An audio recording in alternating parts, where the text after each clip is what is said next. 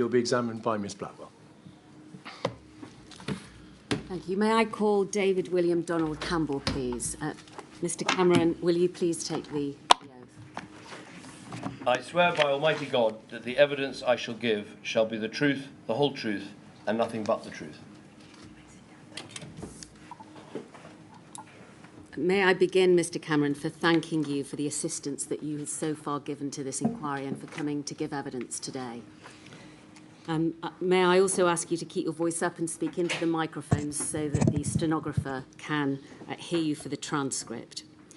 Is your full name David William Donald Cameron? Yes. You were leader of the Conservative Party and leader of the opposition from 2005 until 2010, when you became Prime Minister of the United Kingdom, leading a coalition government with the Liberal Democrats, with Nick Clegg as your Deputy Prime Minister and George Osborne as your Chancellor. Yes. To put that in context, you became Prime Minister in the wake of the 2008 global financial crisis. And you remained Prime Minister in 2015 when the Conservatives won the general election and you formed a Conservative government. In 2016, you stood down following the European Union exit referendum result. Now, your evidence this morning is going to fall under 4 topics. First, the architecture in place to deal with large-scale emergencies in 2010 and changes implemented during your time in office. 2, the state of pandemic preparedness before and during your tenure. 3, your concerns around the World Health Organization. And 4, the impact of austerity on the health and social care service and underlying health inequalities. First of all, please can we have on the screen your witness statement, which is at INQ 000177808. Can you confirm, please, Mr Cameron, that this is your witness statement and it's made true to the best of your knowledge and belief? Yes, it is. Yes, I can. Thank you. For the record, it is in fact signed at page 19, but that signature has been redacted, my lady, so we don't need to go to that. Thank you. We can take that down, please. So dealing first of all, please, Mr Cameron, with the architecture in place to deal with large-scale emergencies in 2010 and changes implemented during your time in office. When you became Prime Minister in 2010, you tell us in your witness statement that, in your opinion, the existing architecture to deal with large-scale emergencies such as pandemics derived in large part from the Civil Contingencies Act of 2004 and since 2008 had included the National Risk Assessment and the National Risk Register Assessment. So by architecture, you mean framework, including legislation? Yes. Yes. But before coming into power, your sense, whilst in opposition, was that whilst the National Risk Register was a welcome innovation, the overall architecture for dealing with civil contingencies, such as pandemics, and the national security machine more widely could benefit, in your view, from improvement. In what ways did you think it should be improved? Well, I commissioned Pauline Neville-Jones, who had been head of the Joint Intelligence Committee, to write a report on national security and foreign policy in opposition. And one of the recommendations she made was to have a sort of full-on National Security Council, to have a National Security Advisor, to have a National Security Secretariat. And the point was to, first of all, make sure that the whole government looked at these risks. Second, to make sure there was sort of real ministerial oversight, because the National Security Council would be chaired by the Prime Minister. Third, to make sure that it was more strategic, thinking right across the board about all the risks, and also making sure it was truly international. So you were looking at risks of terrorism and climate change and space weather and all sorts of things, but also things like pandemics. And why I particularly thought this was important was, while I think the Civil Contingencies Act and the previous government had done a good job in this regard, I knew that Prime Ministers are always in danger of being pulled into the short term rather than the long term, and having a National Security Council that you chair and a National Security Advisor and having as part of that looking at the danger of things like pandemics, and it would make sure you did focus on those long-term things as well. So that was the point of the reform, and I think it worked. I liked the way the National Security Council and the advisor worked, and the time the Prime Minister spent on that stuff, because it had a good structure. And you implemented those recommendations as soon as you came into office?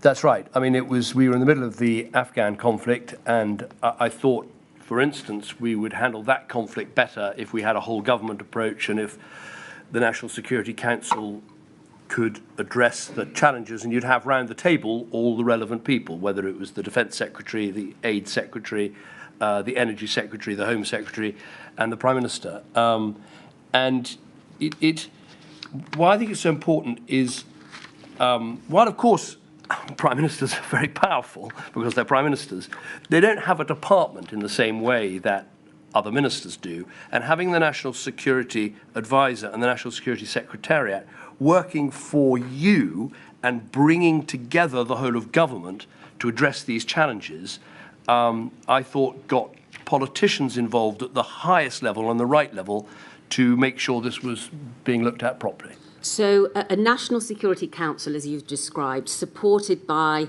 a National Security Secretariat and a National Security Advisor.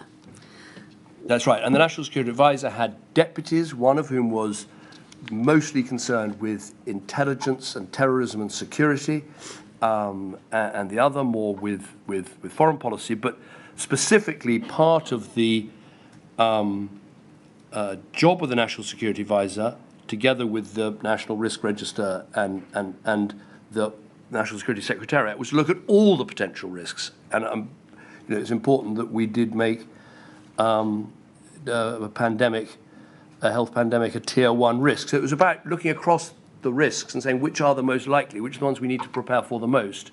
And as I say, this pressure always to look at the most pressing risk, the terrorism risk, or the most dangerous risk, or the most immediate risk, you need to balance that with making sure you're looking at all the risks, including ones that might not occur next month or next year, but might occur at some stage. And that's why I think this reform was important. I'm not saying these things weren't looked at before, of course they were, but this embedded in the system prime ministerial leadership and political oversight and a whole government approach.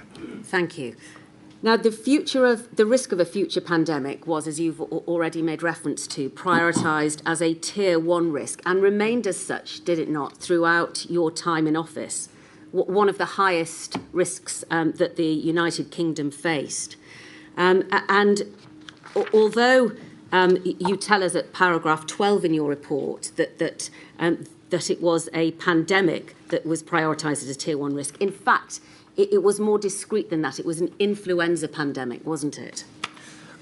That's right. I mean, I think this is maybe getting ahead of myself, but when I look at all of this and read all the papers and thought so much about what subsequently happened and the horrors of the COVID pandemic, and let me say the massive sympathy I feel for all those who've lost loved ones, and for the suffering people have felt, and the importance of this inquiry's work to get to the bottom of the decisions that were made, decisions that could have been made, and the preparations for the future. This is the thing I keep coming back to, which is the pandemic was a tier 1 risk. Pandemics were looked at, but there was this, the former Chief Medical Officer, Sally Davis, has said it was a group thing. Much more time was spent on pandemic flu and the dangers of pandemic flu rather than on potential pandemics of other more respiratory diseases like COVID turned out to be. And yes. I think this is so important because so many consequences follow from that. And I've been sort of wrestling with, well, why, I think the architecture was good. National Security Council, National Security Advisor, the Risk Register, and also this new security risk assessment, which was perhaps a bit more dynamic.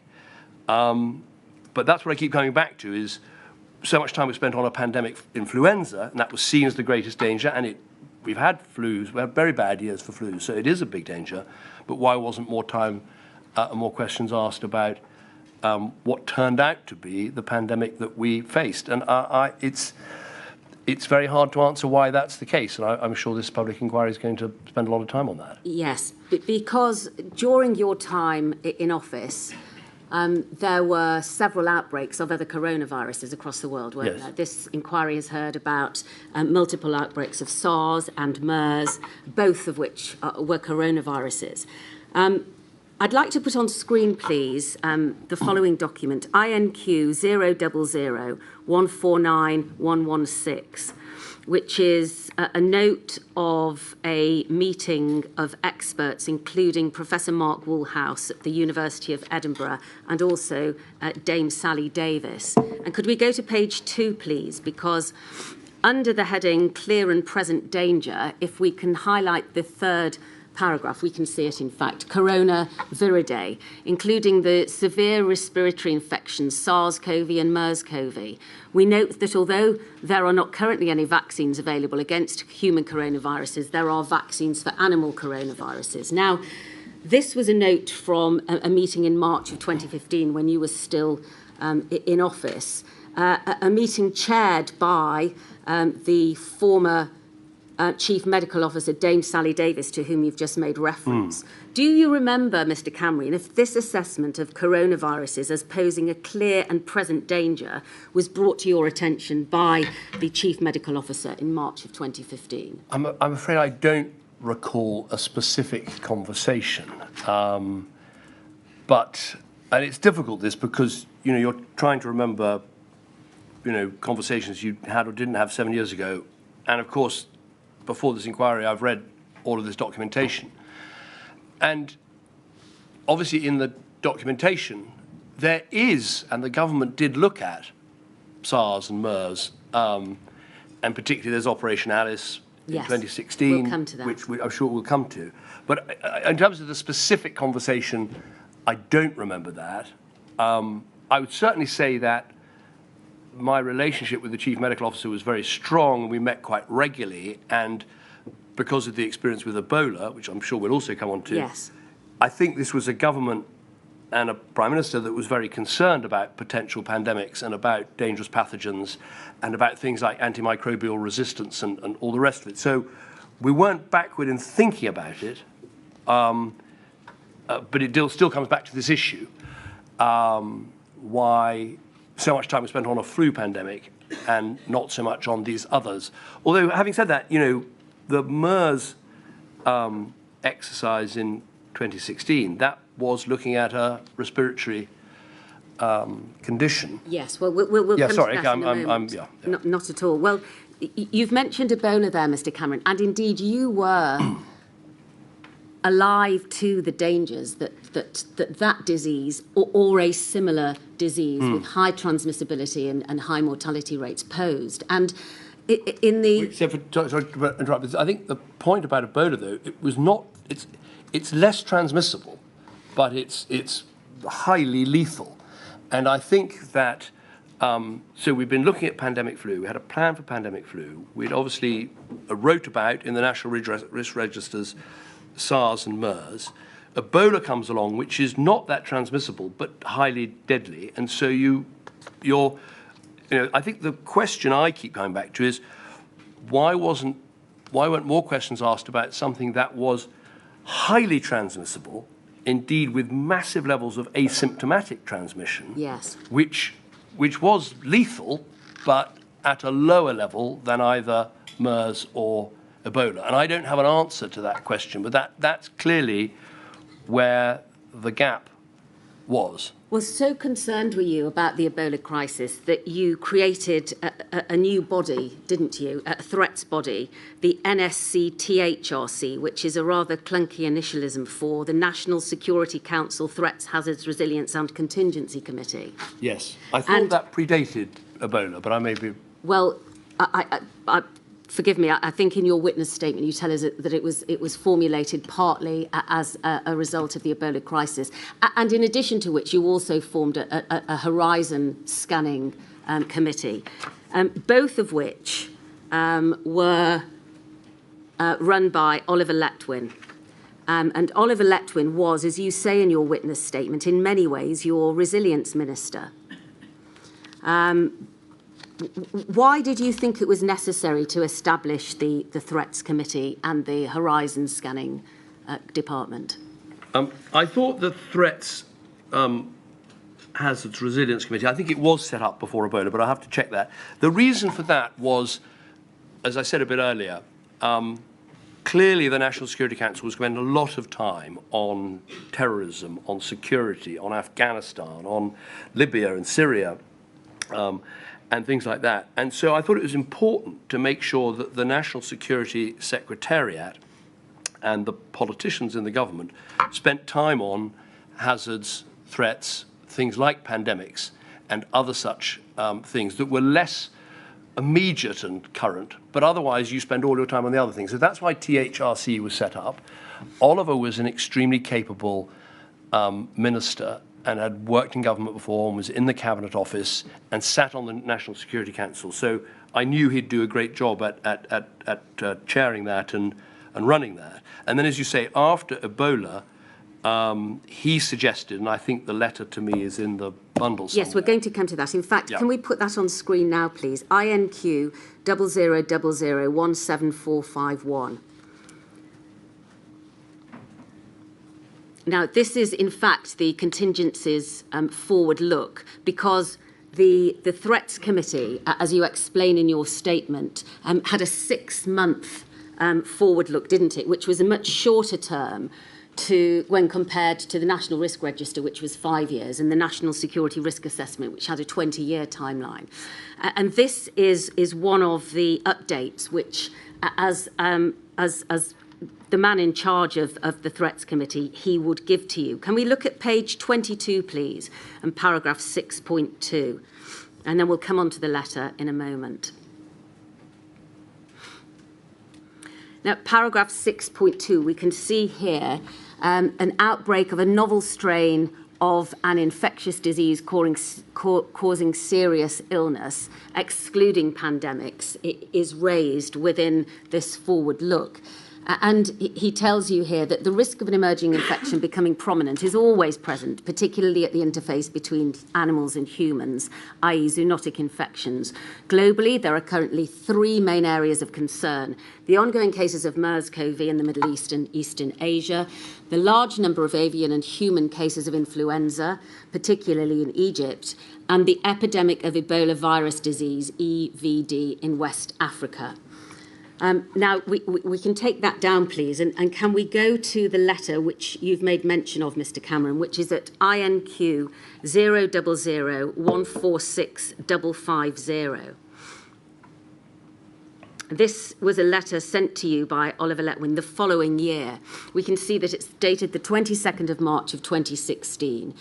And we can read through this together. It's titled Horizon Scanning for International Health Risks. Diseases like Ebola and Zika can constitute major risks to our national security. I have therefore asked the Civil Contingencies Secretariat to develop a new scanning system for international health risks. So this is the Horizon Scanning Group. The results of this work have now been agreed with all relevant departments and have been endorsed by the Chief Medical Officer. I'm confident that the new system will enable ministers to spot major emerging diseases across the world, understand the direct risks to the UK, British nationals and broader UK interests in affected countries, and receive expert advice on clear and flexible UK responses and mitigation arrangements.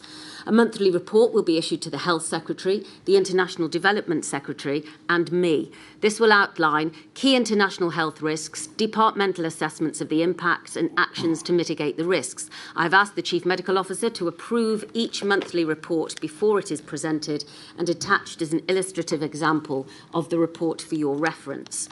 To avoid this becoming just business as usual, I suggest, rather than sending these reports each month to the NSC THRC, I shall write whenever officials have flagged a health risk of particular concern.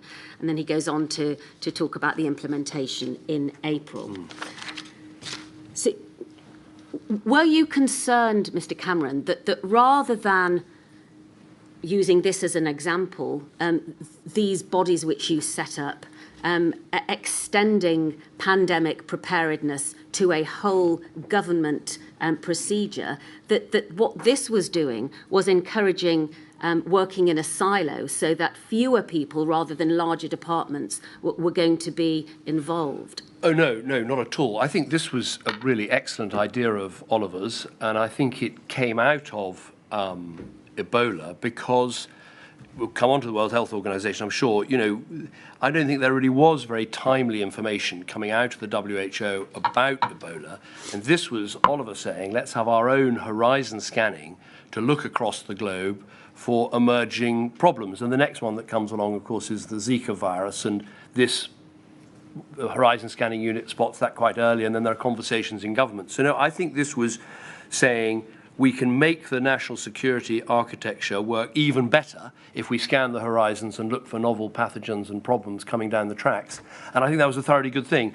I don't know what happened to this organisation after I left, whether it continued, but I think this was a really good idea, and I don't think it was in a silo at all. All right.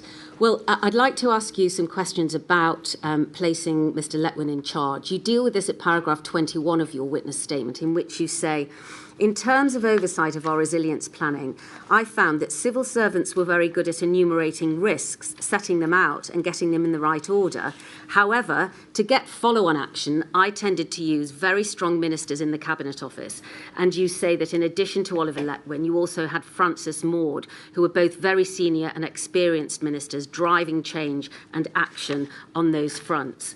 It may be suggested by others to this inquiry that rather than having a minister in charge of resilience, there should be an independent assessor, so somebody independent of government responsible for resilience who might be an expert and be able to dedicate himself or herself full-time to the role and effectively be beyond the civil service. What's your view of that, Mr. Cameron? I don't think they're alternatives. I think they should be complements. As I said, I had the National Security Advisor with his deputies, but the idea of having someone equivalent to that who's in charge of resilience and threats and hazards at the civil service level, I think is an excellent idea, and I think the government themselves has suggested that.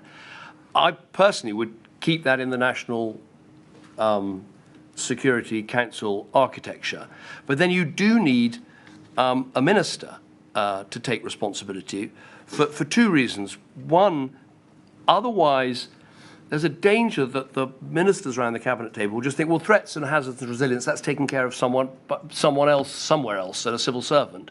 And so they won't spend time on it. And the second is the reason I give in my statement, which is not in any way to denigrate the incredible work civil servants do, but I think ministers often come at these problems on a committee asking the question, right, here's the information, what are we going to do? What are the actions we're going to take? What's the outcome of this meeting? What are we actually going to do that's different? And I found that, maybe we'll come on to COBRA, chairing COBRA as often as I did, that I think is what the Prime Minister or another politicians bring is yes, here's all the information, here's what we need to communicate it to all the right people to make sure everyone is across it. But what's the action? What are we going to do?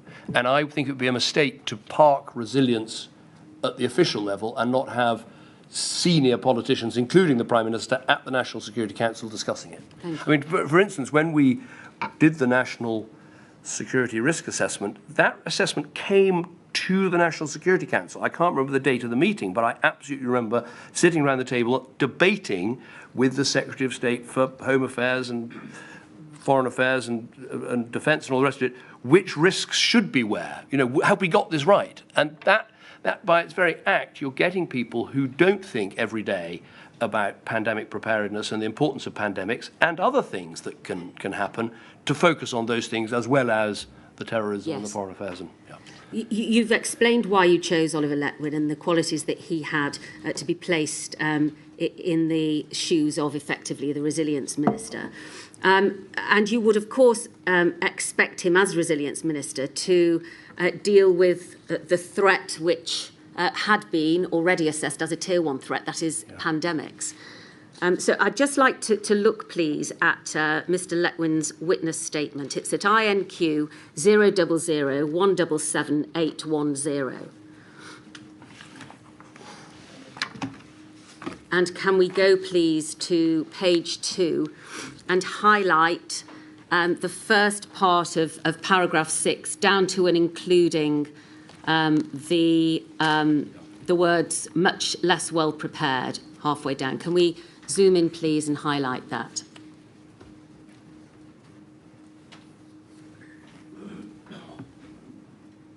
Thank you. He says, during this period, 2011 to 2016, I was not directly involved in planning for the government's response to pandemic influenza in the UK. In retrospect, it may seem surprising that my resilience reviews did not cover this issue, given the fact that pandemic influenza was ranked high, both in terms of impact and in terms of likelihood on the National Risk Register. The reason was that I was informed by Cabinet Office officials when I initiated the resilience review process in 2012 that an unusually large amount of attention had already been focused on this particular threat because of its position in the National Risk Register. That, as a result, the UK was particularly well prepared to deal with pandemic influenza, that the Department of Health was preparing to carry out a major exercise to test our national capabilities in the face of pandemic influenza, and that my time would therefore be better spent examining other whole system risks for which line departments might be much less well prepared. And could we go, please, to the next paragraph and highlight paragraph 7, please? Reflecting on that, Mr. Letwin goes on to say, I now believe, however, that it might have been helpful if I had delved into the pandemic influenza risk for myself, notwithstanding the amount of attention being focused on this issue by the line department and the consequently high level of preparations for responding to it.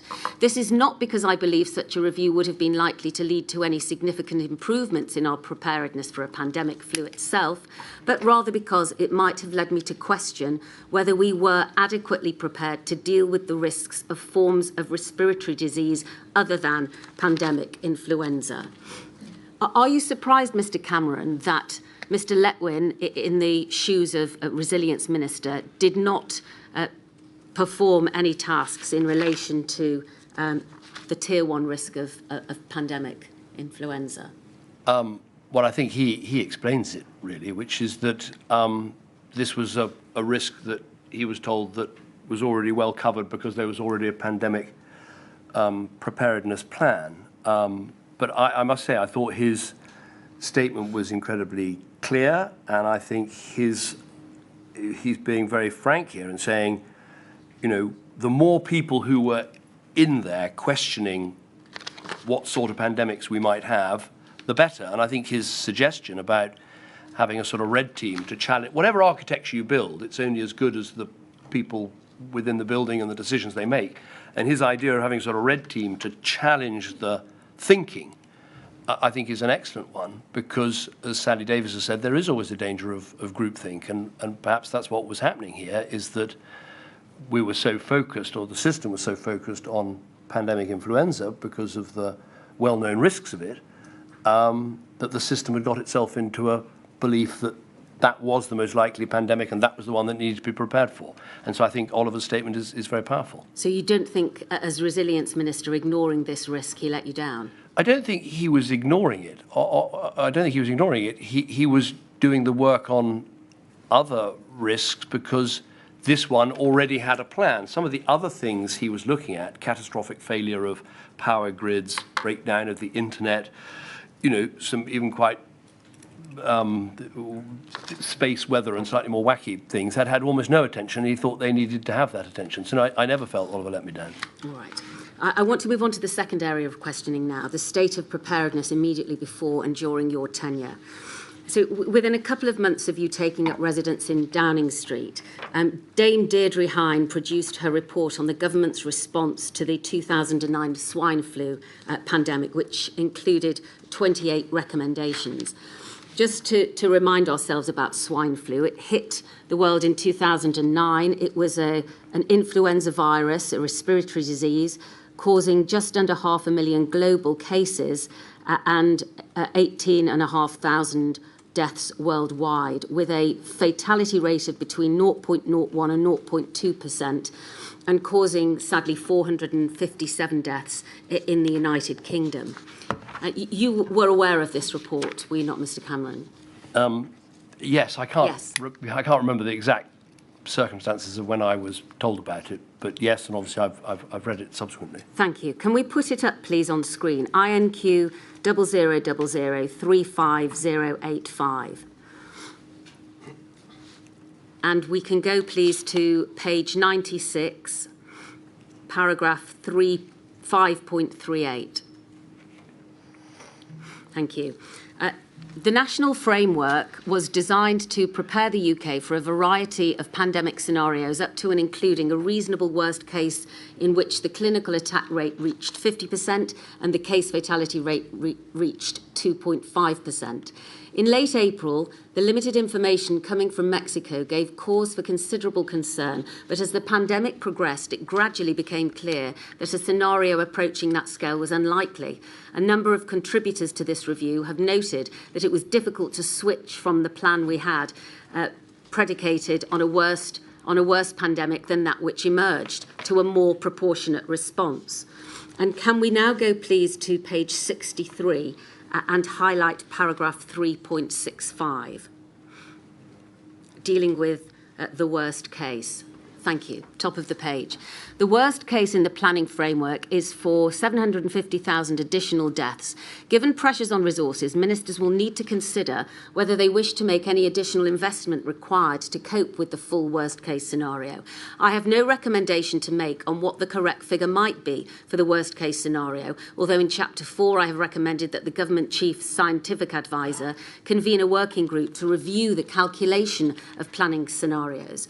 However, I do believe that it would be unsatisfactory if the national framework implied that government and local responders were prepared to cope with many more thousands of deaths than they were, in fact, equipped to handle. Are you aware, Mr. Cameron, we can take that down, please, that these worst case scenario figures, that a pandemic could affect 50% of the population, it could kill 2.5% of the population, and assuming a population of around 65 million in 2015, that would equate to infecting 32,500 people and causing around 800 deaths. Those figures remained in place and indeed formed the basis of the United Kingdom influenza pandemic preparedness strategy the following year, and remained in place until COVID hit. They were never amended. If you're asking me, I mean, the trouble is I can't remember exactly what I was told at the time. You've seen the report now, though? I've seen the report now, yes. Those figures were never altered during your time in office. And as far as the inquiry is aware, although there were moves to update the 2011 strategy much closer to the pandemic hitting, in fact, those matters were never dealt with. Do you consider that that was a mistake? Well, I think it was a mistake not to look at, repeating myself slightly, not to look more at the range of different types of pandemic. My reaction to reading Hine was, like many of the other reports, it doesn't mention the potential for asymptomatic transmission. And so, when you think what would be different if more time had been spent on a high infectious asymptomatic pandemic, different recommendations would have been made about what was necessary to prepare for. That's what I think is my focus. In terms of focusing on a pandemic other than influenza, it's right that the strategy in 2011 states as follows: plans for responding to a future pandemic should therefore be flexible and adaptable for a wide range of scenarios. So that was acknowledged, but nothing appears to have been done. No further papers were prepared or exercises undertaken to say how the strategy should be adapted. No practical solutions. Well, there were other exercises undertaken, like Alice, which was looking we'll at come MERS. to that in a moment. So other... I don't think it's right to say the government only looked at pandemic flu, it didn't look at other things. The risk registers and other documents mention MERS and SARS and other types of pandemics. So I think that wasn't a failing. I think the failing was not to ask more questions about asymptomatic transmission, highly infectious, what turned out to be the pandemic we had. And I think there are occasions where, reading these reports, you can see was there adequate follow-up to some of the work. I spotted that in one or two places. Yes. Well, I want to come back to Ebola, please. I don't know if you heard the opening statements to this inquiry, but Pete Weatherby, King's Counsel, on behalf of the COVID-19 Bereaved Families for Justice UK, began with your words. And I'd like to display, please, INQ 000146555. And this is the press release from June of 2015, when you were speaking ahead of the G7 summit in Germany on the wake-up to the threat from disease outbreak. Can we go, please, to page 2? And we'll go straight to your words, please, at the bottom of the page, where we can see that in this press release recorded is the following. Speaking ahead of the G7, the Prime Minister David Cameron said, "The recent Ebola outbreak was a shocking reminder of the threat we all face from a disease outbreak. Despite the high number of deaths and devastation to the region, we got on the right side of it this time, thanks to the tireless efforts of local and international health workers. But the reality is that we will face an outbreak like Ebola again, and that virus could be more aggressive and more difficult to contain.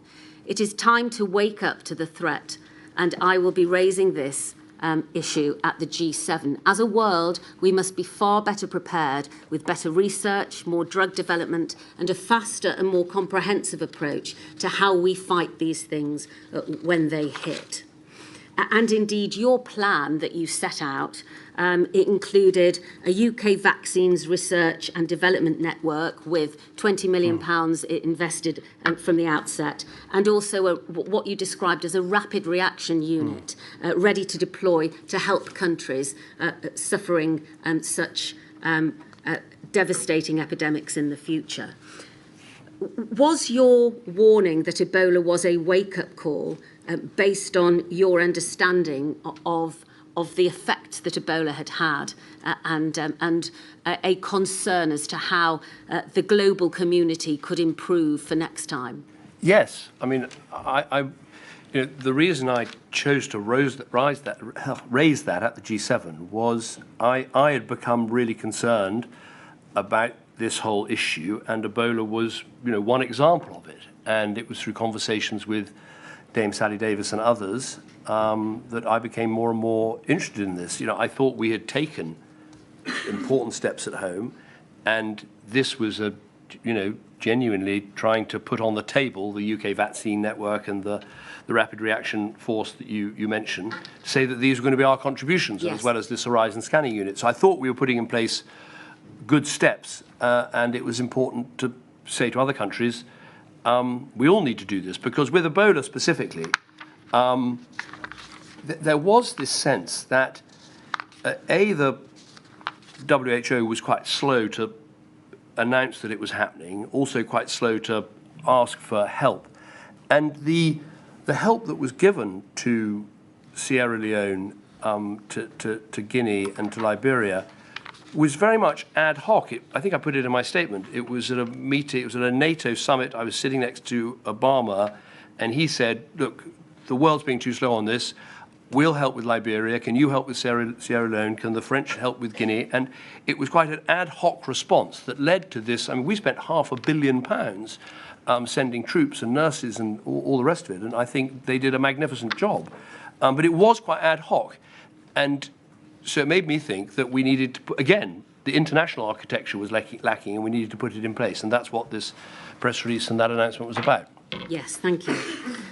I'm going to now turn to two exercises, UK exercises, one of which you've already made mention of, Exercise Alice, which took place in February of 2016. And the hypothetical scenario of this exercise was an outbreak of the MERS coronavirus in March of 2016, having been reported to the World Health Organization and caused about 500 deaths, most cases having occurred in the Kingdom of Saudi Arabia. This was a tabletop exercise, as the inquiry has already heard, involving the Department of Health, as it then was, the NHS and Public Health England.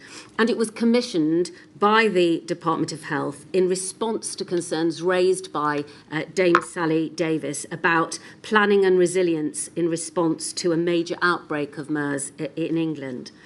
The Cabinet Office is described in the report as having observer status. So does that mean that the Cabinet Office was not actively involved but was there in order to observe? I'm afraid I don't know the answer to that question. I mean, I think these exercises are good, and it's important they take place. I think Oliver Letwin's evidence about they should happen with great regularity and at a senior level, I think is absolutely right. Because yes, as I said earlier, you want in the end to have ministers asking questions about, right, well, what will we actually do? What needs to change? What needs to be put in place? And you want their attention to be focused on this. Yes. Well, let's have a look, please, at the recommendations of Exercise Alice. And they are in document INQ 0000562239. Thank you. And if we can go to page 16, please. Here we are, the page of summary of lessons and actions identified. I'm just going to read through a few of these. At number 1, the development of MERS-CoV special instructional video on PPE level and use. Number 4, to develop a MERS-CoV serology assay procedure, that's blood tests searching for antibodies, to include a plan for a process to scale up capacity. Number 7, to produce an options plan using extant evidence and cost benefits for quarantine versus self-isolation for a range of contact types, including symptomatic, asymptomatic, and high-risk groups. And just going back a little further up the page to number 5, to produce a briefing paper on the South Korea outbreak with details on the cases and response, and consider the direct application to the UK, including port of entry screening. Now, you may be aware that Professor Heyman, the esteemed epidemiologist, gave evidence to the inquiry last Thursday, and he told the inquiry that he thought that recommendation 5 was an extremely good idea to learn from the experiences of South Korea in terms of their response to MERS and to see how those matters could be possibly adapted to the United Kingdom in the event of a similar pandemic. Do you agree that that was a useful and important recommendation? Yes, I do. And I mean, I think it's having read through now, Alice, because ministers weren't involved. Yes. But, you know, there's a sentence in Alice which is access to sufficient levels of PPE was also considered and pandemic stockpiles were suggested. That's a sentence in Alice, but it doesn't make it into the recommendation. So, I mean, if you're asking were there, you know, failures, does it look like there were failures to follow through from this? Yes. I think the answer to that is yes. Thank you. At the same time, we can take that down, please. There was another exercise being planned, Exercise Cygnus. Now, although this was not delivered by Public Health England until you had left office, in fact, it took place over 2 days between the 18th and 20th of October of 2016. Planning for this exercise began in 2014, but was postponed due to the Ebola response. Were you aware at the time that Exercise Cygnus was being planned, Mr. Cameron? I'm afraid I just don't recall. I haven't, in the papers, I haven't Yes. seen anything, sort of a note from an official saying there's this exercise going on. I mean, Yeah. I've seen notes of me saying to Jeremy Hunt, let's do a note on an exercise on Ebola. Yes. And I do remember that, but I don't remember. That doesn't mean I didn't get a note about it, but I haven't been able to find one, and I don't think you have. All right. Well, we haven't, no. But this was an exercise designed to assess the UK's preparation and response to an influenza pandemic. The inquiry has heard about it already and no doubt will continue so to do throughout the course of these public hearings. But it involved 950 representatives from the devolved administrations, the Department of Health, 12 other government departments, NHS Wales, NHS England, Public Health England, and 8 local resilience forums, and 6 prisons took part in the exercise. Huge then in terms of organisation.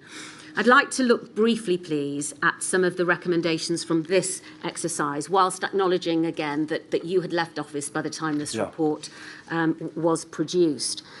Could we go, please, to page 30?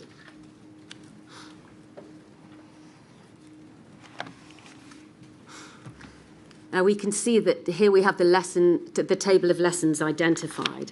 I'm going to move through these quite swiftly because the common theme of the recommendations that I'm going to highlight is capability and capacity in health and social care. So we can see at KL4, an effective response to pandemic influenza requires the capability and capacity to surge resources into key areas, which in some areas is currently lacking. LI5, please, further down the page. Further work is required. Where have we gone now? Further up the page, please, LI5. Thank you. Further work is required to inform consideration of the issues related to the possible use of population-based triage during a reasonable worst-case influenza pandemic. LI16, please. Thank you. Expectations of the MOD's capacity to assist during a worst-case scenario influenza pandemic should be considered as part of a cross-government review of pandemic planning. LI17, please. The process and timelines for providing and best presenting data on which responders will make strategic decisions during an influenza pandemic should be clarified. If we can have LI18, please. A methodology for assessing social care capacity and surge capacity during a pandemic should be developed. This work should be conducted with directors of adult social services and with colleagues in the devolved administrations. And finally, LI20. Department of Health, NHS England, the CCS and the voluntary sector and relevant authorities in the devolved administration should work together to propose a method for mapping the capacity of and providing strategic national direction to voluntary resources during a pandemic. Given the experience of exercise Cygnus, it is recommended that this work draw on expertise of non-health departments and organisations at national and local level. Standing back for a moment, Mr. Cameron, and considering that these recommendations were made in October of 2016, would you have expected the government to have implemented the lessons learned from exercise Cygnus by January of 2020? Well, I don't really want to comment on my successors, but I mean, you would hope so. I mean, I thought a lot about this because, you know, having been back through all the paperwork and everything, I haven't found any moment when I was asked or the Treasury was asked to approve sort of surge capacity for PPE supplies or anything like that. I think that's because there wasn't enough attention on the sort of pandemic that we ultimately experienced. But I don't recall any recommendations like that. But these are, as you say, are quite clear. And I think that the Treasury, while I'm sure we're going to come on to, money was tight and we made difficult decisions about public spending. When we did need to spend money on important priorities, when we had to spend money on Ebola, we did and we would. All right. Well, before we come to deal with austerity and the effects of that on health and public health, I'd just like to draw together the lessons that we have just seen identified in these exercises. So in exercise Alice, we saw recommendations of a need to plan for scaling up testing capacity, for isolation and self-isolation options, for asymptomatic transition and issues with the provision of PPE. Do you know whether those matters were addressed during your time in office? Well, what I know is that there was capacity for isolation when we had the Ebola outbreak in Africa, and obviously there were some cases in the UK.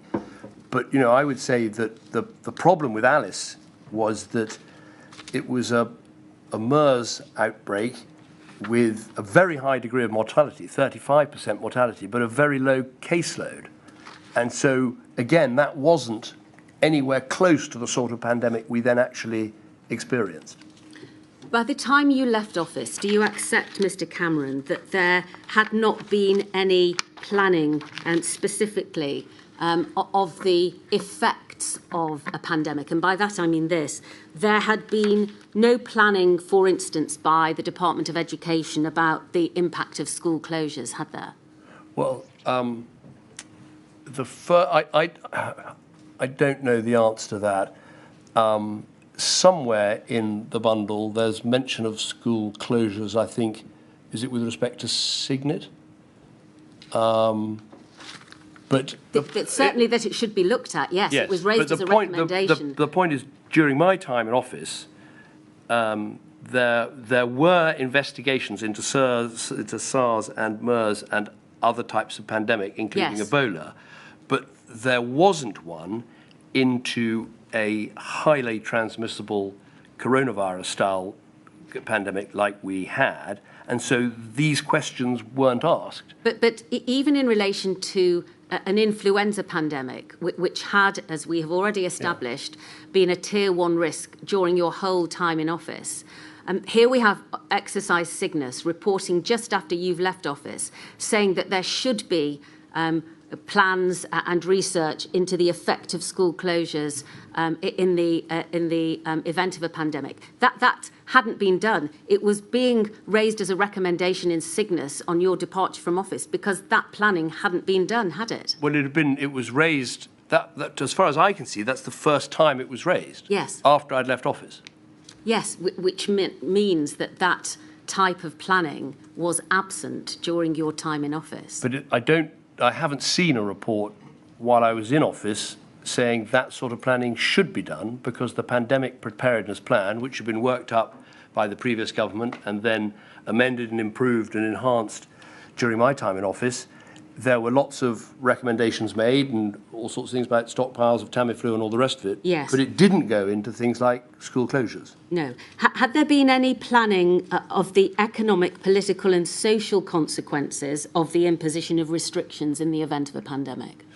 The answer to that is, first of all, our whole economic strategy was about safeguarding and strengthening the economy and the nation's finances so we could cope with whatever crisis hit us next. And I think that's incredibly important, because there's no resilience without economic resilience, without financial resilience, without fiscal resilience.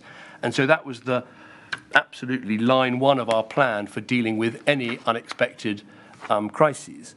Also, I think I'm right in saying that in the national risk registers in 2014 and subsequently, there was quite a lot of examination of how to respond to different catastrophic economic problems that that these sorts of pandemics would bring about. There was national business resilience planning going through area by area, looking at what you might have to do. But I think all of those, I mean, a plan is only as good as the financial and economic capacity of a country to deliver it, and that was the most important thing of all. You've told the inquiry that as soon as you came into office in 2010 and you made significant improvements to the architecture of planning and resilience, that one of your major major intentions was that would lead to a whole system level of preparedness. Do you accept that you failed in that desire? By the time you left government in 2016, there wasn't wholesale preparation and resilience, was there? No, I don't accept that, because we set up a much superior architecture for looking at risks, for judging risks and planning for risks. And that's what the National Risk Register, the National Security Secretariat, the National Security Council did. And I think there was more attention, including more attention of senior politicians, onto those sorts of risks than there had been previously. But as I've said, the problem was that when pandemics were looked at, there was too much emphasis on pandemic flu. And when other pandemics were looked at, including Ebola, including MERS, they tended to be high fatality but low infection. And the regret, and you see it in Oliver Leckman's evidence, you see it in George Osborne's evidence, is more questions weren't asked about the sort of pandemic that we faced. But I think many other countries were in the same boat of not knowing what was coming. But I would argue we did more than many to try and scan the horizon, to try and plan. We did act on Ebola. We did carry out these exercises. We did try to change some of the international dynamic about these things, and we planned and prepared in accordance with that. The evidence of Mr. Mann and Professor Alexander that was received by the inquiry last Thursday, it included them posing this question: who is in charge of keeping the country safe? What is your answer to that question? Well, the Prime Minister is always in charge of keeping the country safe. And under my reforms, the Prime Minister was much more actively involved because he was chairing the National Security Council. The National Security Advisor was appointed by him, reported to him. And in my case, I'd set up a specific subcommittee on threats, hazards and resilience that looked exactly at this area with a highly capable minister in. I'm sure there are further improvements we can make, and the government has announced some which seem to me sensible with the proviso that I made. But at the pinnacle of it must be the Prime Minister, because from all my experience of chairing Cobras, whether it was during terrorist problems or Fukushima, nuclear disasters or Ebola or anything else, the system works extremely well, but the system works better when the Prime Minister is in the chair, asking questions, driving changes and making sure decisions are made. So my answer is it's the Prime Minister. Thank you. We've dealt with your concerns around the World Health Organization and how you sought to deal with those. So I'm now going to move on to the final area of questioning, the impact of austerity on the health and social care service and underlying health inequalities.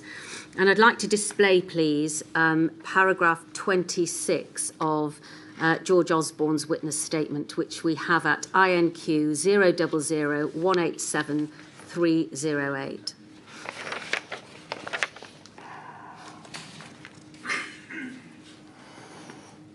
Paragraph 26, please.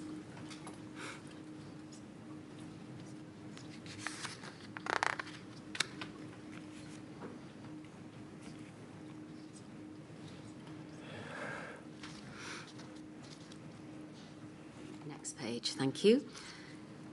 Reducing the deficit and placing debt as a percentage of the GDP on a downward path was also essential to rebuild fiscal space to provide scope to respond to future economic shocks. A responsible approach to repairing the UK's public finances following the financial crisis was essential. I have no doubt that taking those steps to repair the UK's public finances in the years following the financial crisis of 2008-2009 had a material and positive effect on the UK's ability to respond to the COVID-19 pandemic. The most urgent task facing the UK economy, as stated in Budget 2010, was therefore to implement an accelerated plan to reduce the deficit. Indeed, there was cross-party consensus on the need to reduce the deficit following the financial crisis. And you've already made reference, Mr Cameron, to the need for this to happen and, in your view, for the positive effect that that had on the state of the country's finances going into the COVID-19 pandemic. I make it clear, we can take that down please, that the purpose of the following questions that I have for you is not to explore whether that policy was right or wrong. That is no part of this inquiry to descend into those political areas. But what we are interested in are the impacts and consequences of that policy in three areas, please: health, inequality, and societal resistance. The Health and Social Care Act of 2012 changed the landscape of public health, did it not? Because it transferred to local authorities public health features and the involvement of directors of public health. So from that time, from 2012, those areas of public health were no longer funded through the Department of Health in the way that they had been before. Mr Osborne also says at paragraph 71 of his witness statement, we don't need to put this up, that the Department of Health's budget from 2011 to 2012 until 2014 to 2015 was to increase in real terms in each financial year, and that growth occurred in circumstances where all other departmental budgets, other than overseas aid, were cut by an average of 19% over the same period. He also goes on to say that in 2010, the budget for public health was ring-fenced, but of course, as we've just discussed, that was only relevant up to 2012, at which point in time public health was no longer funded through the Department of Health. Do you accept, Mr Cameron, that the health budgets over the time of your government were inadequate and led to a depletion in its ability to provide an adequate service? I don't accept that, neither on a sort of big picture level or on a small picture level. I mean, the big picture level, I don't think you can separate the decision and the necessity of getting the budget deficit down and having a reasonable debt to GDP ratio so you can cope with future crises. I don't think you can separate that from the funding of the health service or indeed anything else. I mean, if you lose control of your debt and you lose control of your deficit and you lose control of your economy, you end up cutting the health service. That's what happened in Greece. That's what happened in countries that did lose control of their finances. So I don't think you can separate the two. So we made the important decision to say that the health service was different, its budget would be protected, and so there were real terms increases every year. And so, for instance, there were 10,000 more doctors working in the NHS at the end of the time I was Prime Minister than there were at the beginning. Would everyone like to spend even more on the health service? Yes. There were, I mean, making these difficult choices about spending it wasn't a sort of option that was picked out of thin air. I believed, and I still believe, it was absolutely essential to get the British economy and British public finances back to health, so you can cope with a future crisis. The inquiry has received witness statements from Jeremy Hunt, who was the Secretary of State for Health and then Health and Social Care from 2012 to 2018. Were you aware that during the time that you were in power, Mr Hunt laboured considerable concerns about the structural problems within NHS capacity and the workforce and funding, as he has set out in his witness statement? I've read his witness statement. He was a very capable health secretary. I worked with him extremely closely. Of course, he was always batting for the NHS and for all the extra resources he could get. These decisions were arrived at collectively. I agree with a lot of what's in his witness statement, where he says there's more that could be done for instance, for future workforce planning. but I will absolutely defend the record of the government in both getting control of the finances and increasing funding for the health service at the same time. Aren't these concerns, Mr Cameron, that Jeremy Hunt sets out, structural problems with the NHS and workforce and capacity, the real issues which preparedness for a public health emergency needs to address? Not papers and guidelines and protocols, but action to remedy fundamental problems. Well, I think what's needed to prepare for a pandemic is first of all, you've got to have that overall economic capacity. As George Osborne puts in his statement, without our action, you could have had almost $1 trillion of extra debt. And you'd have, as well as a coronavirus crisis and a public health crisis, you'd have a financial and economic and fiscal crisis at the same time.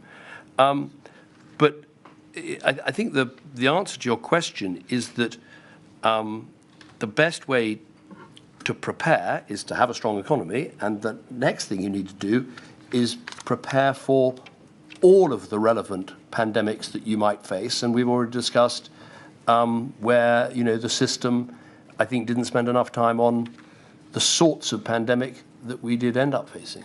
Do you accept, Mr Cameron, that the government was repeatedly warned about growing pressures on the NHS? Firstly, from the Nuffield Trust annual statement in 2015, which detailed growing concerns that demand was outstripping capacity and, quote, the warning lights on care quality now glow even more brightly.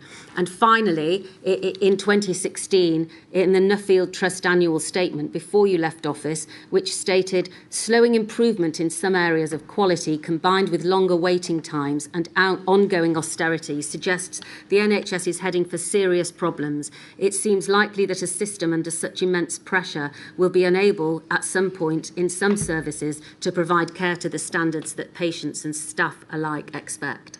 Well, of course, there were pressures on the NHS, as there were pressures on many public services. But at the end of my time in office, I think public satisfaction with the National Health Service was still extremely high. I think the King's Fund, it might have been, was ranking it as one of the most successful health systems in the world. We'd virtually abolished mixed-sex wards. We'd got hospital infections down. We were carrying out 40% more diagnostic tests every week. There were successes in the NHS as well as pressures. But there are always pressures on these services. And our job was to try and sort out the economy, which we did, so we could then have bigger increases in health spending, which then followed. In preparation for your evidence today, you were invited to consider the witness statement of Professor Kevin Fenton, who is the president of the United Kingdom Faculty of Public Health, which is a professional standards body for public health specialists and practitioners with over 4,000 members. You will know then that, according to Professor Fenton, health protection teams saw successive reductions in funding and capacity over the pre-pandemic years and a lack of investment in regional emergency preparedness response and resilience teams. And the summary of his evidence, as provided to the inquiry so far in written form, is that there was no ring fencing of funding to local government for health protection, that health protection teams had their funding reduced and their capacity reduced, and that ultimately this resulted in a lack of capacity for pandemic preparedness. What's your response to that, please? Well, I read the Fenton report as the other reports. I thought... I don't want to be too critical, but throughout all of them, I thought there was very little acceptance that it is possible to reform public sector organisations, sometimes to merge them and get rid of duplicating bureaucracies and overheads, and get more output for the same amount of money. I thought in Kershell, in Marmot, in Fenton, there was just this assumption that you only ever measure inputs rather than measuring outputs. So, for instance, I would say the creation of Public Health England, where it was merging together a lot of other bodies, increased the focus on public health, meant money was spent more wisely, and I would argue also that the Health and Social Care Act, by putting public health into local authorities, that was the right place for it. Local authorities are responsible for housing and for education and for licensing, and so making them responsible for public health is very logical. And even I think most of the experts coming to your inquiry, I don't think people are arguing to turn the clock back and put it into the health service. So I think these were good reforms, and yes, we faced very difficult financial circumstances, but where we could, we tried to encourage the spending of money more wisely, and sometimes the merging of public bodies was a sensible thing, but they don't seem to give that much credence. Well, you've mentioned the evidence of Professor Sir Michael Marmot and Professor Claire Bamborough. You've clearly read their report, and you will know that they gave evidence to this inquiry on Friday. Do you accept their evidence, Mr. Cameron, that health inequalities increased during your time in office? Well, I accept, I mean, I've read their reports. Yes. I accept that after 2011, in lots of countries in the world, life expectancy continued to improve, but didn't continue to improve so quickly. Now, their conclusion is to look a lot at austerity and what have you.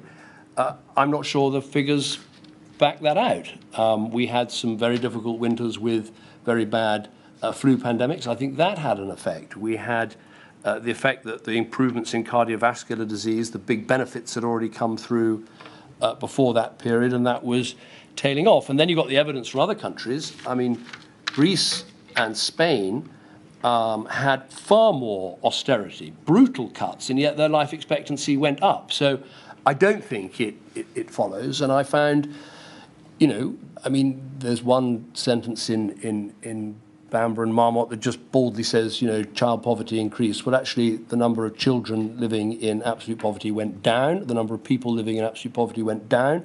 The number of pensioners living in absolute poverty went down very considerably. So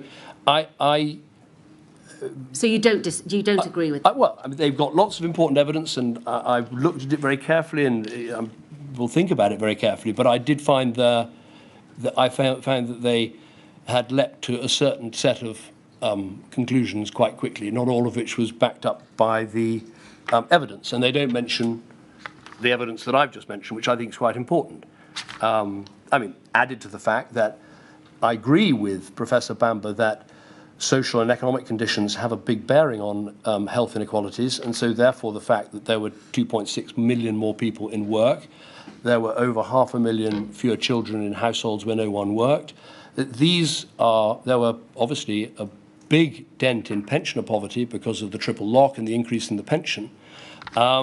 These are positives as well, which they don't seem to get mentioned in the same way. So I had my problems with them, but I'm sure the inquiry can look at all the evidence and come to its conclusions. Do you accept that cuts to public health budgets tended to be largest in the most deprived areas, and that as a result, local authorities working with the most vulnerable populations faced the biggest challenges in carrying out their public health functions? No, I don't necessarily accept that. The way the local authority spending decisions were made was to try and make sure that the reductions in spending power in each local authority were broadly equivalent. And obviously, when you're looking at spending power, you've got to look at the grants from central government to local government, the business rate revenue, and the council tax revenue. And so, for instance, I mean, I checked this last night. The 2015 settlement was for no council should lose more than 6% of its spending power. And so that does affect different councils in different way in terms of their grant, but it affects them in a more similar way when it comes to spending power. And it's obviously the spending power that a council has that matters, and I think that's a better way of measuring it. All right, but were you aware whilst in government of evidence that people from lower social economic groups and minority ethnic groups would be more likely to be affected by whole system catastrophic shocks? I think it was well known, and I knew that when you have health pandemics of any sort, you get differential effects on different parts of the population. Yes. I think as coronavirus turned out, the biggest category, that's the wrong word, the biggest impact was obviously on older people. But many of our policies were directed towards lifting people out of poverty, the more jobs, the first national living wage, the big increase in the minimum wage, taking 4 million people out of paying income tax. All of these things, the reform, the universal credit and the reform of welfare, and the whole effort of getting people out of welfare and into work, all of these things have an economic and social benefit, but also have a health benefit too. the inquiry saw last Friday that pre-existing health inequalities only featured minimally in the UK pandemic planning. In fact, they were barely mentioned at all. Do you accept that this was a significant omission? I think all plans can be improved and updated, and I've read the evidence about that, and I'm sure future plans will. But if you're asking, did you understand, did your government understand the importance of trying to lift people out of poverty and into work and into prosperity? Yes, absolutely. That's what the whole plan was about. And going back to this economic thing, because it is important, over the period of my government in the G7, after America, we had fastest growth of GDP and fastest growth of GDP per head. So this is important because ultimately your health system is only as strong as your economy because one pays for the other. Do you agree that different political decisions will have to be made in the future if a strong public health system is to be nurtured to withstand another pandemic? I think different decisions, I think we need to improve the way we look at pandemics and the way we plan our resilience, because while, as I've said, the architecture was there, the structure was better, the involvement of ministers was better, the dialogue between ministers and civil servants was good, there is this gap that I keep coming back to, which is how do we make sure that you're not subject to groupthink, that you don't plan for one type of pandemic because it's very current, it's very risky, it's very dangerous. You need to have teams going in to question the assumptions. And I mean, the biggest one was this issue about asymptomatic transmission. I kept looking through all these documents, looking for what about a pandemic with wide-scale asymptomatic transmission. And if that question had been asked, then a lot of things would follow from that. In Jeremy Hunt's evidence, hospitals in Hong Kong had to have 3 months of PPE supplies. I was never asked, can we have funding for 3 months PPE supplies for every hospital? But had I been asked, we would have granted it. That's not expensive. That's not a huge commitment. But that comes out of planning for the right sort of pandemic. So all these questions about economic policy, we can have an argument about, was it the right economic policy or wrong? I think it was the right economic policy. But the real problem was time spent quizzing the experts on what potential pandemics were coming and preparing for those in the right way and the questions that would follow from that. Thank you. My lady, that concludes my questions of Mr. Cameron. I know that prior to today, permission has been given to Miss Mitchell, King's Counsel, on behalf of Scottish COVID Bereaved Families for Justice, to ask a short series of questions. May she now be allowed to do that?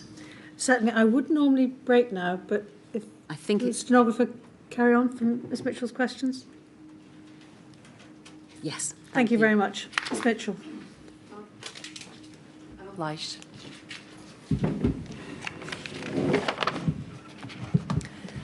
Mr Cameron, I'm Senior Counsel instructed by Amaran Warren Company for the Scottish COVID Bereaved.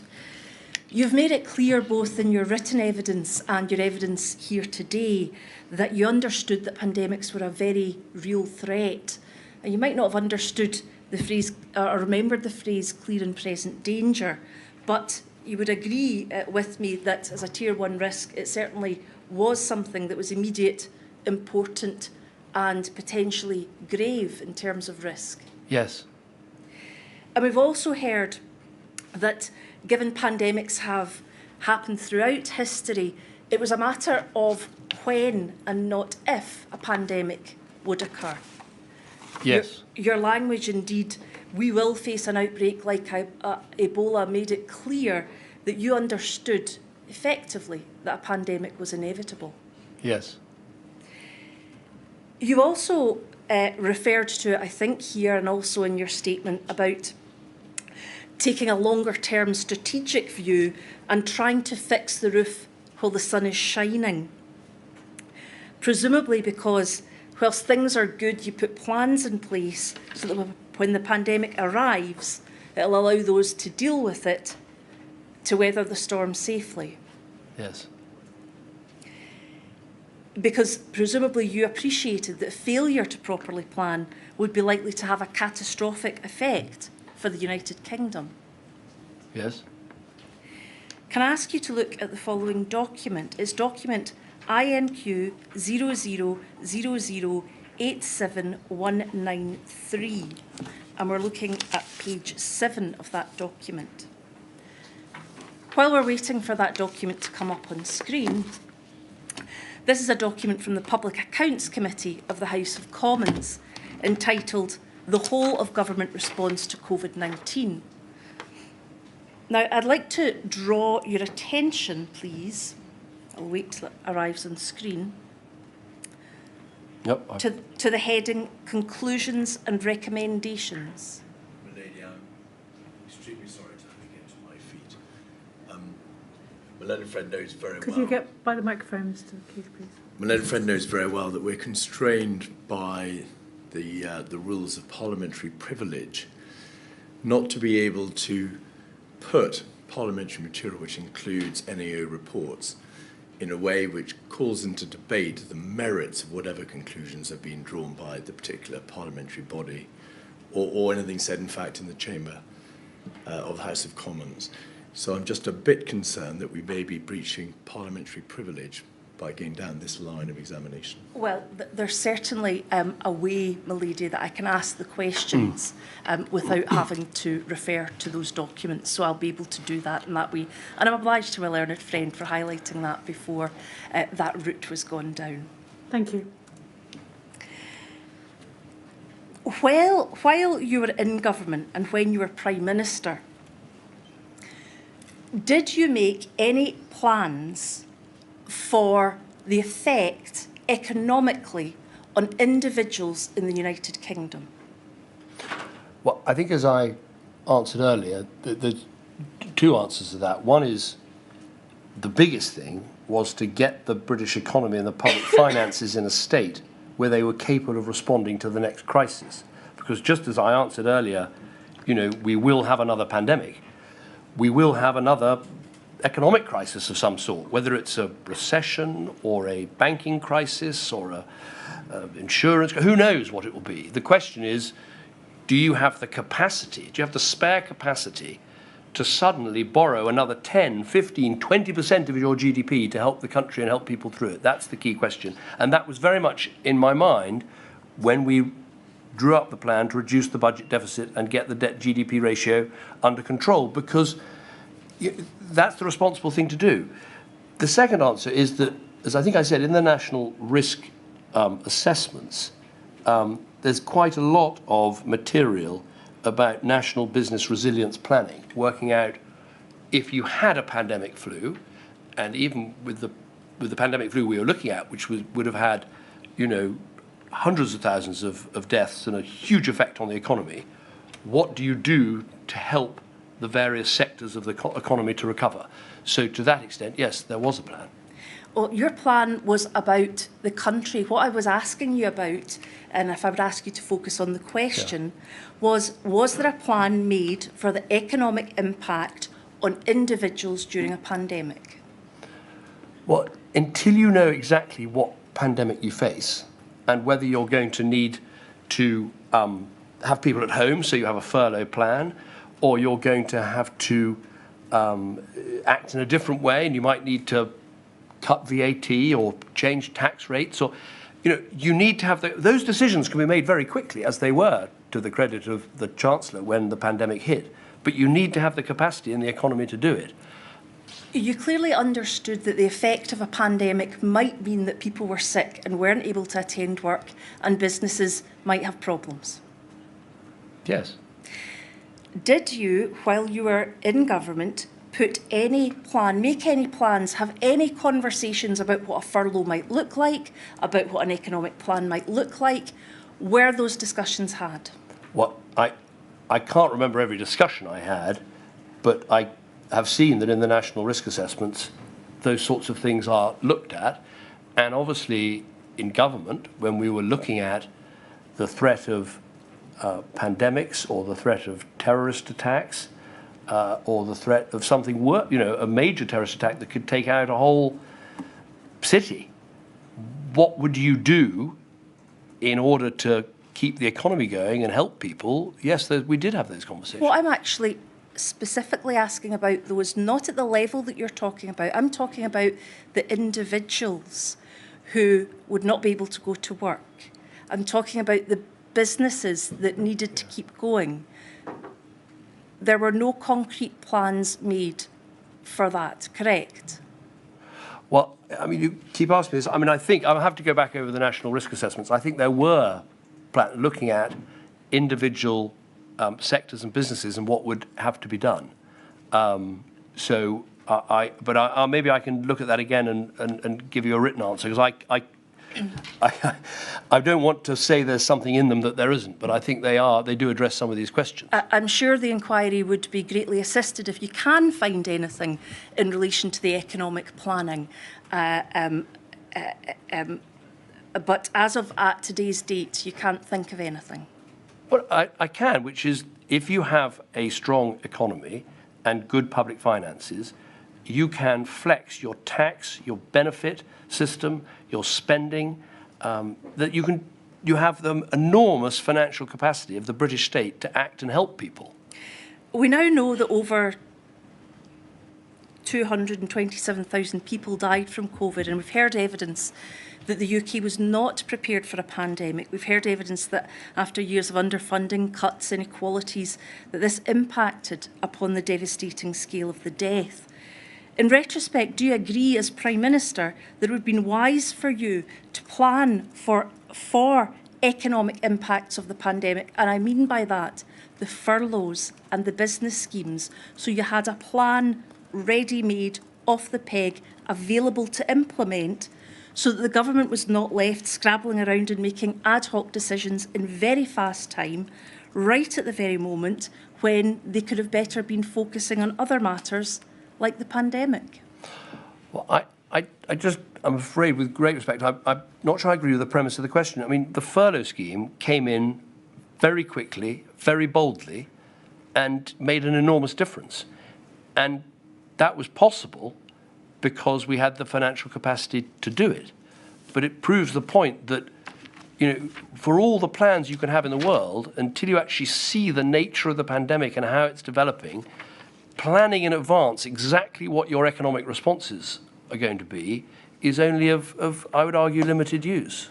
It would certainly be useful, though, to have an economic response which took into account something that you knew which would happen, which would people would be sick and off work.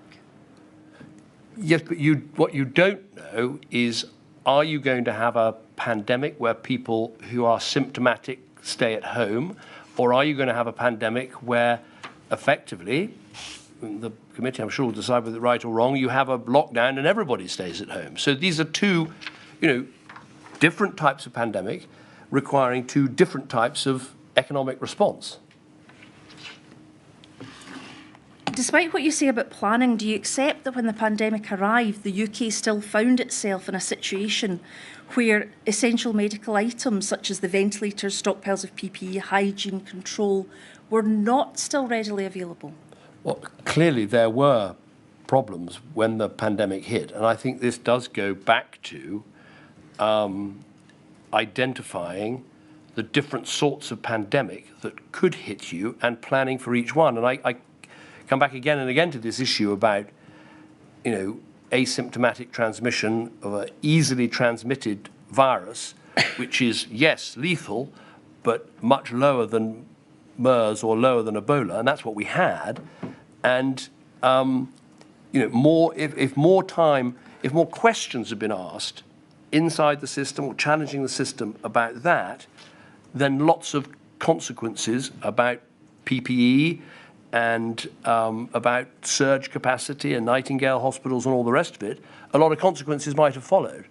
So we were not only preparing for the wrong pandemic, but the wrong questions were being asked. Can I ask? So I think it was more we were not. I think it's wrong to say we're preparing for the wrong pandemic. I mean, there could easily have been. There could still be a pandemic flu, and it's good that we have been prepared for that. But as Oliver Letwin says in his evidence, and George Osborne says in his, and they put it perhaps better than I have, a lot of time was spent preparing for a pandemic that didn't happen rather than the one that did happen.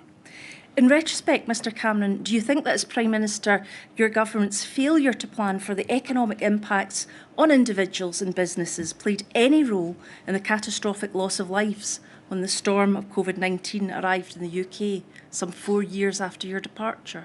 Well, I'm desperately sorry about the loss of life. So many people have lost people that are close to them, and there's been a lot of heartache, and obviously that continues. And people also suffered in all sorts of ways through the pandemic, and that's why this inquiry is so important. I've tried to be as frank as I can and as open as I can about the things my government did that helped put in place the right architecture for looking at these threats, the horizon scanning, the units we put in place, the exercises that were undertaken. But I've also tried to be frank about the things that were missed. And the thing I struggle with is why they were missed, because it was not asking questions about asymptomatic transmission of an easily infectious disease with a certain level of lethality that we hadn't seen before, but nonetheless might appear. That is I think where some of the difficulties flow from. I mean, there's then a whole question of how the response is actually managed in practice, which I know the committee will come on to. Milady, I have no further questions. Thank you very much, Ms Mitchell. That concludes Mr Cameron's evidence. Thank you very much for your help, Mr Cameron. Thank you. Marie. I'm being encouraged to break now Yes, please. so that the stenographer can rest her overworked fingers. I'm also being encouraged to resume at 12:45 and then sit till 1:30, then have lunch. Is that going to cause people serious problems? If it doesn't, then I will return at 12:45. Thank you, my lady. All rise.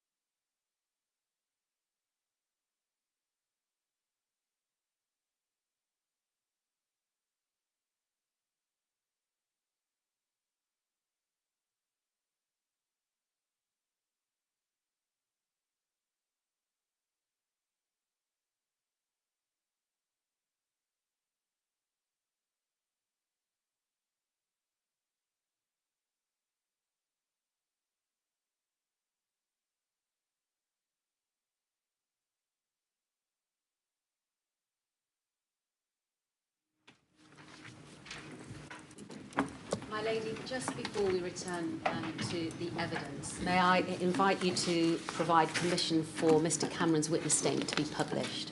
I do. It was put up on screen at the beginning of his evidence. Thank you very much. My lady, Sir Christopher Wormald, please. Sorry to keep you waiting, Sir Christopher. No problem. I do solemnly, I do solemnly, sincerely and truly declare and affirm that the evidence I shall give shall be the truth, shall be the truth, the whole truth, and nothing but the truth. and nothing but the truth.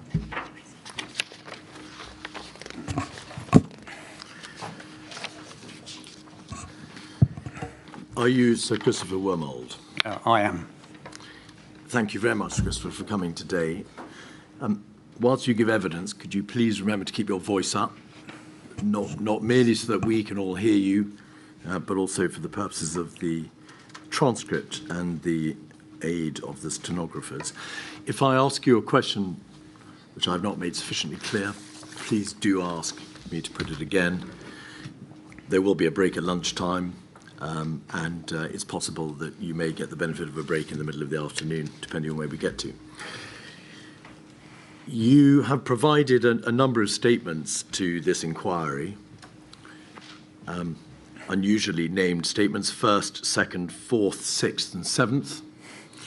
I don't think that we need to put them all up on the screen, but obviously, my lady, could they all be published? Each one of them has been signed by you with the usual declaration Yes. as to the truth of their contents, and plainly you adopt them all as part of your evidence. Yes.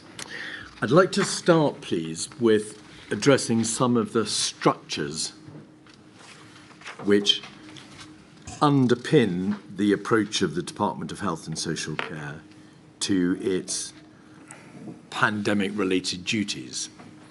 And it's convenient, perhaps, if you could just give us a very brief resume, both of your position at the Department of Health and Social Care and of your career in the civil service. Yes, thank you.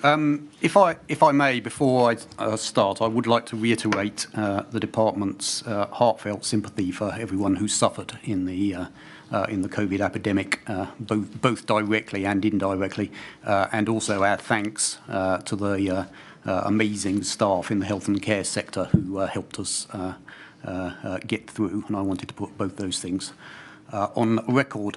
Yes, I am Permanent Secretary of the Department of Health and Social Care, which I have a position I have held since 2016.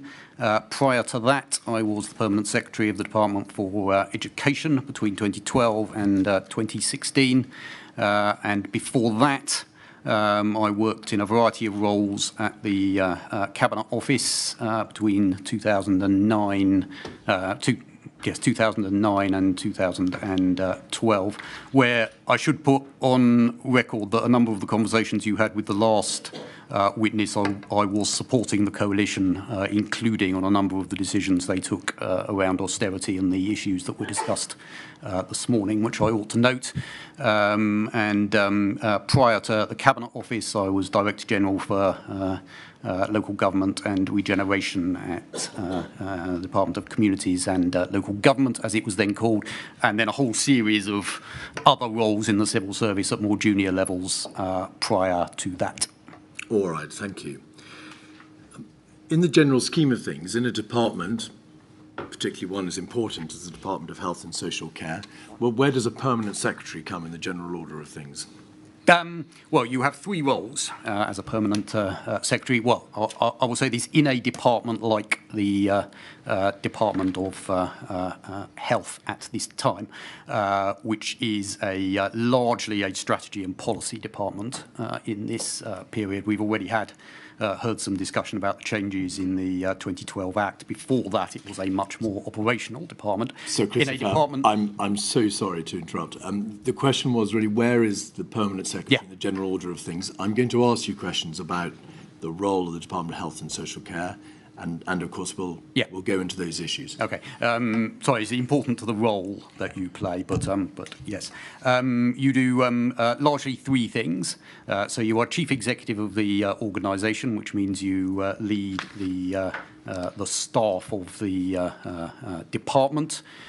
You are the chief advisor on policy to the Secretary of State, and you are the accounting officer for the budgets that Parliament delegates to the department.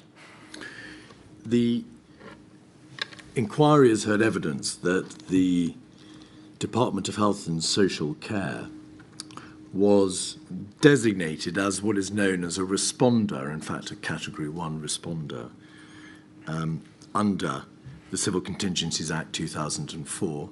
In fact, the Secretary of State in the Department of Health and Social Care is the designated responder.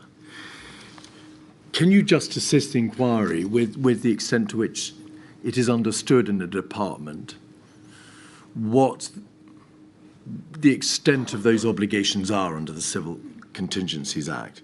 Is this an obligation which is placed on the Secretary of State personally, or is it an obligation that is discharged by the department as a whole? Well, legally, the department is an emanation of the Secretary of State. So in almost all cases, the legal powers of the department are vested in the Secretary of State personally. Secretaries of State discharge those functions normally via their department, so they are effectively indivisible. So if you asked people within the department, they would say that the department is a Category 1 responder in the way that you describe. Now, every Secretary of State has any number of ministerial obligations, both by way of being in charge of a department, both by way of discharging obligations imposed on him or her under our constitutional structures, but also a fair few number of legal obligations of the type to which I've just made reference under the Civil Contingencies Act. To what extent are Secretaries of State reminded or constantly informed that they are subject to direct legal obligations as well as their normal ministerial obligations? You would normally be have your legal responsibilities explained to you when you come into office. That would be the most important moment. And then, obviously, if you're an experienced Secretary of State, you will largely be aware of what your legal responsibilities are. So, as a department, but then directly as the Secretary of State, the department was under a legal obligation as a Category 1 responder to assess the risk of emergencies occurring, plan for contingency planning, put into place emergency plans and business continuity arrangements, make information available to the public, share information and cooperate with local responders to enhance emergency response coordination and efficiency measures. So there was a fairly extensive list of specific obligations placed on the department in this field of civil contingencies by virtue of the... That's correct, with one addition. The other responsibility of the department was to assure itself of the readiness of other Category 1 responders. In this context, mainly NHS England and Public Health England as our two main delivery agents. And we discharge that function by having a full-time permanent civil servants who work specifically on emergency response, which is in the directorate led by Emma Reid, who I believe the inquiry is going to hear from directly. So how those powers play out in practice is by the allocation of resources within the department of staff whose primary responsibility is to act as that Category 1 responder. And as we've put in various of our witness statements, there are a whole series of incidents in which they respond in that way. But the assurance piece is a very important addition to the list you read out. And do those legal obligations apply to all emergencies or just health-related, for example, pandemic emergencies? Well, there are. It's easy to oversimplify, but there are things which are clearly a health lead because the heart of the emergency is a set of health issues. For example, the recent monkeypox outbreak, I think, would be in that category. And then there are a large number of things where health is one player in an emergency that is led from somewhere else. So something like a terrorist incident. Obviously, there is a health service response, but it's led from elsewhere. Now, I say it's easy to simplify because, of course, the nature of emergencies means it's not always that clear cut. So the Novichok poisonings, for example, would be an example where there was a clear security lead on the security aspects and then a huge health lead on the health consequences. My question related, in fact, to the legal duties under the Civil Contingencies Act. Those duties apply on a department as the Secretary of State in relation to any emergency, do they not? Yes. They're not limited to a health emergency, but in practice, for reasons I'll come on to in a moment, the Department of Health and Social Care is obviously concerned with health Yes, emergencies. that's correct.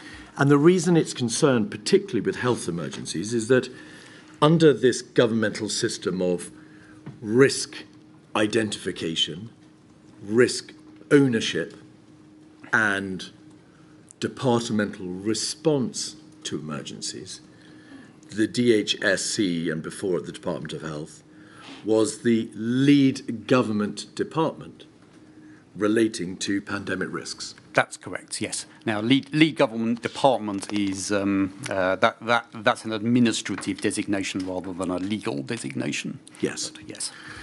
And therefore, as the lead government department, your department was responsible for leading the government's work on risks which concerned you directly and for which you had to be responsible, yes. to use a terrible word, risks which you owned. Yes, that's correct. And that meant that you would be involved in the system of risk assessment in relation to pandemics, dealing with other government departments, of course, in relation to how they respond, dealing, of course, with how your own department would respond in the event of a pandemic, and through various other parts of the government, ensuring, and I refer there to the Cabinet Office role and the role of the Resilience and Emergencies Division in the Department of Levelling Up and Housing and Communities, making sure that all the other parts of the government do what they're meant to do. That's correct. That's part of the heavy burden of being the lead government department. That's correct. And of course, in this pandemic, which Milady is inquiring into, your department was the lead government department. Certainly in the planning phase and the initial response. I mean, obviously, this becomes more of an issue for your second module. It does. Obviously, the onus of activity moved to a national scale in this particular crisis, as it does in many others. Yes. And may we take it from your answers, therefore, Sir Christopher, that because of this legal obligation, because of the fact that your department was the lead government department, when it came to pandemic-related matters, risks, planned response, planned recovery, anything to do with pandemics, this was during the 10 years leading up to the pandemic of core importance to your department. Yes. I mean, obviously, as you said earlier, the department has many responsibilities across the health and care sector, which is, of course, a huge sector, but this is one of the very important responsibilities that we hold. In your department, there is a directorate called the EPHP Directorate. I think it's the Emergency Preparedness and Health Protection Yes. directorate. Yeah, I mean, it's had a variety of names, as I'm sure you've, and acronyms, which I'm sure you have identified. But basically, yes, there is a directorate that is responsible for emergency preparedness and our oversight of health protection, as you describe, pretty much throughout. Including pandemic preparedness. Yes, correct. Yes. And obviously, we've seen that there were a significant number of bodies and entities and boards and so on and so forth, both within your department and also connected to your department, arm's length bodies and so on, Yeah. who were focusing, or which were focusing on pandemic influenza preparedness. Yes. So one of them, and we heard evidence of this last week, the Pandemic Influenza Preparedness Board, PIP. Was that a DHSC-led programme, or was that a cross-government programme? That one is the DHSC-led programme. There was a second board, which I'm sure we'll come on to, which was cross-government. And was that PIP board chaired, in fact, by Clara Swinson, to whom you've referred, who was the then Director General for Global Health and Health Protection, from whom we'll be hearing perhaps later today, this afternoon? Yes, from the point of her appointment, which I think was towards the end of 2016. And that board first met in October 2007, you may recall. Well, I don't Take it from recall, me, but I Sir am Christopher. Right. told by the record that, yes. Okay. Another board was the Pandemic Influenza Preparedness Board, and as we've heard in evidence, that was a board which was a cross-government board which was set up by order of the National Security Council, THRC, Threats, Hazards, Resilience and Contingencies Committee, chaired by the then Prime Minister Theresa May in 2017. That's correct. And was that a board on which the DHSC had a place and Yes. which considered directly influenza planning? Yeah, I mean, it was the part of the follow-up to the Cygnus exercise. And it was the main body charged with taking forward the learning and actions from that exercise, and it was co-chaired between the Cabinet Office and DHSC, recognising that there were recommendations that went directly into the health service and those for wider government. Within the internal management of your department, did the various individuals and employees who were contributing to these and other boards report up to, through you, to a departmental board? I'm not sure report up to is the correct terminology. Forgive me. So, well, no, I mean, this is a, I'm not quite sure what the... Right, well, I'll simply So, describe. Christopher, will you allow me to rephrase? Yeah. Well, allow me no. to rephrase the question. Yeah. In your department, as part of its internal management structure, is there an overarching body called the departmental Yes, board? there is. Now, as I said earlier, all the legal powers are in fact vested in the Secretary of State. So departmental boards, and sorry, this is why I was struggling to find the correct words, they are not like the boards of arm's length bodies or the boards of private companies or charities, in that they do not hold any decision making or fiduciary responsibilities. So they are legally purely advisory boards to the Secretary of State, who exercises all the legal powers. All the legal powers. So they are important, but they are important in that advisory function as opposed to being a decision-making body. But subject to the legal powers vested in and imposed upon the Secretary of State personally, the departmental board is the most senior board or advisory group within the whole department, is it not? Yes, but it's very important to note that does not mean it is the conduit of advice that goes to the Secretary of State in the vast majority of cases. As I think I set out in my first witness statement, the basis of departmental decision-making is the submission system to the Secretary of State. So what I don't want to give the impression of is that Secretary of State's decision-making is particularly advised by the board, which doesn't meet that often. But you are correct that it is the highest, highest committee in the department. And may I just observe that I didn't suggest that it was a body for giving advice to the Secretary of State. It is, however, a body which addresses matters of the greatest import, of the greatest importance to the department as a whole. Matters which could imperil the very existence of the department, for example, the major risks to its functioning and its operation, go to that level, do they not?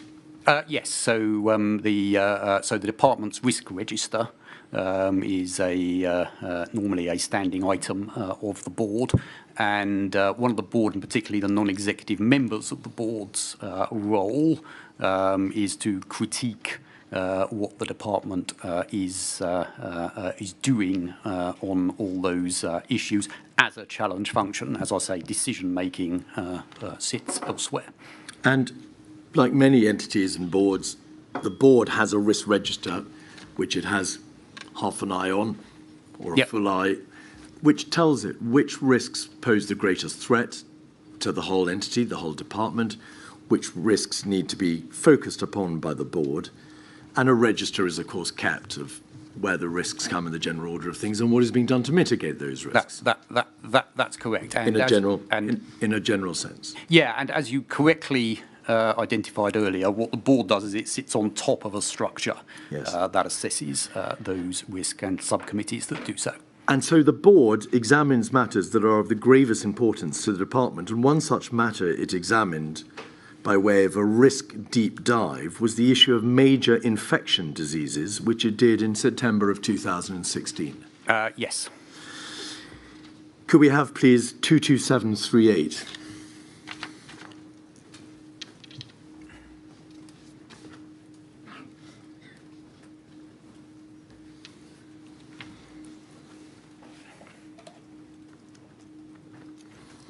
Departmental Board Risk Deep Dive, dated, we can see, 28th September 2016. And then page 2, please, paragraph 1.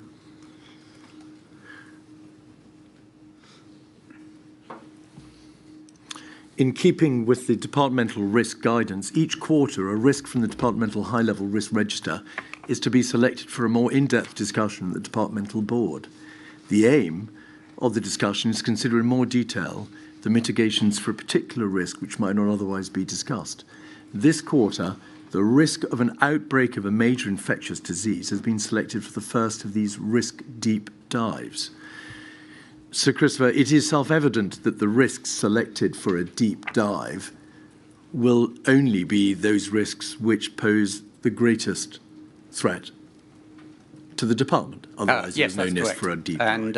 And as is shown in this presentation, there were in fact two risks that fell into this category. One, which was the risk of an influenza pandemic, and one was what is known as the risk of a high consequence infectious disease. And at the bottom of the page, we can see the key question for the departmental board is, how much money, time and effort do we want to invest in our insurance against these risks? And the blurb sets out how the national risk assessment, that's no longer in existence because it was done away with and combined into the national security risk assessment in 2019, to which my lady has had reference, sets out a very severe, reasonable worst-case scenario for pandemic flu. There was then a debate about the substantial expenditure on countermeasures.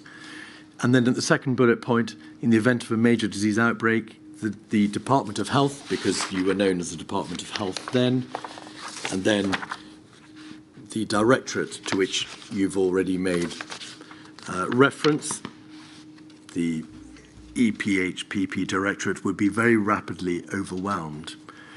Should we do more to raise awareness of the risk and to plan for immediate mobilisation of a large number of staff? And then this, the lack of a national forum to support and oversee planning and response in the social care sector poses challenges. Is there more that can be done to provide direction and strengthen coordination? So important, serious issues were being raised in the department for consideration by its highest level board in this deep dive, all related to, in broad terms, pandemic planning. That is correct. I would say pandemic and high consequence infectious disease planning, which are separate.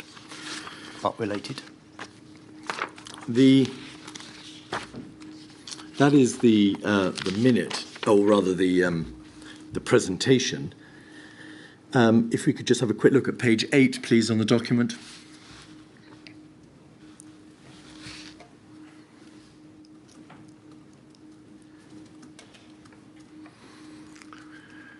And if you could zoom in, please.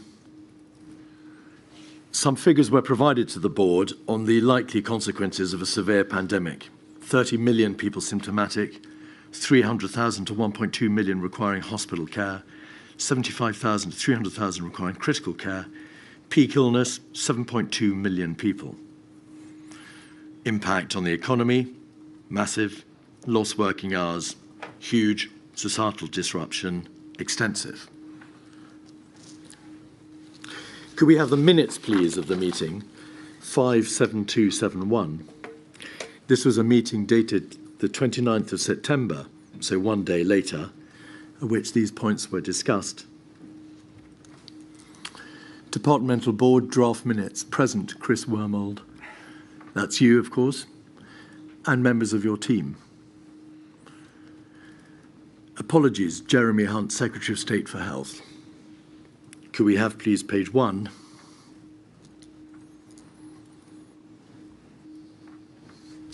Chris Wormold opened the meeting noting apologies from members. There was no ministerial attendance due to the House of Commons summer recess and the upcoming party conference season. And then page 3, please.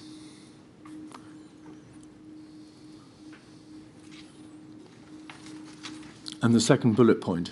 Members agreed that the effectiveness of the board was linked to ministerial engagement as much as it was to executive and non-executive engagement.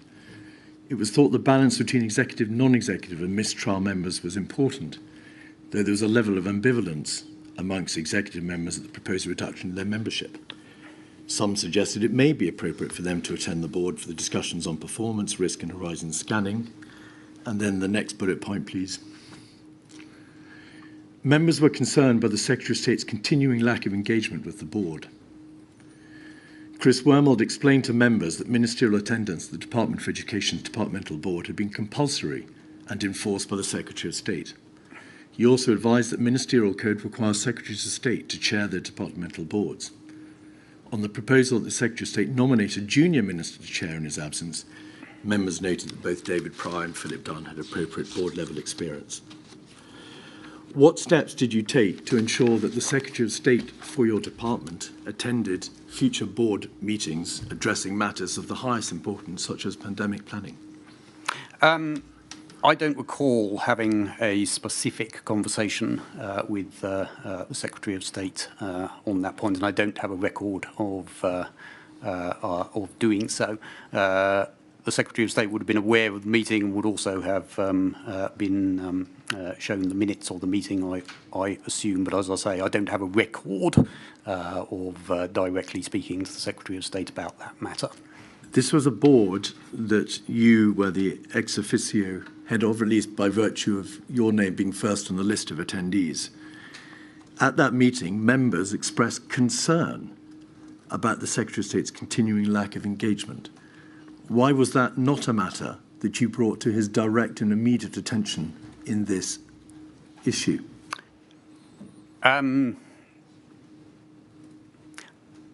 It's very difficult to comment on a negative. As I say, I don't recall having a conversation. We undoubtedly had conversations about the board.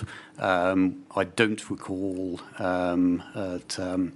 discussing this particular board meeting. So we definitely had conversations about the board and ministerial attendance. As I say, I don't recall raising this one specifically. It can't be very usual, Sir Christopher, for members of the departmental board to express concern about their own Secretary of State. No, I don't think it. I don't think it is. So why didn't you bring it to his specific attention? As I say, I don't have a record of doing so, and I therefore cannot recall what was my thought process at the at the time. I hesitate to guess what I was thinking, but I suspect I was thinking that I would deal with it in the general rather than the specific. But that is that is my post hoc rationalisation. By which you mean? Well, as I say, we were I remember having discussions with the Secretary of State about the board in general. I suspect I was thinking that was the best way to address the issue rather than a discussion about this specific board meeting. As I say, I don't have a record of having done that, so I can't claim that I did. Page 6, please.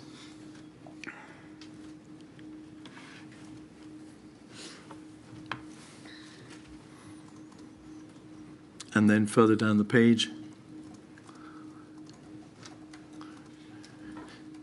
just a little bit further up, please. I'm sorry, too far down. Paragraph 24, the department has been planning for a major outbreak or pandemic for many years, and the United Kingdom is recognised as one of the most prepared countries in the world. For example, it had invested more in antiviral stockpiles than most other countries. The antiviral stockpiles was in the main Tamiflu, the brand name for an anti-influenza pandemic, antiviral. Is that correct? That's my understanding, yes. So, although it had invested more in antiviral stockpiles than most other countries, the stockpiles for antivirals was concerned only with providing a countermeasure to pandemic influenza. In that case, yes. The department is taking part in exercise Cygnus, which would take place between October and the 20th of October and be modelled on a pandemic scenario. It had been cancelled twice. We'll come to Cygnus in a moment. One paragraph further down, please. It was more likely than not that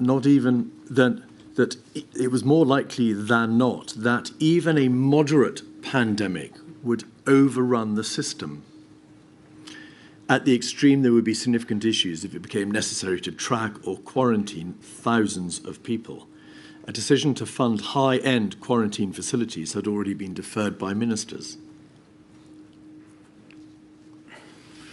So, Christopher, we will look in detail over the next 2 hours on what steps were taken by the department between now and 2016 and 2020 when the pandemic struck. Would you agree that by January of 2020, the system was not even then capable of dealing with even a moderate pandemic? I would have quite a nuanced answer to that question. Sorry. Please, Sir Simon Christopher. Keith, you can always come back. Yes, with other indeed. questions. Please answer. Sorry. I think a significant number of steps had been taken at the time, and this comes out in the paragraph that you emphasised before. We believed that we had good and very good by international standards procedures in place. And I believe that those were rational things to think, given the evidence, advice and resources that we had at the time. If you ask me now, with the benefit of hindsight of having dealt with the pandemic, there are a large number of things that I would have wanted to have added, as it were, but that is with the benefit of hindsight. So I would distinguish between what we thought was rational at the time, which was, as I say, set out in the previous paragraph that you said, and what we would think now, based on what we now know.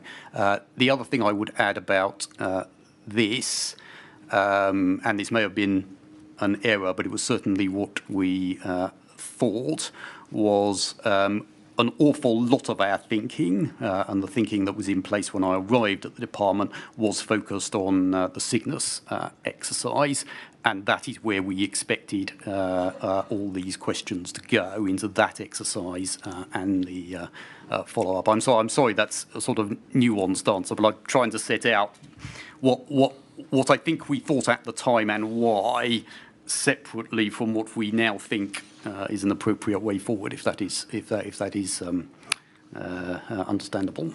So, Christopher, it forms no part of this inquiry to examine, with hindsight, what other decisions could have been made, or were not made.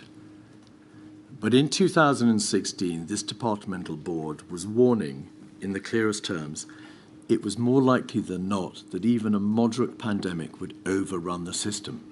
So there is no issue of hindsight here. That was a prospective warning that the system would likely not cope. Yes, which is exactly why there was the proposal and indeed the actuality of exercise Cygnus. Yes. Exercise Cygnus, paragraph 6 of its final report, said this: the UK's preparedness and response in terms of its plans, policies and capability were not sufficient to cope with the extreme demands of a severe pandemic that would have a United Kingdom-wide impact across all sectors. So Exercise Cygnus did not come in any way to relieve the problem that was identified in paragraph 25. It reported again that systemically the system would not be sufficient. So what was done after Cygnus to ensure that the system would be sufficient? Well, there was a whole programme of work post Cygnus that we have mentioned already, led by the Pandemic Influenza Preparedness Board that we discussed earlier, the cross-government board, whose job it was to take forward the findings of the exercise.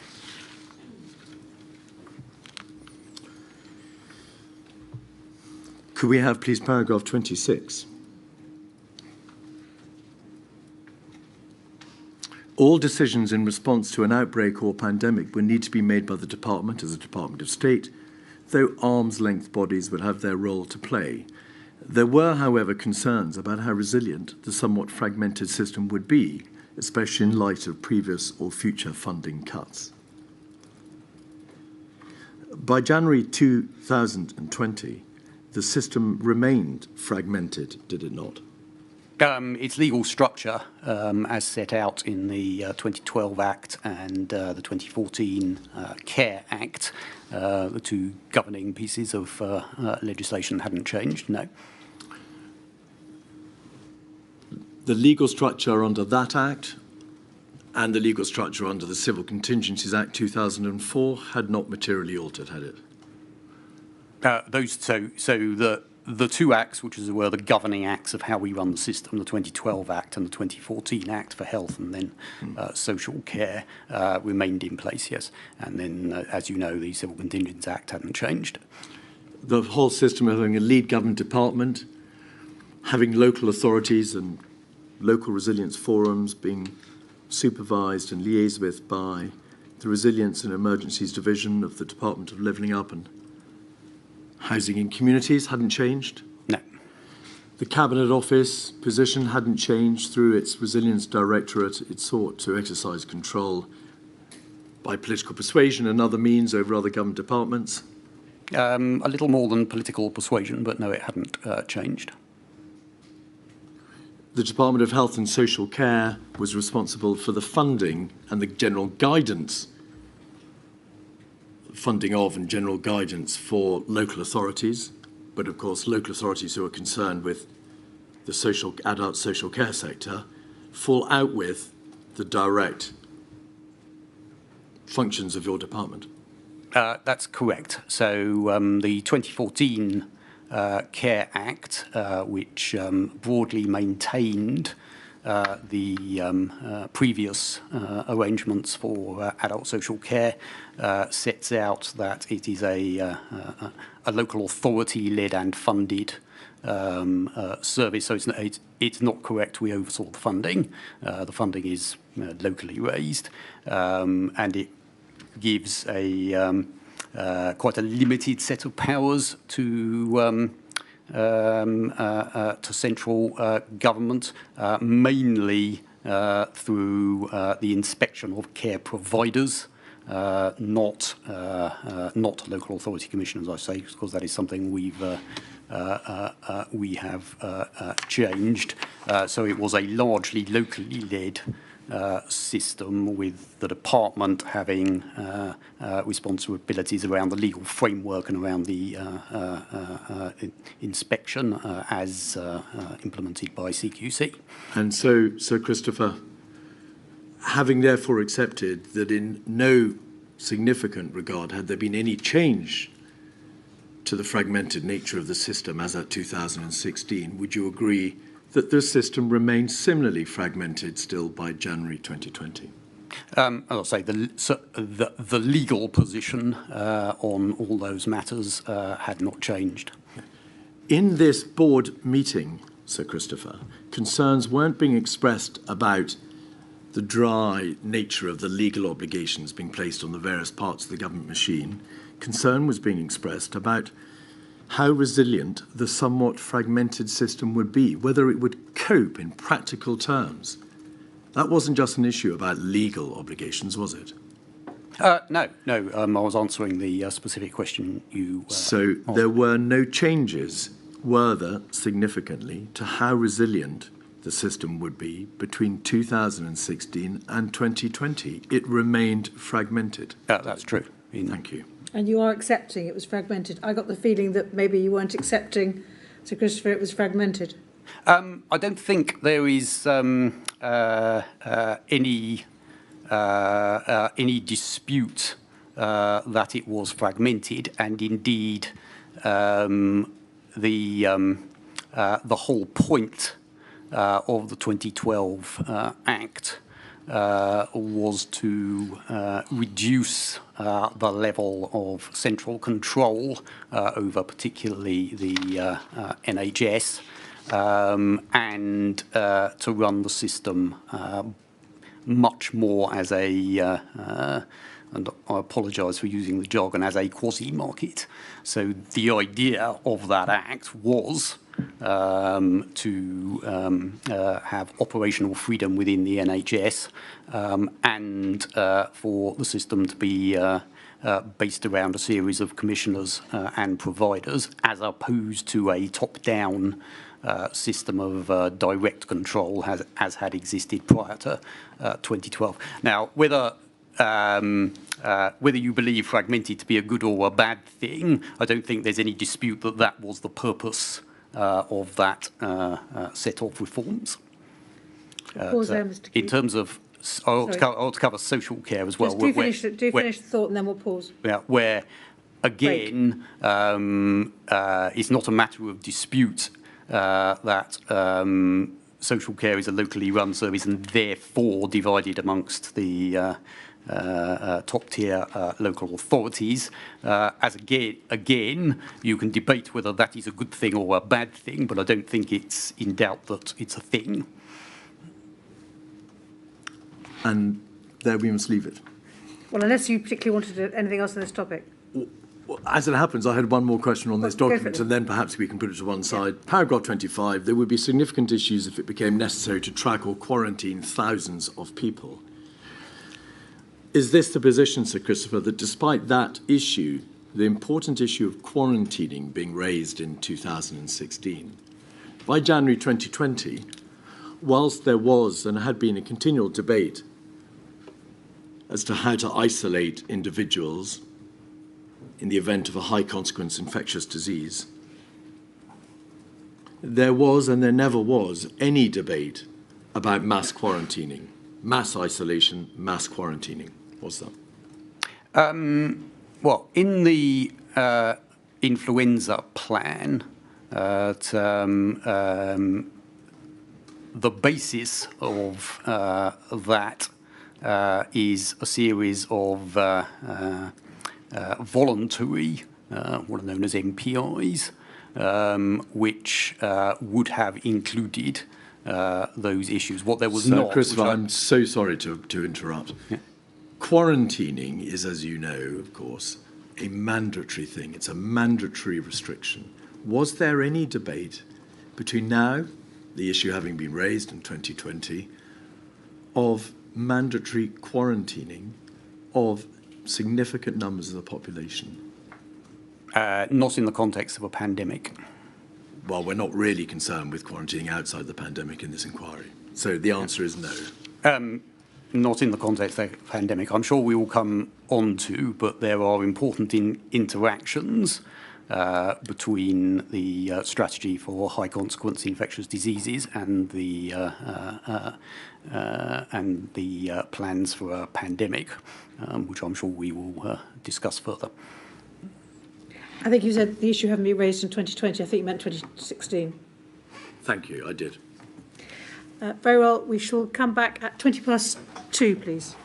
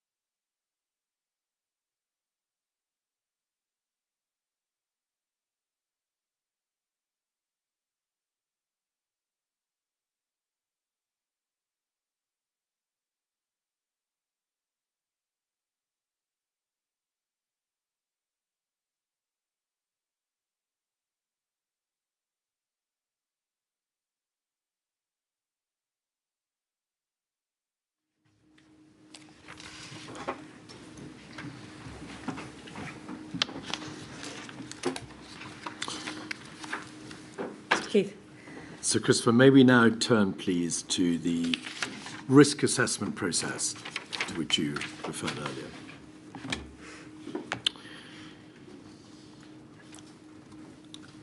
As you've helpfully stated, the Department of Health and Social Care was the lead government department for pandemic risk and infectious disease. And so it was, in the nomenclature, the risk owner for those risks in the National Security Risk Assessment. It provided information and was part of the process by which those risks were identified, debated, described in the paperwork, and also what the impacts would be likely to be from those risks. The department owned all aspects of the debate concerning those two risks: pandemic, influenza risk, and emerging infectious disease risk. No, that's correct. I mean, the process of setting the risk and then agreeing the reasonable worst-case scenarios and all those things, I think has been described in other statements. I mean, yes. it's an iterative process between the department and the centre. And the inquiry is aware that the department obviously received advice from both its internal scientists, its departmental chief scientific advisor or government department scientific advisor, from a number of external advisors, external bodies. I mean, these risk assessments were poured over by a multitude of people and bodies. Yeah, that is that's correct. So the process. We don't need the full detail. We just agree with the proposition that they were, of course, examined at great length by your department, which was responsible for them. Yep. And also with the assistance of internal and external advisors and scientists. Yes, that's correct. All right. Now, we need to look then at the actual documentation. So could we please have INQ 147769? This should be what was then called the National Risk Assessment.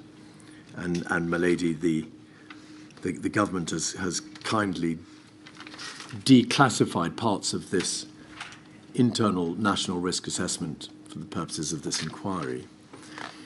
That is why, Sir Christopher, it says official sensitive at the top, yes. But we are looking at it today. Yeah. And this is the 2016 version, and it was the national risk assessment then, but in 2019, the two forms of the assessment, the National Risk Assessment and the National Security Risk Assessment, were brought together, were they not? That's my understanding, yes. All right. So can we look then, please, at page 7?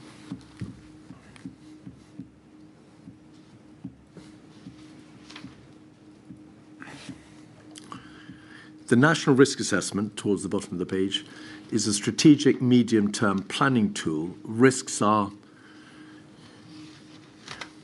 Risks captured within the NRA, the National Risk Assessment, are examples of civil emergencies that could plausibly affect the United Kingdom within its territorial boundaries in the next 5 years. It's crucial all risks are assessed using a consistent, evidence-based approach. Well, what is an evidence-based approach? I think it's exactly what it says on the tin, so that it should be on the basis of expert opinion, modelling, and the available evidence. An approach that isn't based on available evidence isn't much of an approach, is it? Well, I mean, government is sometimes in the situation where it has to take decisions despite lack of evidence.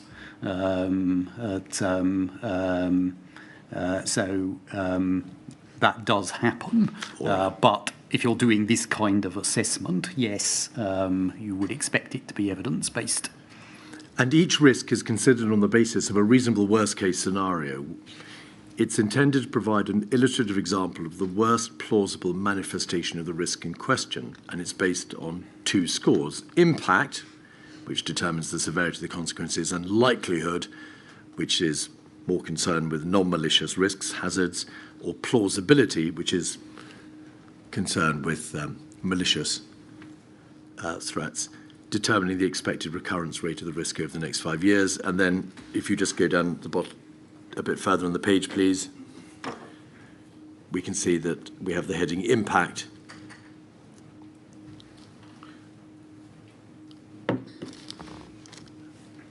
Is determined on the basis of collating information about the severity of economic losses and so on and so forth. Page 9, please.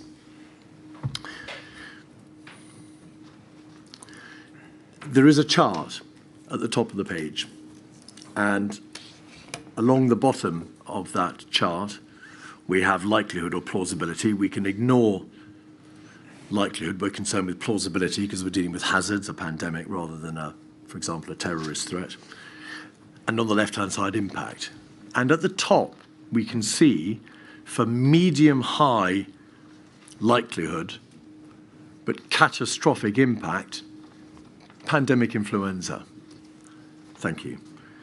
And for medium-high, with medium-high likelihood and moderate impact, emerging infectious diseases. Is that correct? That's correct. If we could scroll back out, please, and look at the bottom half of the page, you can see that there's a second chart. And in relation to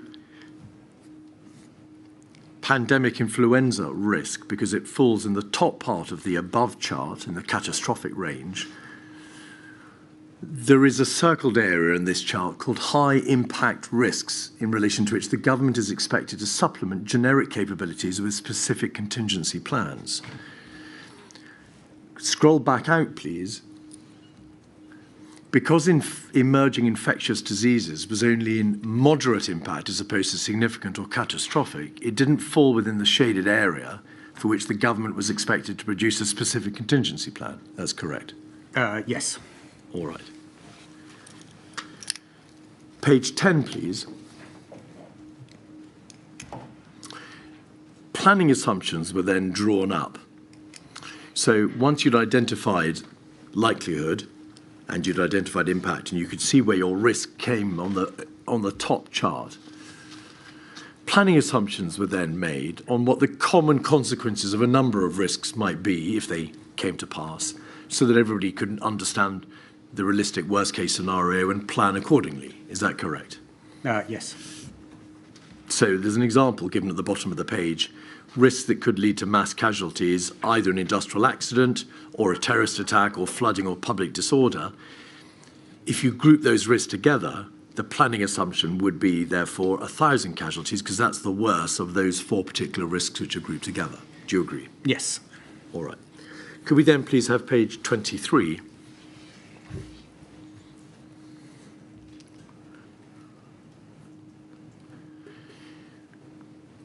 Page 23 gives us, for 2016, the likelihood on the top chart and impact of the 2 risks with which we're most concerned. H23, which is, you agree, pandemic influenza, and below it, H24 for moderate impact and medium likelihood, emerging infectious diseases. That's correct. And then page 47, please.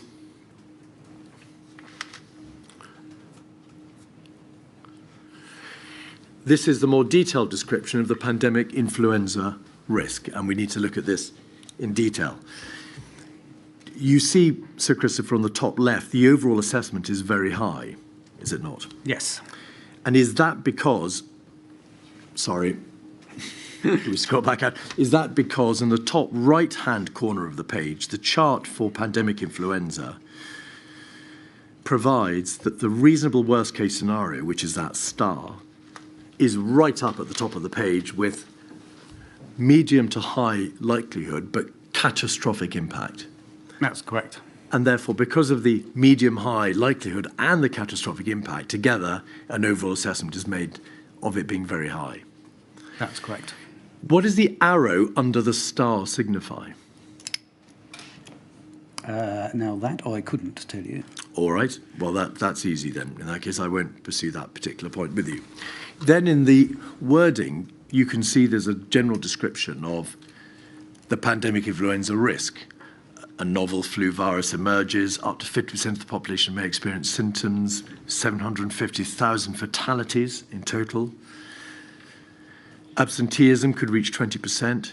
And then these words in the 6th line. Each pandemic is different, and the nature of the virus and its impacts cannot be known in detail in advance. That is a description which falls in this page under the heading of pandemic influenza. But it is applicable to any pandemic or any viral respiratory disease because they all differ, and the nature of the virus and its impacts can't be known in detail in advance. So my question to you is this, please, Sir Christopher. The risk assessment approach acknowledged that the pandemic influenza risk could be different in each case. Its characteristics could vary depending on transmission, severity, incubation period, available countermeasures and the like. And the impacts couldn't be known in detail in advance. Why was that same approach not applied to a non-influenza pandemic, which is equally, could be a virus or a coronavirus or some other type of infectious disease? Well, I mean, as you have discussed with other witnesses, this is, of course, one of the great questions. Now, how it was discussed within the department while I have been in it, and this may have been a wrong approach, but it was undoubtedly what people said to each other, was you had to have a basis for planning, and influenza was the most likely, most dangerous and identified risk. And the approach... I'm sorry. I'm sorry. It's my throat slightly. And the approach taken was essentially ready for flu, ready for anything. Would be the summary of what was thought. And this was built in, as I'm sure you know, to the original 2011 flu plan, which mentions the possibility of other respiratory diseases, and that was certainly the thinking that was going on at the time, that you had to specify a risk, and influenza was chosen on that basis, and that then were some other type of unpredictable pandemic breakout, you would adapt the flu plan based upon that approach. Now, as with some of my previous answers, obviously we have learned a lot, and in terms of our learning from the pandemic, we are in a different place. But in terms of what was thought at the time and the answer to your question, that was the approach being taken. In the next paragraph, it says there is no known evidence of association between the rate of transmissibility and severity of infection, meaning it's possible that a new influenza virus could be both highly transmissible and cause severe symptoms. What your own departmental risk assessment, you owned this assessment, was saying, dealing with pandemic influenza, there's no known evidence of association between transmissibility and severity, which means just because something is high transmissibility doesn't mean to say it's going to be necessarily low severity or high severity. They're two different issues. So it stands to reason that any disease, viral disease, could be both highly transmissible and very deadly. That's what it says, yes. I mean, you'd need to... You have lots of them before the inquiry. You would need to ask our epidemiologists for the science behind that, but that's undoubtedly what it says on the page. But that is a statement of known evidence which applies to all infections, all viral respiratory diseases, not just influenza. So why didn't any single person in the plethora of individuals and entities who address this risk assessment say, well, hang on, if an influenza disease, a pathogen, can vary quite significantly in its characteristics: incubation period, transmissibility, stuttering or high transmissibility, asymptomatic, not symptomatic. And therefore, you just can't say what characteristics it's likely to have. Surely that applies equally to non-influenza pathogens. Because it's based on the characteristics of a virus. Yeah, and the Chief Medical Officer's witness statements cover these points in detail. Do you agree that it was open to anybody reading that paragraph to ask that question? Surely this applies to non-influenza viruses as well. Well, as I say, that was the thinking at the time, that you wrote a plan for flu, and that if you got another type of pandemic, then you would be adapting the plan that you had for flu for the disease that did occur. And as I say, as is covered in the Chief Medical Officer's statement, a lot of that has to be done when you know what the disease you're facing is. But that was, as I say, the thinking at the time. All right, page 48, the next page, please.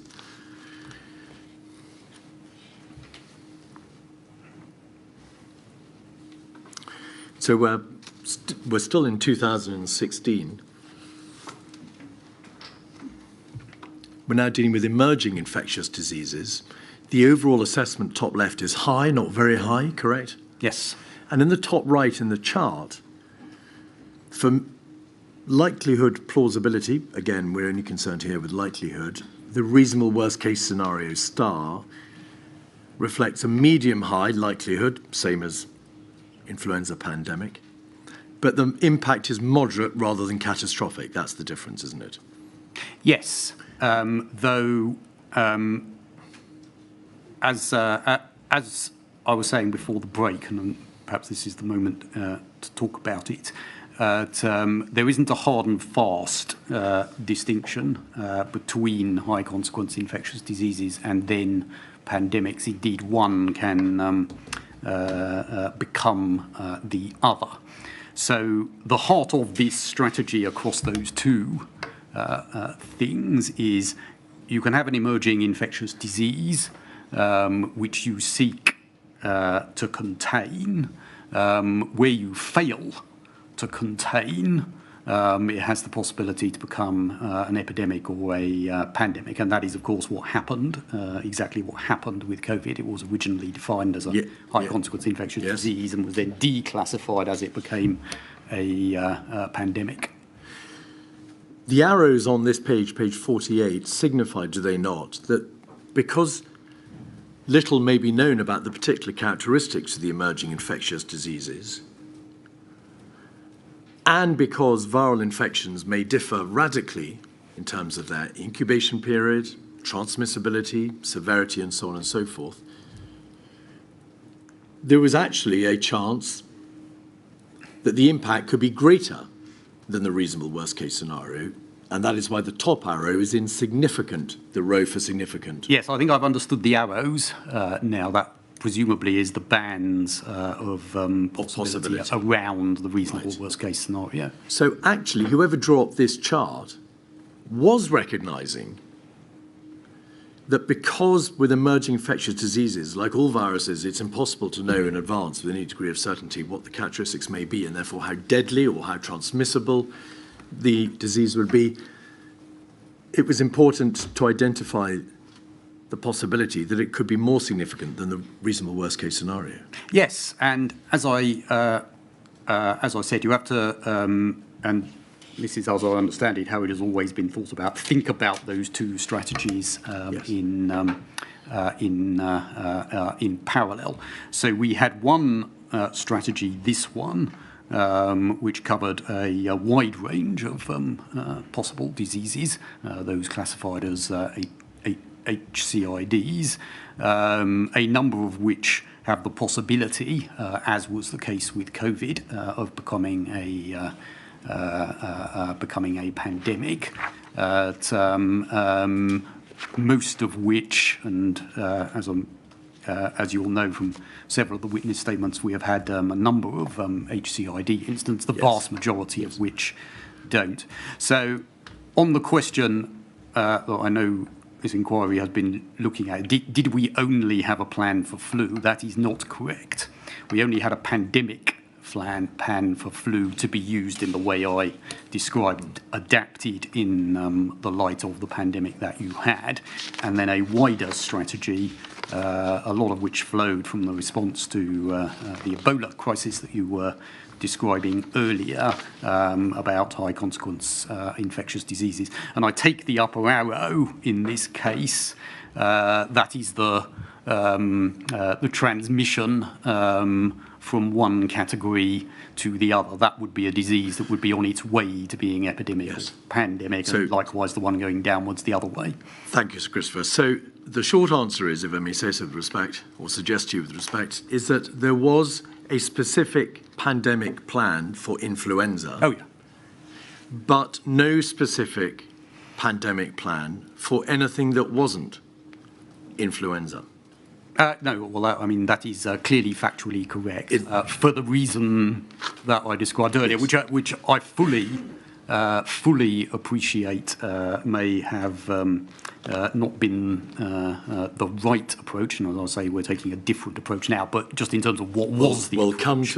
We'll come to now in a moment. Could we scroll back out, please, from page 48? If you look at the bottom, if you look at the middle of the page, there is then a reference to the fact that there had been more than 30 new or newly recognised diseases over the past 30 years. And there's a reference then to SARS and then to MERS and Ebola.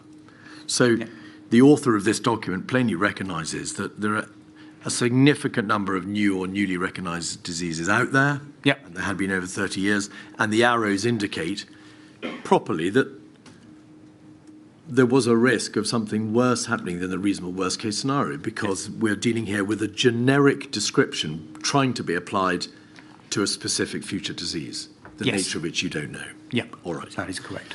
Could we then look, please, at 2019, which is INQ 185135 on the eve of the pandemic. 185135.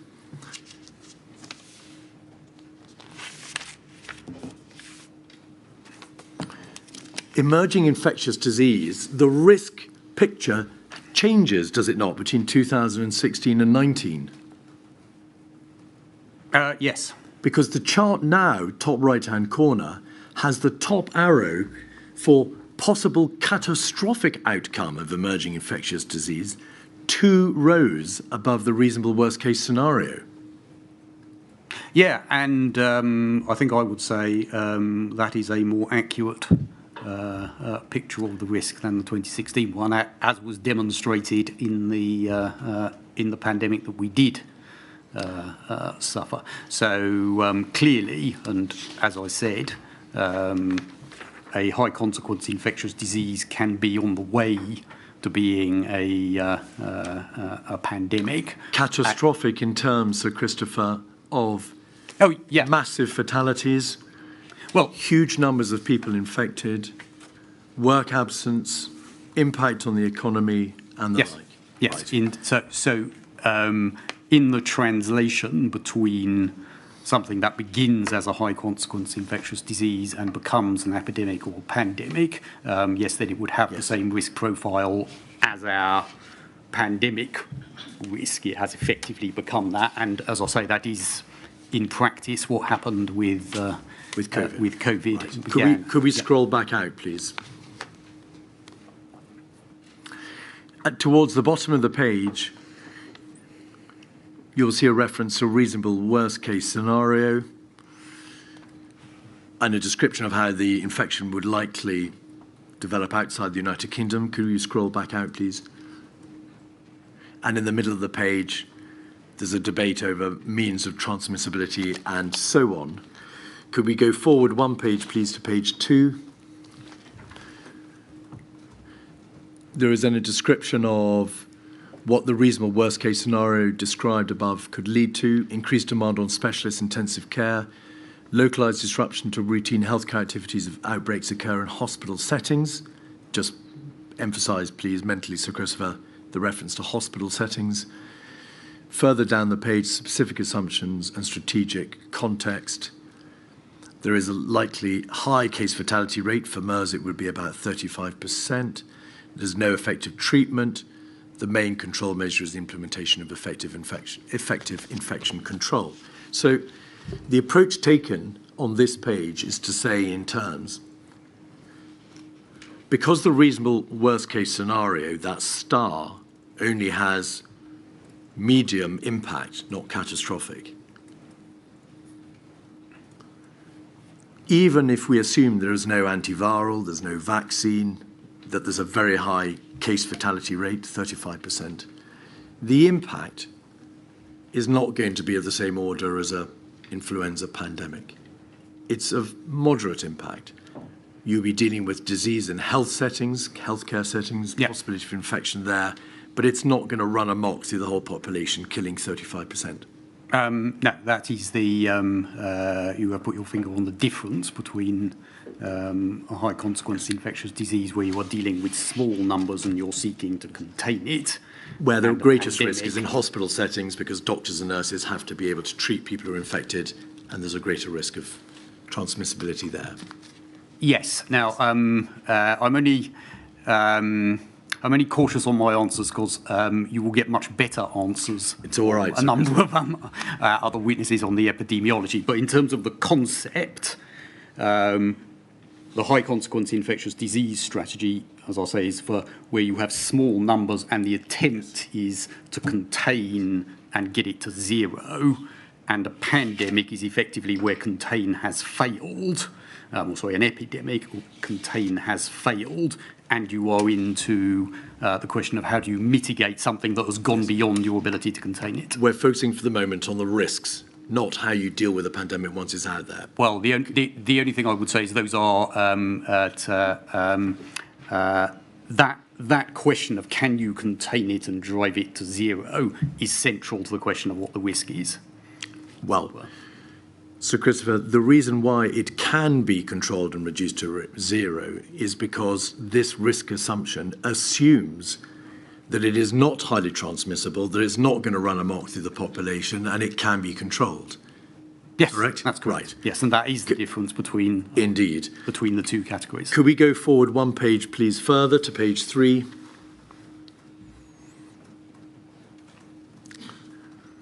There is then more debate about MERS and SARS.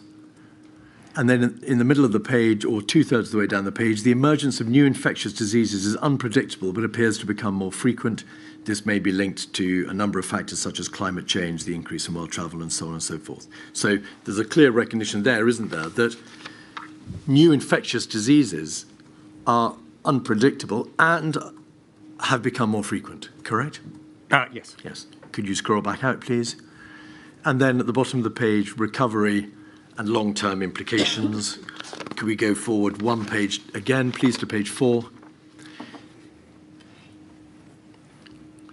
There is a description of variations, again, a description of Ebola and reference to MERS and SARS. And then, please, page 8.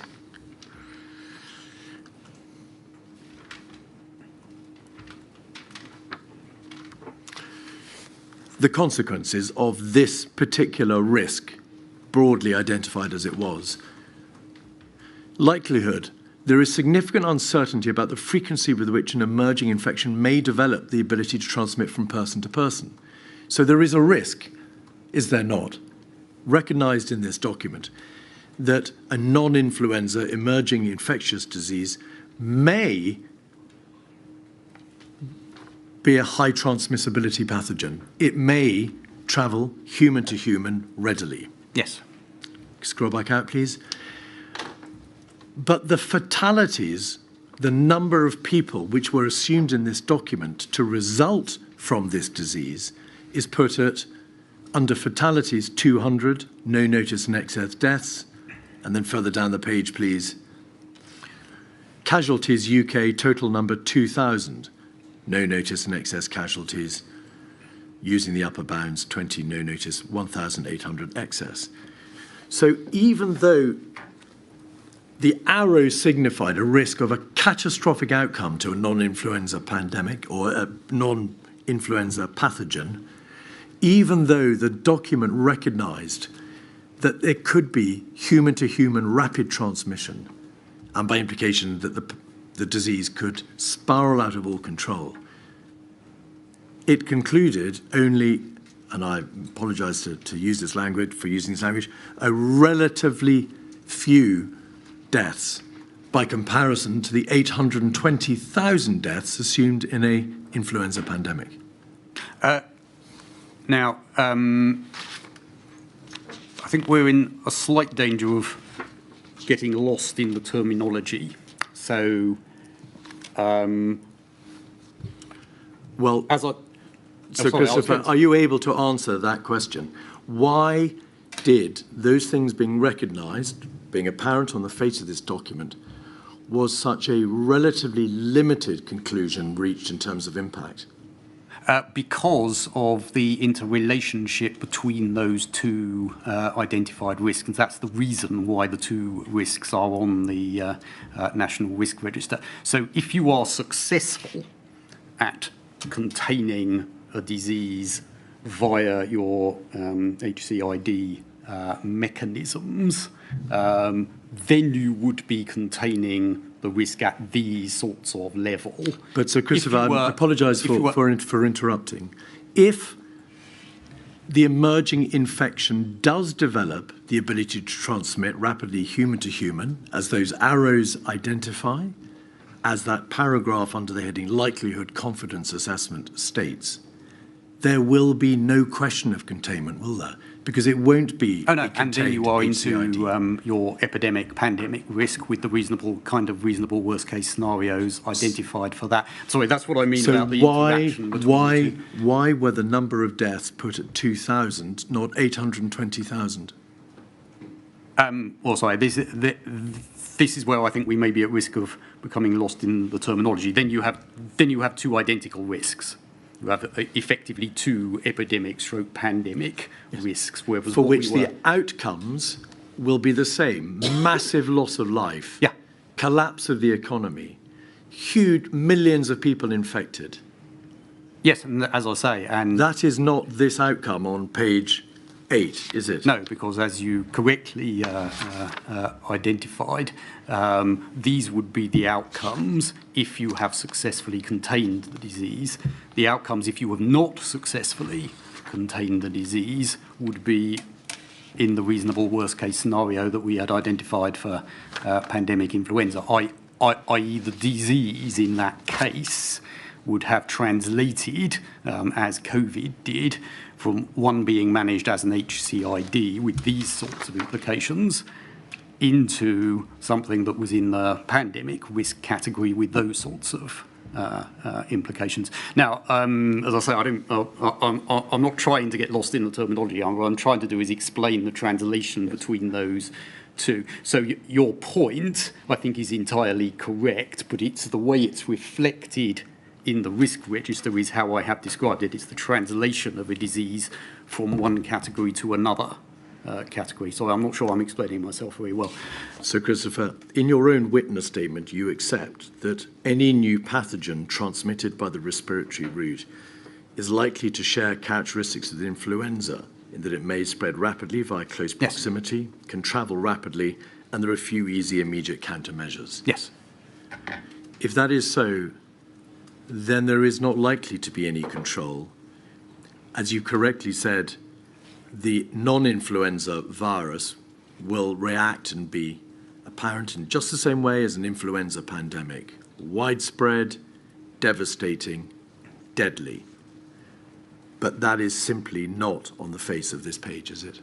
No, it's not on this page, but it is. Is it on any page, Sir Christopher, that you know of? Well, it's in the...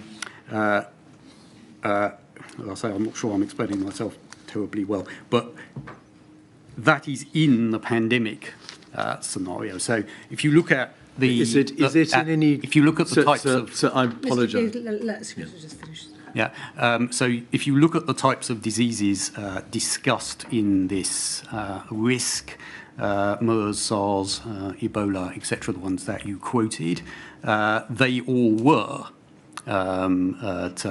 contained in the HCID category. Now, and I have already pointed to this may have been a flaw in the approach, and you have heard this from other witnesses, but that was the thinking that you have a risk that is about can you contain the disease, and then you have a risk about a disease that you have not contained, which you would manage in the same way as an influenza pandemic. Now, as I say, it may have been incorrect thinking that ready for flu, ready for anything, but that was how we were, or how it was being thought about the relationship between these two things, between the thing that you want to contain and you try as hard as you can to contain, and is the policies and procedures that flow out of this risk, and then what you were doing to try and mitigate the effect of a disease for where these approaches of containment have not worked. Now, my final point, please. I do, and as we've discussed this within the department, I think there is a very key issue for us about the threshold between those two things. So there's been a lot of discussion of, rightly, of some of the countries that handle COVID extremely well, such as South Korea. Effectively, what they had was a much higher threshold of containment for HCID than we were able to do, and that was the key difference. So I do think what we're talking about points to some of the key issues about the management of disease, of diseases. I don't actually think the risks were identified incorrectly, and I do think those two stages of you try and contain a new disease so that it doesn't lead to a pandemic, and then if it does, you try and mitigate the effect so that the impacts on society are as small as possible. I do think that is the right thinking. I do think in retrospect, the questions about what the thresholds are between those two things is a very important thing. So, Christopher, just a few moments ago, you said, I quote, there was a flaw in the thinking. Well, so in that we have changed our thinking, as I think our KC set out in our opening statement. I will continue to distinguish between what we thought was reasonable at the time and what we think now, with the light of experience. We have changed our approach on some of these issues, so it is only fair that I reflect that. Well, my lady will always ensure that the process is fair. No, sorry, that was not the implication that it was not. I choose my words badly. That we have changed our thinking in the light of what we have learned in the pandemic. I think I am supposed to say when that is the case, and almost by definition, as we have changed our thinking based on our learning, that causes us to ask questions about our previous approach. Is that a better way of framing it? I wasn't trying to suggest anything about fairness. Happily, Sir Christopher, in this process, I asked the question, so I can't answer your question. I'm sorry. Happily for you, Mr. Lee. Happily for me. Sir Christopher, one more question on this topic. There was, you've accepted now, a flaw in the thinking. Those 3 or 4 pages that the lady has looked at show quite clearly that on the one hand it was well recognised that a non-influenza pathogen would be unpredictable, potentially with catastrophic consequences, that you couldn't say in advance what the incubation period would be, what the transmissibility would be, what the severity would be, that there was a risk that it would be as deadly as an influenza pandemic. Yes. Was not that thinking obvious? You say it's now flawed, but it was obvious at the time. So let me be very clear indeed. So the bit of this where we have adapted our thinking is what I said earlier about the piece of orthodoxy which was ready for flu, ready for anything, as it were. So, as I say, the thinking at the time was you made a plan for influenza as the most likely risk and still one of the most dangerous risks, and then you adapted that plan for what was in front of you, and that is some of the things it says in the original 2011 version, that this would be adapted for a SARS-like disease. Now, that is thinking that we have moved on from. I don't actually think that the difference between an HCID, a high consequence infectious disease that you are trying to contain and a disease that you are trying to mitigate, I don't think that is flawed thinking. I do think the question of what's the top of what you try to contain as opposed to mitigate, that is a clear lesson of the pandemic and from some of the countries that you correctly quoted in some of your opening statements about who we should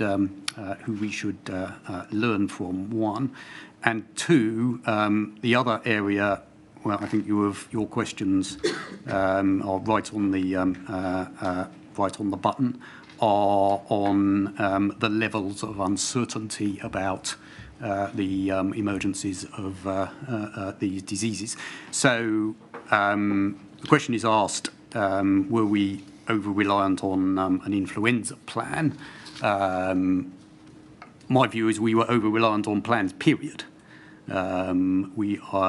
Our thinking now is much more in terms of what are the flexible capabilities that allow you to put together the correct type of response given the type of disease that happens to be in front of you, as opposed to can we write a plan for a specific outcome and then identify it.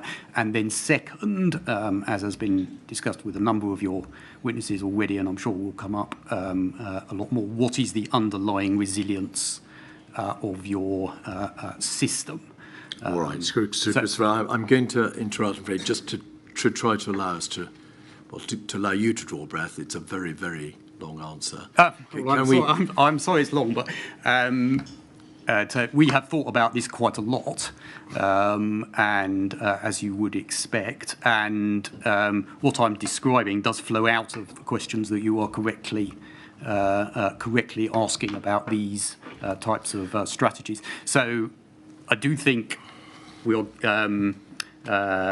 questions are get us to those questions. I don't draw exactly the same conclusions as you, which is perhaps unsurprising, but I do think we get to those sorts of the sorts of learning that I have just described. All right. So, Christopher, you made a reference in the course of that answer to the 2011 document. Yes. Do I take it you mean the 2011 United Kingdom Influenza Pandemic Strategy? Yes.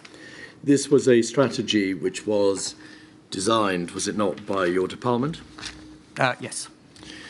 And it was a strategy, as it says in the title, for dealing with an influenza pandemic strategy. Yes. And as you've rightly acknowledged, if I may say so, there was perhaps too great a dependency upon plans, and as we've discovered, too great a dependency upon an influenza pandemic plan. Was that strategy in 2011, which formed the basis for this risk assessment thinking, ever updated? As in a new one published, no. There was a plan to, but the pandemic struck before it was. Was the plan not published because of the pandemic, Sir Christopher, or for some other reason? The work was not finished. So the work was not finished. The work was in flight at the time. Now, Sir Christopher, I'm so sorry. What do you mean the work was in flight at the time? Right. So I'm getting confused around the word plan. Our intention in 2019 was that we were working on an update of the and a refresh of the influenza plan, not a wholesale rewrite. There was not proposals for new strategic thinking, but a refresh of the plan. Those plans had not finished. Sorry, those that work had not finished at the time that the pandemic broke out. So, Christopher, is the answer correctly to my question this? The 2011 document was never updated or refreshed, and the reason why it was not refreshed in 2019 was nothing to do with the pandemic, which is what you said a few moments ago, but because your department's work was significantly interfered with by the diversion of resources to dealing with a no-deal EU exit. Oh, yeah. Yes, no, and I think we've been explicit about this, that this is one of the areas of work that we paused while we were looking very specifically at the consequences of a no-deal Brexit. So the work was not in flight, as you said, and the work was not interrupted by virtue of the pandemic, as you said. It was delayed by the work on Brexit, and then the pandemic broke out. It's more specifically, sorry, I've chosen my words badly there.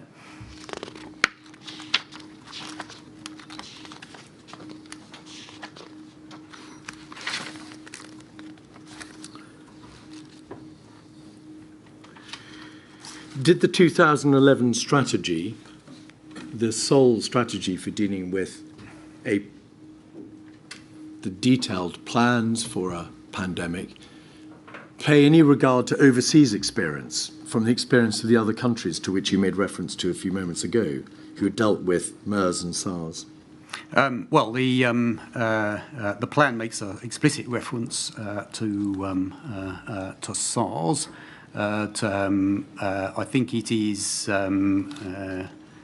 correct that in the 2011 plan and in the substantial work that was done post that, we were not looking at the examples of some of the countries that you mentioned in your opening statement. So if I may suggest, the correct answer is that whilst there was a reference to SARS in the 2011 strategy, there was no reference at all to how other countries had coped with SARS.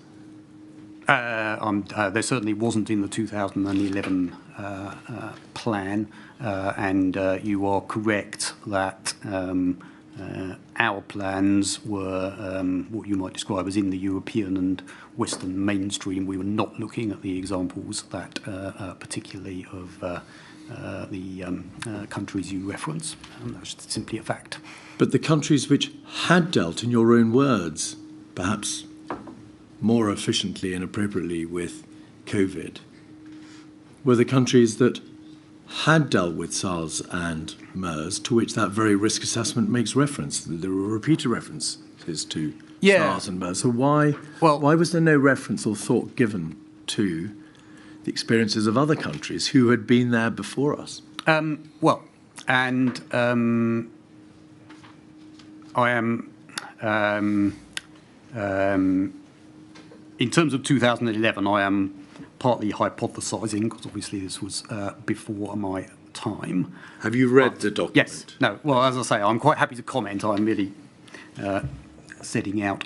So I think this comes into the conversation we were having about the management of high-consequence infectious diseases versus the management of pandemics. So in terms of MERS and SARS, and including Exercise Alice, which was for a high-consequence infectious disease, we were looking at those sorts of containment and elimination strategies. What South Korea and some other countries very successfully did in COVID was apply those to much more widespread diseases than SARS and MERS, And that was the thing, and a number of people have pointed to this, that we had not built a system to do, was to do that sort of containment at the sort of scale that they did. So as I say, the difference is not were one set of people thinking about containment and the other not. It was the scale to which they were, I'll say, very successful, and everyone is correct to point to them on the scale at which they were able to carry that out compared to the much lower scale of containment that was based in our plans.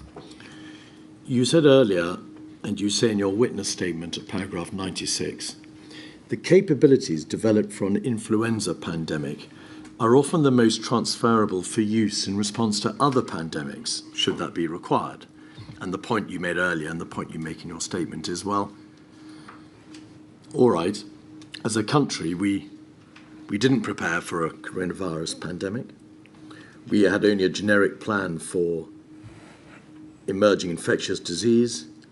It failed to have regard to the likely or possible characteristics of such a disease, namely that it would be as devastating as an influenza pandemic, but that's all right. The capabilities developed for an influenza pandemic can be transferred in use in response to other pandemics. Could you please itemize shortly, list the capabilities which can be transferred for use in other influenza pandemics? There was one, before I do, I don't think it's the case that we only had a generic plan for high consequence infectious disease. We were only required to have a generic plan by the National Risk Register, but there was in fact a extensive programme of work led by the NHS on how you deal with high consequence infectious diseases. So I don't think that word is correct. We used quite a lot of the flu plan in COVID. We used the legislation. We used the surge capacity of the NHS. We used the response function that we had built up. We used the thinking on public communications and the voluntary versions of non-pharmaceutical interventions, and absolutely crucially, and very successfully, we use the investments that have been made in vaccines via the UK vaccine network, which provided the platform technologies that turned into the Oxford AZ vaccines. So there were a whole series of things from the influenza plans and the work flowing from it that we used. There were then some things that we didn't use, as your question points to. The stockpile of personal protective equipment for an influenza pandemic had a duration of about 3 months. Was that a capability which was transferred to COVID, or did we run out? It was undoubtedly transferred in that we used the pandemic stockpile that we had built up for influenza in the early months. Did the stockpile run out, Sir Christopher? We never nationally ran out of PPE. We were very short and we had significant logistical issues. So the stockpile that we had built up was incredibly useful in the pandemic. Was it big enough for the pandemic that we had? It would have been much better were it to have been larger. Can I just interrupt there? Yes. I think a lot of medics would be surprised at your comment, we never nationally ran out of PPE. Yes, and I chose my words very carefully, and it's a debate we have had before. There were huge pressures on PPE, and we had, as I said, significant challenges getting PPE to the right place.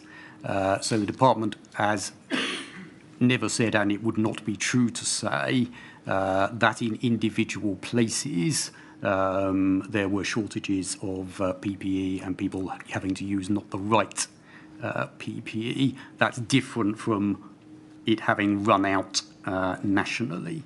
So in terms of all the reports people make of the struggles with PPE and the right PPE in an individual place not being available, that was clearly true. So, Christopher, the stockpile which existed on the 1st of January 2020 ran out. Obviously, further PPE had to be procured, but yep. The stockpile for a pandemic influenza was not sufficient, was it? Was that stockpile sufficient, Sir Christopher? The stockpile was never intended to cover the whole of a pandemic. It was supposed to create a buffer while you ramp up production. But you're the one who said the capabilities developed for influenza are transferable for use. Yeah, and the stockpile was transferred. Now, I did not, and this was a very deliberate answer to your question, I did not put PPE on my list of things that we transferred. While the stockpile we had was useful and prevented us from running out of PPE at various points, there was a clear difference between the PPE we needed for this type of pandemic and the one we had built up, which is why I didn't put it on my list of transferables. The antiviral medicine, Tamiflu, was a capability developed for influenza pandemic. Was that of any use at all in a non-influenza pandemic? No, and again, that is why I didn't put it on my list. Now, was there no? Sorry, so can I just say some things? I believe that you've answered the question. You'll have an opportunity in a moment, no doubt, of answering other questions on this. I'm sorry. In relation to contact tracing on a mass level, or of quarantining, or of lockdowns, or any of the more severe social restrictions, were those capabilities that were designed in relation to an influenza pandemic? Wide-scale contact tracing was never part of the influenza plan, and lockdowns, as in legal lockdowns, they were not what we had planned for. No. Exercise Alice, to which you've referred. So just before you go on, Yes. was there anything else you wanted to add earlier, Chris?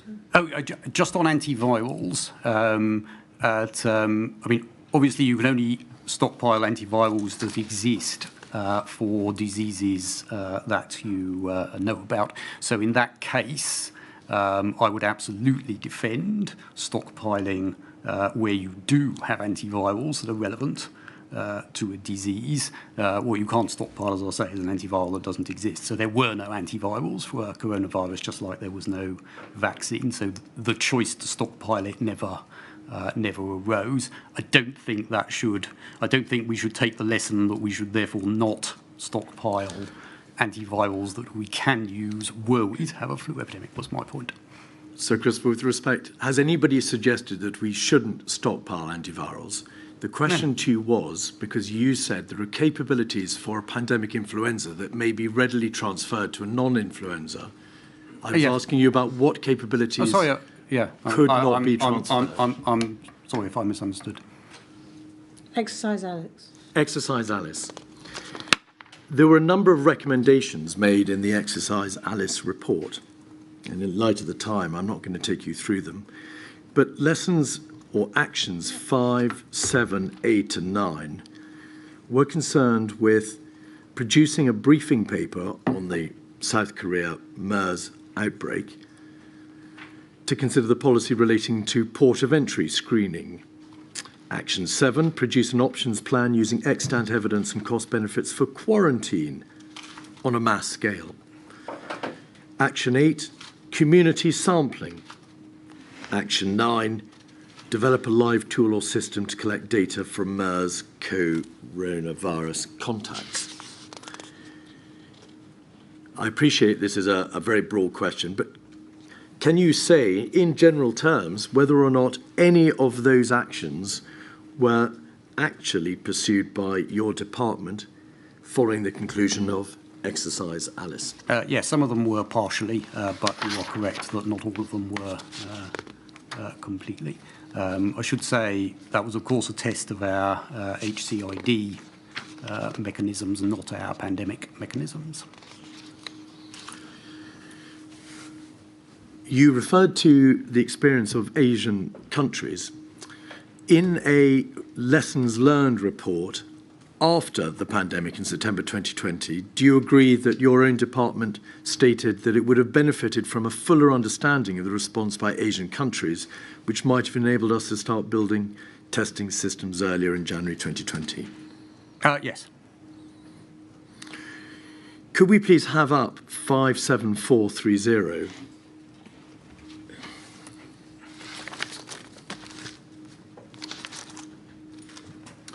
This is a memo dated the 27th of March 2019 to Professor Sir Chris Whitty, the Chief Scientific Advisor, from your department or the DHSC, headed Pan-Flu Preparedness and High Consequence Infectious Disease Policy.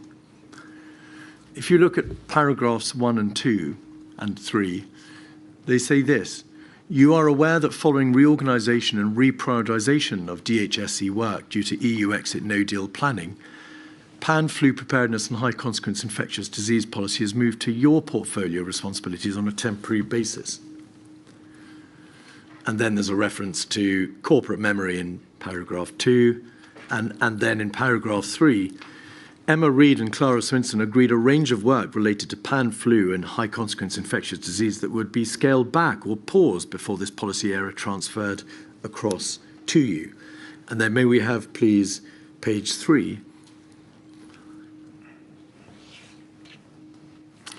This is an annex, Annex A, Pan-Flu Preparedness and HCID Policy, area of work continuing, slowing or pausing as a result of EU exit prioritisation. Sir Christopher, would you cast your eye, please, down the left-hand side of that document, the column work area, and broadly identify how many areas were either stopped, reduced, or paused? Just broadly. Quite a lot. In your statement at paragraph 416, could we have, please, 184643. 184643, page 79.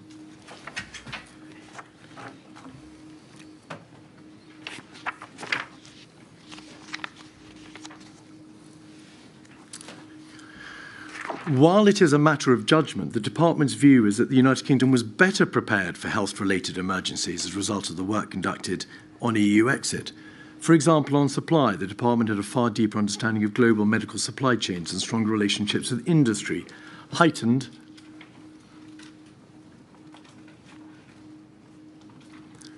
stockpiles of critical medicines and medicinal products which provide an increased buffer and an improved emergency response function, including provision for emergency logistics to mitigate disruption.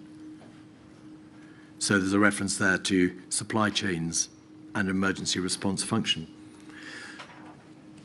Do you agree that that sentence, those sentences and that paragraph, if you could go back, please, to the phrase, UK was better prepared for health-related emergencies, is a proper and correct reflection of that annex and the sheer number of work streams for pandemic planning that were paused or stopped?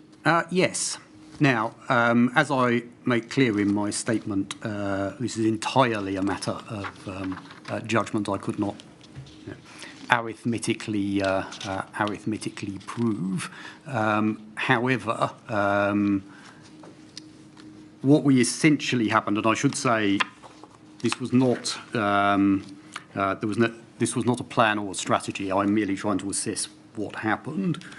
We stopped a whole load of work which was about enhancing the flu plan and taking forward chunks of the flu plan, and that's clearly a negative. I'm not trying to imply that that is not a negative.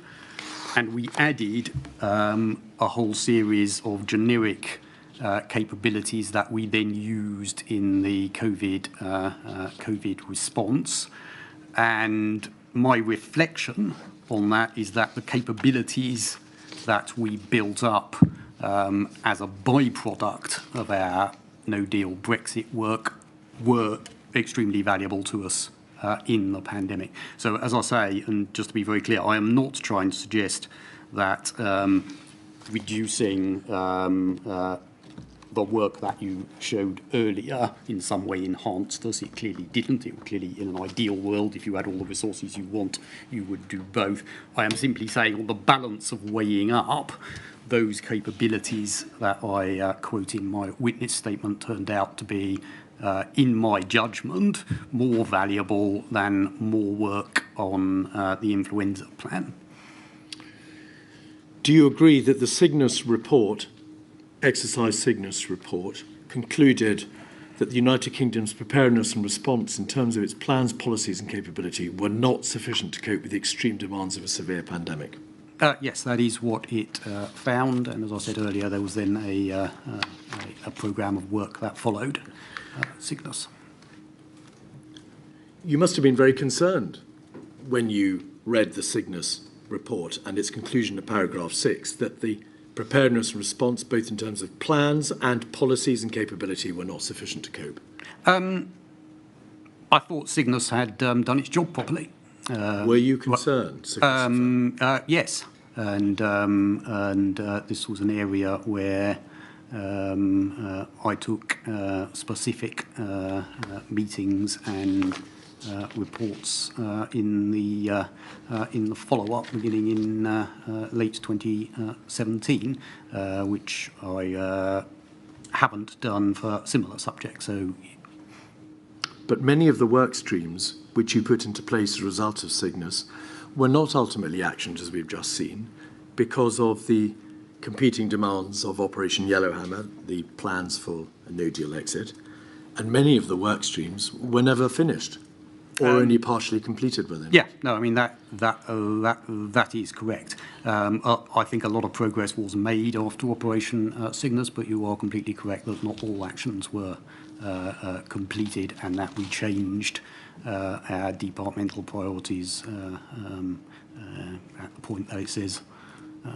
So where between 2018, when Operation Yellowhammer was first conceived, the planning for EU exit no deal, and the end of 2019, when it became apparent there would be no deal exit, do you express your continuing concerns that the work streams to make the United Kingdom compliant with that core recommendation from Exercise Cygnus were not being completed or had been stopped, and that our country's system for preparedness and response was imperiled?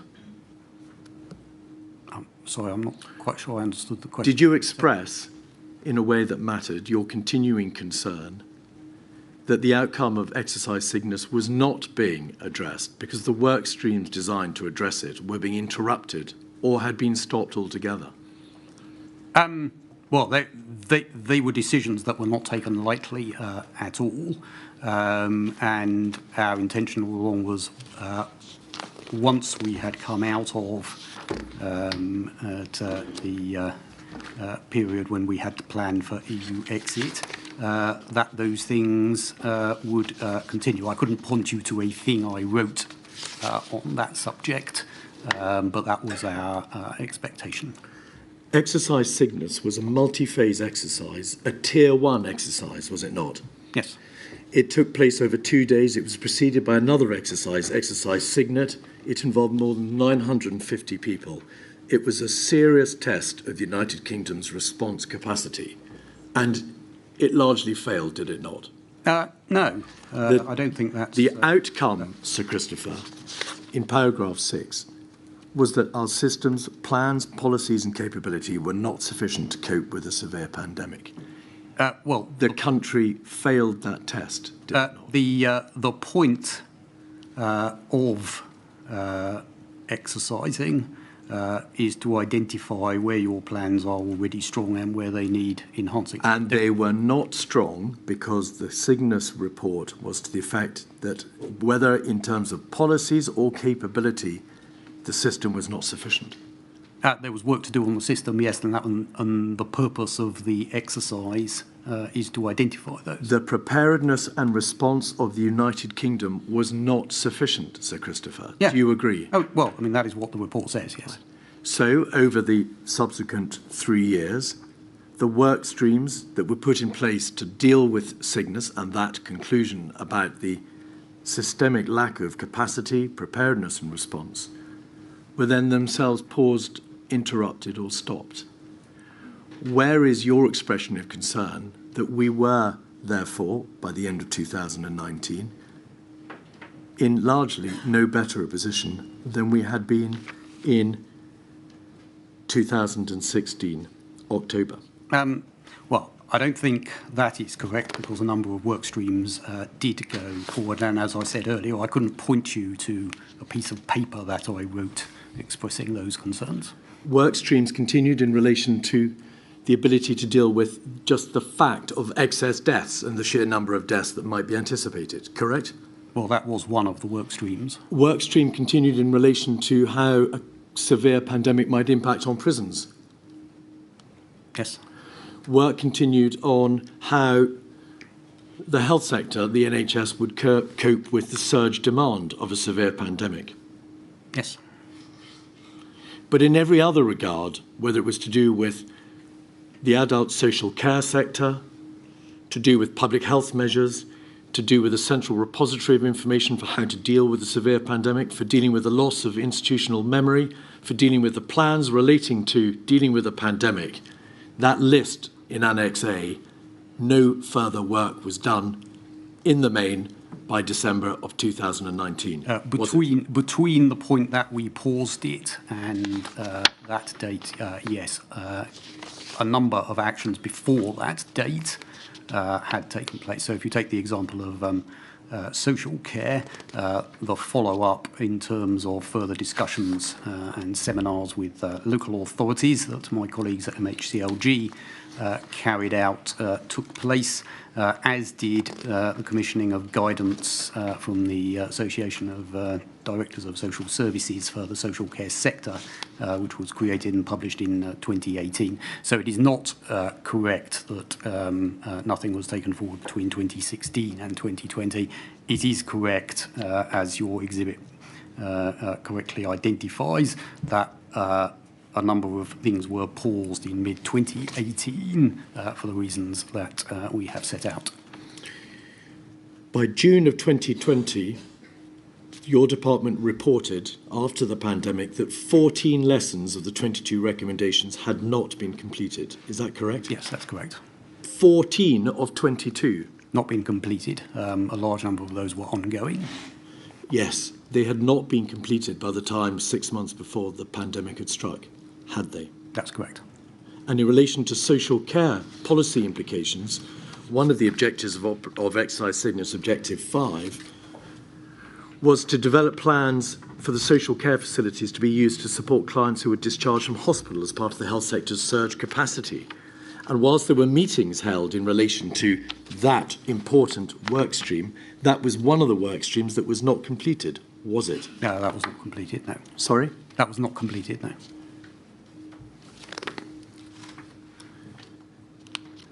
In relation to another recommendation that adult social care should be better integrated into all aspects of the DHSC's emergency response system, was that completed? It wasn't completed, although work was done on that subject, as I have just Some meetings were held, were they not? Well, and guidance produced by the Association of Directors of Social Services. Was the system for adult social care better integrated into the department's emergency response? Well, in the light of what happened in the pandemic, I couldn't hand on heart say yes. There was, as I've described, a programme of work post-Cygnus, but as I think is well known, this is one of the areas where we adapted our approach most during the pandemic, and we were most challenged in how we dealt with that sector. So I think I couldn't say in the light of what happened that had been successful. I think you've accepted, and a number of bodies have said this in the clearest terms, including Care England, that some social care providers did run out of PPE. Do you agree?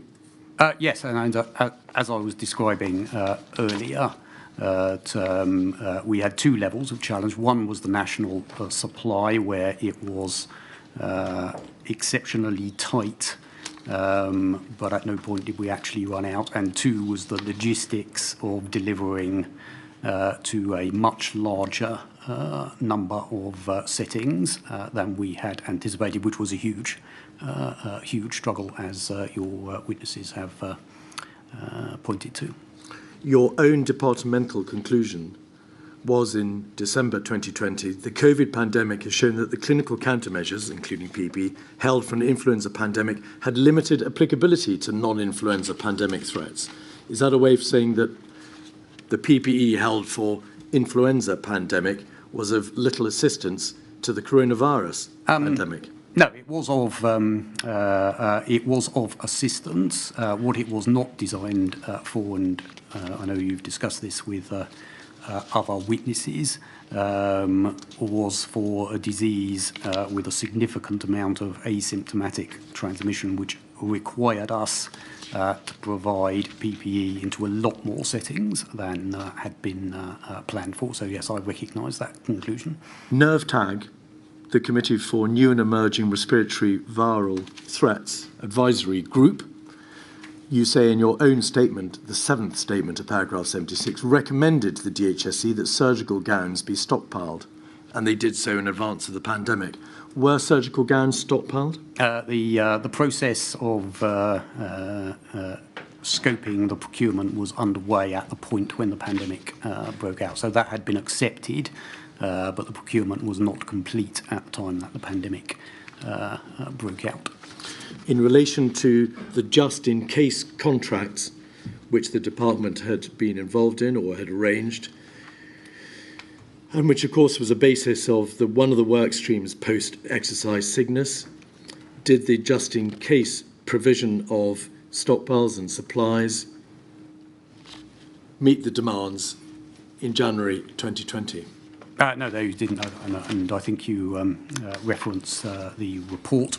Those contracts didn't work largely because other countries introduced bans on the exports of PPE, and we were therefore, and I'm sure we will cover this in much more detail in other modules, forced to go to the general market at considerable expense.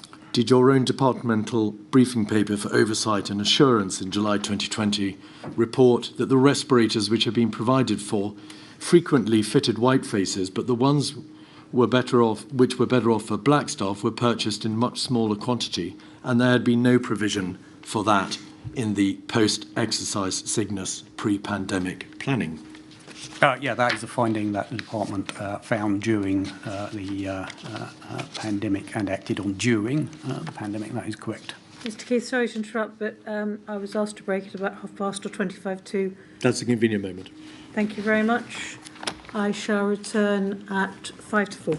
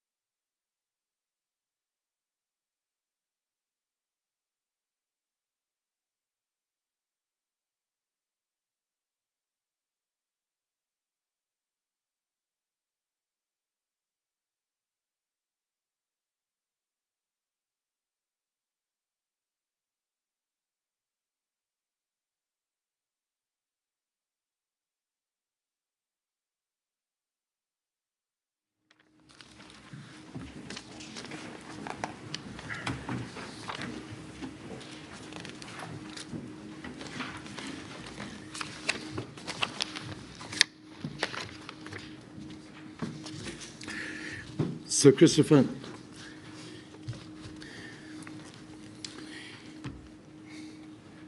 it appears to be common ground that insofar as your department considered, when planning for a pandemic, the potential impact on protected groups, ethnic minorities, vulnerable sectors of society, the marginalised, the position was that plainly a pandemic would have different impacts, but that those impacts would be of a clinical nature. So a pandemic would affect those who have heart disease or diabetes or some other comorbidity in a different way to a healthier member of the population. Is that correct?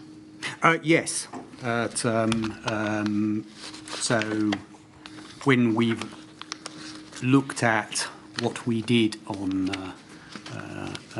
equalities beyond what we did for legal compliance, the focus was exactly as you say. It was on the clinical elements of inequality and how those would be impacted by a disease. That is correct. And it follows, does it not, that neither your department nor, in fact, any pre-COVID exercise considered the issue of how a pandemic, in reality or as part of a test, would impact vulnerable people or those with health inequalities or related factors, other than insofar as they may be impacted clinically? Yes, there is obviously a very large overlap between the two, as you heard from other witnesses. There was a lot of thinking in the department, and still is, about the issues that you point to. They were, as you say, not thought of directly in the context of pandemic preparation. So there was lots of work on those areas, but I couldn't point you to specific parts of pandemic preparation. Well, you say there was a lot of thinking in the department, and still is, about the issues that you point to. There was no thinking, was there, in the department or as part of any single exercise between 2007 and 2018, exercise PICA, about the impact of plans or the pandemic or the response to the pandemic, planned for or tested, on vulnerable people, ethnic minorities, or any sector of the population other than so far as they may be affected clinically. Is that correct? In the exercise programme, yes, I think that is correct. So it's not right to say there was a lot of thinking about these issues then. There was no thinking about these issues. I'm not explaining myself correctly. In wider health policy, there is a lot of thinking about health disparities, was my point. As I said, what there wasn't was that specifically in pandemic preparation. So the lady's inquiry is not into healthcare, it is into the planning for pandemics. Yeah, sorry, as I say, I chose my words badly, I apologise. And it follows also, doesn't it, that at no time did the department ever obtain specialist advice on health inequalities and the implications of health inequalities on pandemic planning impacts and mitigation strategies? No, I don't think we ever commissioned advice on that until actually during the pandemic, when, of course, we did a lot. Right. A bit late, Sir Christopher. Sorry, I'm not. I'm merely setting out. I'm sorry, I'm merely setting out what happened. I have no further questions, thank you. Would my lady give me one moment?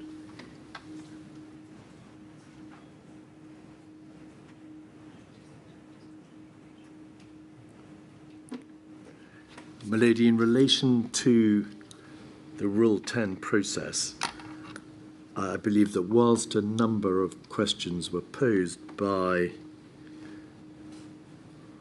one core participant, you have not provisionally indicated that any of them should be posed, and therefore, in light of that provisional indication, now that we've actually heard Sir Christopher, are you minded to confirm your provisional indication and not allow any further questions to be asked? Unless there are any further submissions, yes, I am. Thank you very much. May I ask a couple of questions, please, Sir Christopher? Yes. Roughly how many staff did you have to allocate to Operation Yellowhammer and the Brexit no deal? I believe in total we allocated in the process we were talking about earlier approximately 70. I will have to go and confirm that, but I think it was about 70. And that happened across government departments. Everyone was told you've got to provide a number of staff. Well, no, this was the internal reprioritisation going on within DH. Oh, so this is the DH. This is not the general response to a no-deal Brexit. This is the health department's response. Yeah, so we had a number of work streams of which we were responsible, by miles the biggest of which, and our biggest worry, was about the supply of pharmaceuticals during a no-deal Brexit, and particularly the number that came through the short straits. So we owned a number of work streams, and when Yellowhammer, as I said out in my statement, became the principal focus of government, departments reprioritised within. There was also a reprioritise across government as a whole, but the one here which affected our pandemic preparations was the internal DHSC exercise, if that's clear. Thank you. You said that as a result of the pandemic, there are things that you would have done differently with the benefit of hindsight and whatever other element of judgment you may want to use. Can you give some practical examples of what you would have done differently if you'd known what you know now? So obviously the report done by the Chief Medical Officer and the Government Chief Scientific Advisor gives a very comprehensive list of the learnings from the pandemic. When we discuss this within the department, it comes down to five things. The two biggest ones I've mentioned already, which is the focus on capabilities and underlying resilience as opposed to plans and systems. Third is what's become known as the pathogen agnostic approach to planning, which is moving away from the ready for flu, ready for anything philosophy I was describing earlier, towards a let's look at the routes of transmission. That's the third one. The fourth is a focus on surge capacity, which was clearly a big problem for us at the beginning of the pandemic, getting from the initial response phase to when you've deployed the full armaments of the state, focusing on that phase. And fifth, as I think has been widely reported, and I think Government Office for Science also made this point, we were short of testing.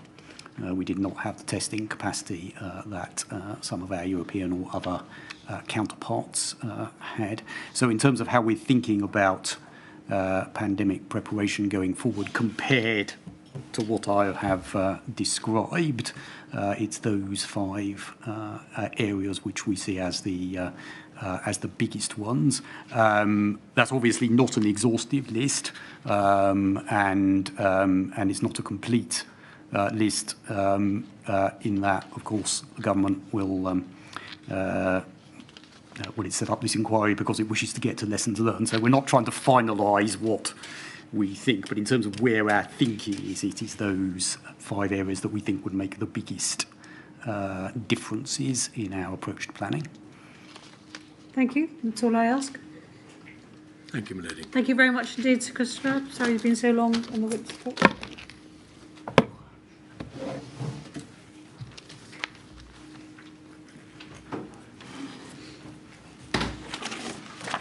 Yes. Yes, Ms. Blackman. My lady, the next witness is Clara Swinson, who I understand is in the process of being brought into the witness box.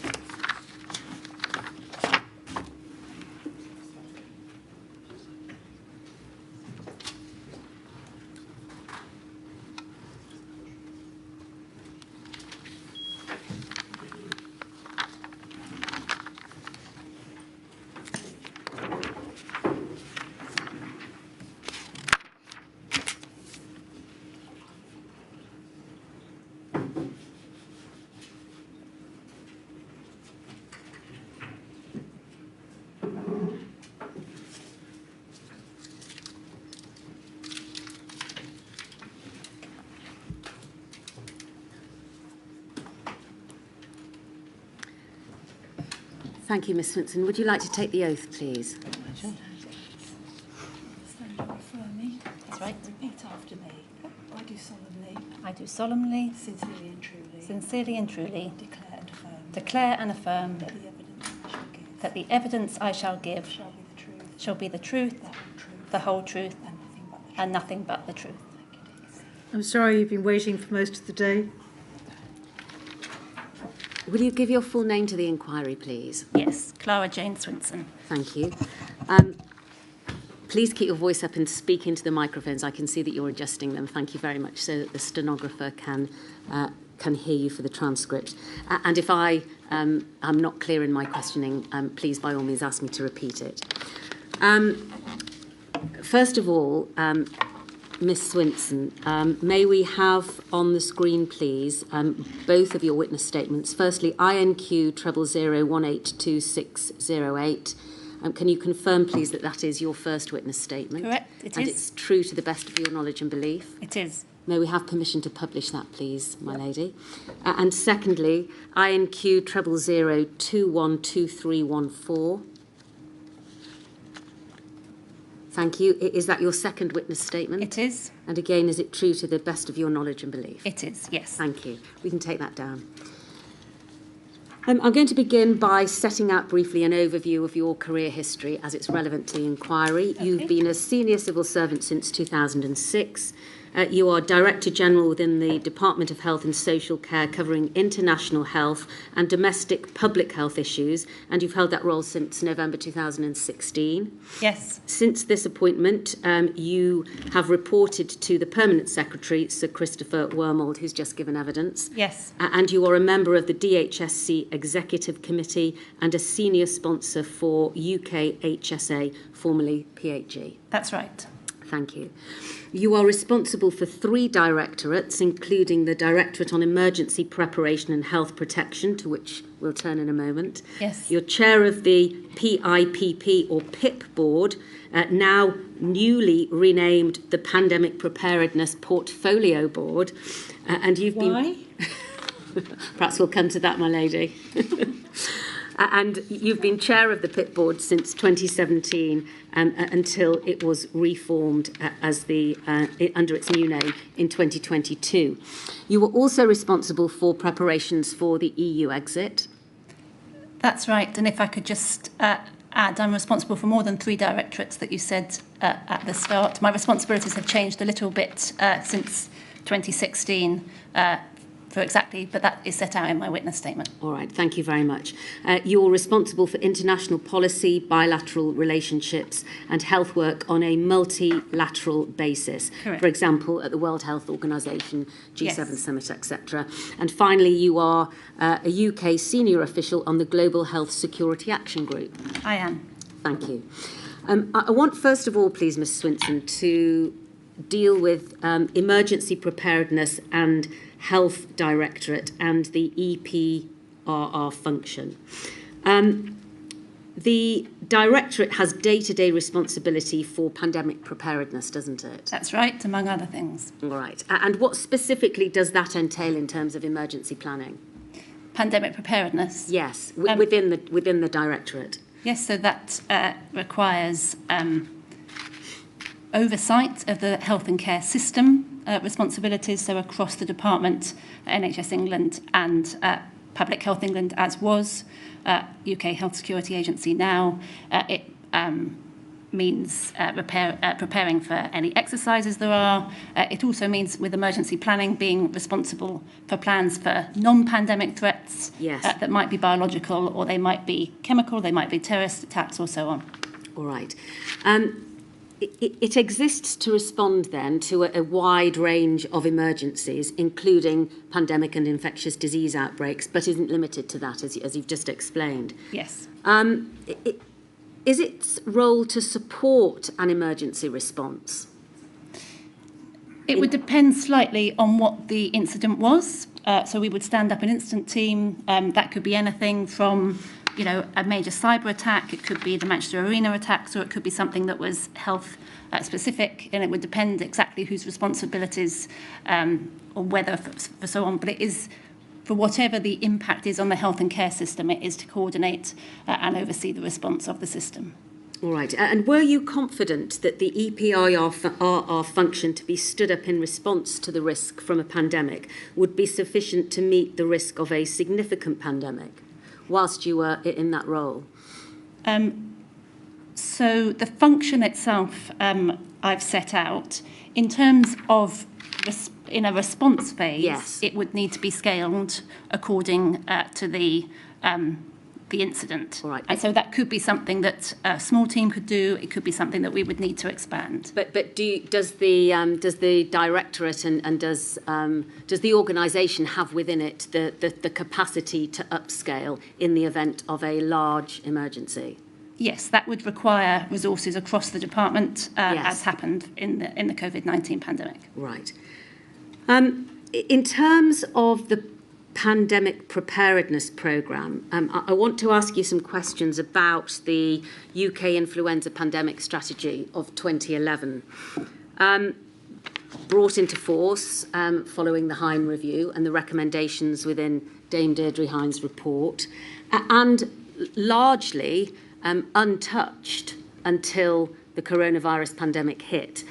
Because isn't it right, Ms Swinson, that the Coronavirus Action Plan, published in March 2020, drew very heavily on the 2011 strategy? It is correct, yes. Right.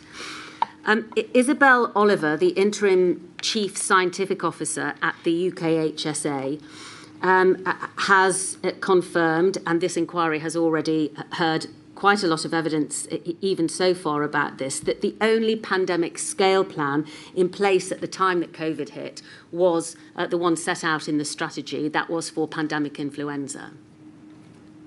Do you agree with that? The only plan in place, did you say? Yes, the only plan in place, the only strategy to be followed, and the only plan that was in place was... Yes, UK-wide. Obviously, some other organisations had their own plans, but yes, UK-wide, it was the 2011 strategy was still existing. Right.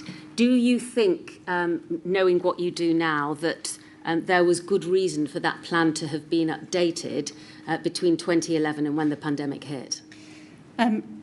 So there were reasons to update it. For example, it was before the 2012 Act, to be clear about roles and responsibilities and so on. In terms of its overall approach, in terms of the principles, the main areas, there would have been some things that were worth updating and refreshing. Such as what?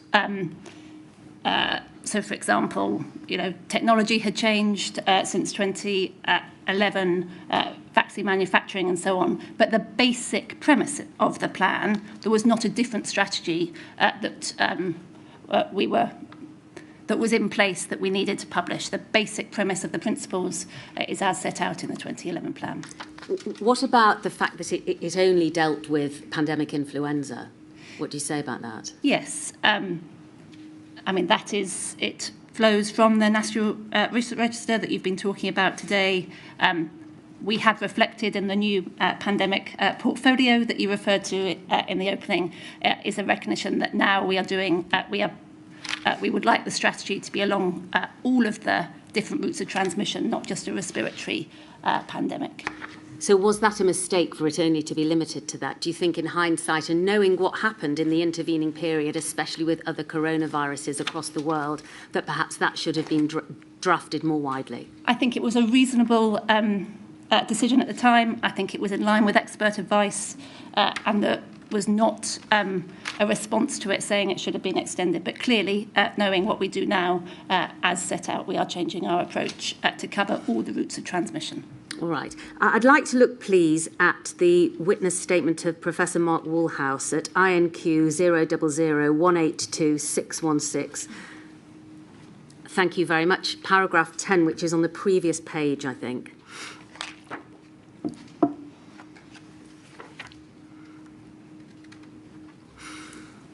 Thank you. In the event our go-to response to COVID-19 became lockdown, of itself that highlights a striking deficiency in the UK's pandemic preparedness. We had no plans to implement lockdown at all. On the contrary, and here's the point, the UK's 2011 pandemic influenza strategy document states, during a pandemic, the government will encourage those who are well to carry on with their normal daily lives for as long and as far as that is possible, whilst taking basic precautions to protect themselves from infection and lessen the risk of spreading influenza to others. The UK government does not plan to close borders, stop mass gatherings or impose controls on public transport during any pandemic. Lockdown was an ad hoc public health intervention contrived in real time in the face of a fast-moving public health emergency. We had not planned to introduce lockdown, and this has two serious consequences, which he goes on to deal with. It's right, isn't it, Ms Swinson, that the 2011 strategy did not include any plans for mitigation measures such as lockdown, closing borders, stopping mass gatherings or controls on public transport? It's true what it says here and elsewhere in the document. It says it's the working assumption that there wouldn't be restrictions on some of the things you've mentioned. It does say that there might be restrictions on some mass events and some school closures, but the working assumption is as set out, yes. Other than mentioning those matters which you've just set out, there are no plans to mitigate. There's no discussion about the potential outcome of, for instance, controlling mass gatherings or closing schools, is there? There are a range of things to mitigate when one doesn't have medicines or treatments. So there's advice to people if they're unwell, for example, to stay at home, through to some of the more extreme measures that you've just mentioned. But yes, that is what is set out in the strategy. All right, but there's no discussion of the impact of the imposition of those sorts of restrictions? There is no discussion of legally enforced stay at home, no. And what Professor Mark Woolhouse goes on to say is, the lack of such measures is a striking deficiency in the UK's pandemic preparedness. Do you agree with him? I'm not aware of any country that had a lockdown plan. Obviously, it's what happened in the pandemic, and we, both in the department and across society, need to reflect on that. But it was not something that was in the UK plan or any other country that I'm aware of. No, nor discussion of any of the other measures which we've set out, other than mass gatherings and school closures. There's no discussion about any of the other mitigating impositions. In terms of social distancing? Yes, in terms of closing borders, in terms of controls of public transport, that sort of thing.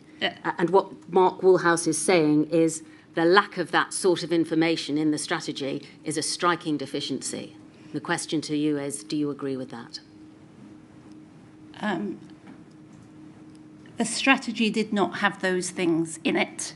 I think that was reasonable at the time. It was not something, there was a consultation on this document, for example. Clearly, as the pandemic occurred, actions that were taken in other countries and then in the UK did lead to legal restrictions on daily life. Do you agree that the 2011 strategy also didn't plan for a whole system effect with wide-ranging impacts on society, the economy, public services, that sort of thing? Well, I believe it has a section on the whole system effect, the fact that it would affect the whole of society, it would have societal and economic impacts is set out in the strategy. All right. Thank you, we can take that down.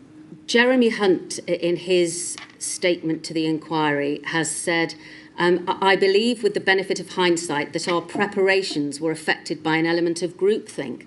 And by that I mean that the spread of many distinct types of virus could create a pandemic, yet our shared belief was that the most likely scenario was a pandemic flu. What do you say about that? So it's true that our expert advice was that pandemic flu was and actually continues to be the biggest risk. You've talked at some detail today about the range of other pandemics, and I've explained how learning what from what happened that we should take, that we're setting out a different approach. I think a number of witnesses, experts, have also set out in their statements for you that they think flu was a reasonable scenario, but clearly there was not different expert advice before the pandemic. Expert advice and our experience would now show that we should plan for a wider group of viruses. Do you think there is a need for more robust challenge and diverse expertise or perspectives in terms of what may happen? So in terms of expert advice and groupthink, yes, there are a whole range of advisory groups which we've set out in our witness statements. Yes. You've got evidence from the chairs of some of those, both in terms of expertise in the UK, our chief scientific advisors, and in terms of learning from other countries. I don't think it was groupthink in a very small number of people. I think that is the case across the UK and for most of our European and American colleagues or counterparts.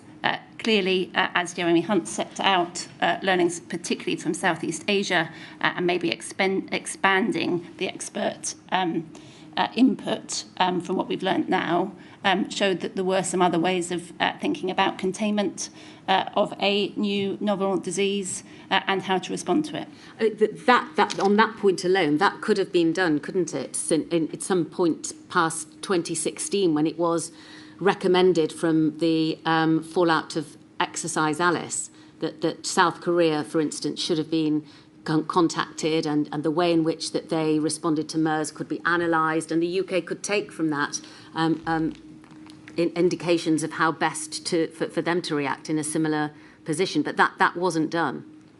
I don't know whether, I'd be surprised if there was no contact between public health experts in this country and South Korea on MERS, for example. But in terms of the learning, the very extensive contact tracing and yes. So on, that did not lead to a change in policy in this country. All right. And are you aware of the analysis of contact tracing and precision lockdown and that sort of thing being carried out? I'm not, no. No. I'd like to turn now to the Pandemic Influenza Preparedness Programme, otherwise known as PIP. Bearing on the Chair's question, why has that now been renamed the Pandemic Preparedness Portfolio Board? So that it covers in scope all the routes of transmission, not just respiratory viruses, and within that, not just influenza. Still question whether it was necessary to change the name, but that's probably for another time. This one's... The I stood for influenza, so we have removed influenza. That needed to be removed. Yeah. All right.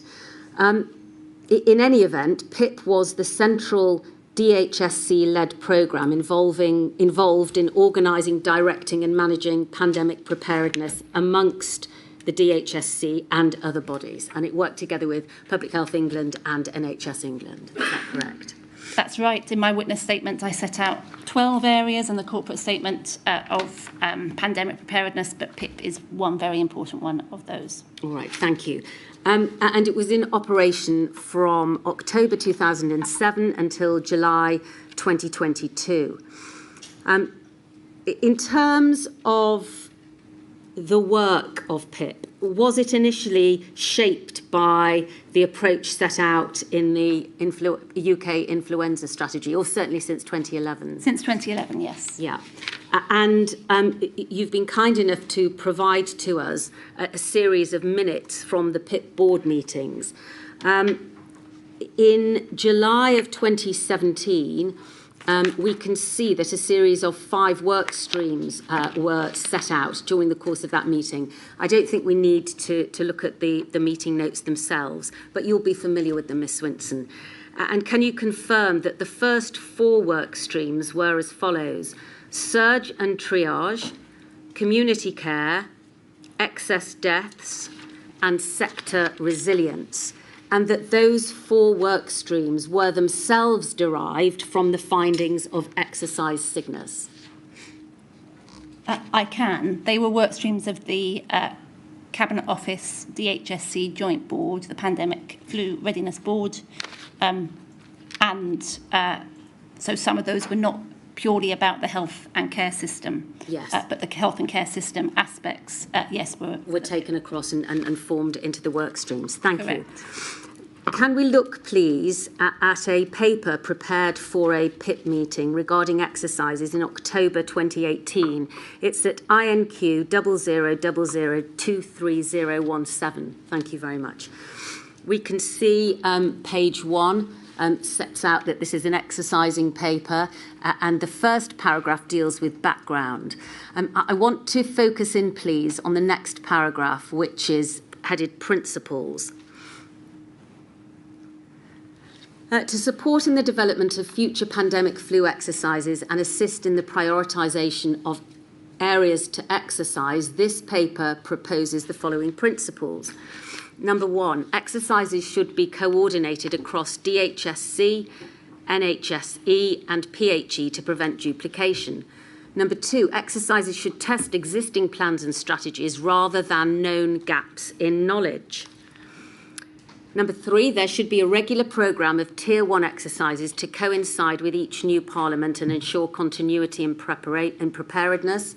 Number 4, where possible, exercises should include devolved administration colleagues to ensure a joined-up approach across the 4 nations, including in observer roles where active participation is not appropriate. And 5, lessons learned should be shared with other relevant government departments to ensure continued cross-government approach to pandemic flu preparedness. Now, I'd just like to return to number 2, exercises should test existing plans and strategies rather than known gaps in knowledge. So is it right that the exercises following on from this meeting in October 2018 were only to test existing plans rather than gaps in knowledge? Yes, in terms of the exercise programme. Okay. How then did PIP examine its known unknowns? How did it deal with matters that weren't known at all or were barely known about, if, as this principle suggests, the exercises should only test existing plans and strategies? Yes. So PIP did exactly as you say, and that was in response to the government strategy, the learnings from Cygnus. There are other elements of our pandemic preparedness, for example, our research base or our clinical countermeasures, which could go wider. But there was not, in terms of there was not work to completely relook at the plan or strategy.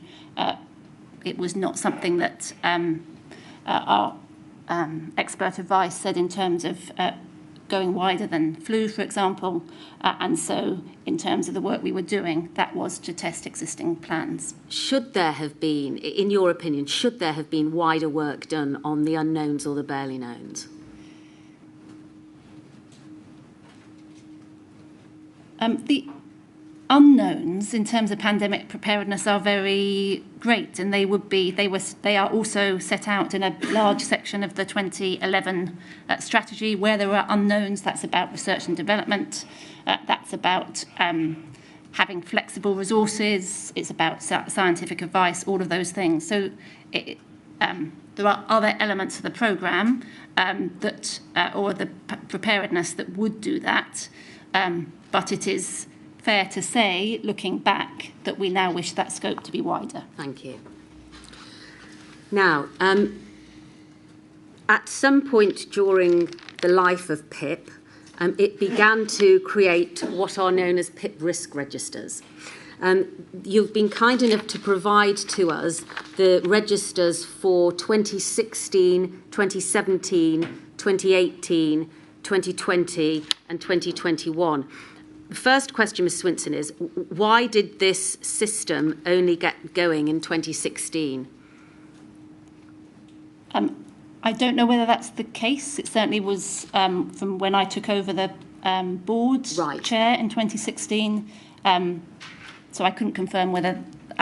in fact, I'm pretty sure, in fact, I know that those risk registers do include risks that were closed and go back before 2016. Right. So I think they would have existed in some shape or form. From at least 2011, yes. All right, thank you. And are you able to say why there appears to be a gap in 2019? A gap of what, sorry? Well, we haven't been provided with the risk register for 2019. There is a 2-year gap between 2018 and 2020. Is there a reason for that? So in 2019, there were planned to be 2 meetings each year. There was 1 meeting in 2019. 1 meeting was taken out of the schedule to allow for resources on Operation Yellowhammer, as you've discussed. That was the EU exit. It was, apologies, the no deal EU exit plans. I would have to check the minutes of that meeting to see whether there was a risk register tabled or not. All right, but it sounds very much as if its absence may have had to do with the Operation Yellowhammer planning. Possibly. Yes. All right. I'm not going to display the risk registers. They are extremely large, detailed. Aren't they? They're very wide and they have an enormous amount of information in them. But could you please, Ms Swinson, explain to the Chair what... I'm just going to pause, my lady.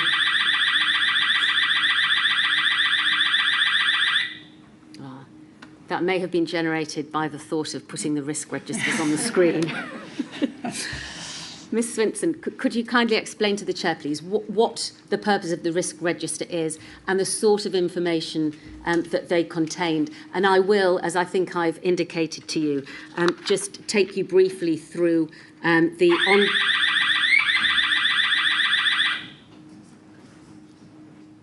I'm going to continue. Okay. The ongoing risk to health and social care systems and use that as an example. So with that in mind, please explain what they are. Of course. So I think they're quite usual programme documentation that would be recognisable to people working on programmes. That would set out the issue, the impact that would have if it's occurred, a risk owner, and a RAG rating, red, amber, green, for the how it was in the previous period and now, and where you're hoping to get to. And what was the purpose of the risk register? Who was going to use it once it was compiled? So it was brought to the regular PIP meetings and it set out the actions I should have added that needed to be taken in order to try and improve the work against those risks. All right, thank you. So in 2016, there was a risk identified that the health and social care system may be unable to cope with an extreme surge in demand for services in the event of a pandemic. That's right, isn't it? Yes. And are you able to remember, without looking at the risk register, what sort of action was taken away in order to try and mitigate that risk? Not from memory, no. There was work obviously arising from sickness in terms of NHS surge. The risk registers would also cover relative lower level detail from teams in terms of funding, resourcing, business cases and so on. All right. And so once that risk had been identified and the rating had been given to it and an action had been raised, yes. What would you expect to have taken place between the time that that risk register had been drafted and the following year when the next risk register was drafted? In other words, would any action that had been taken be carried forward to the next risk register in the following year?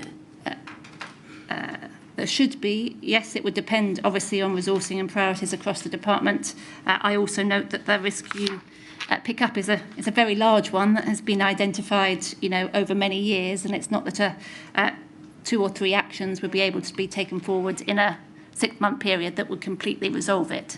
It would be completely normal that the risk registers were highlighting major issues that were red or marked red and would be very difficult things to change. All right. Well, I think you know where I'm going. That the same risk is present in 2017 and 2018.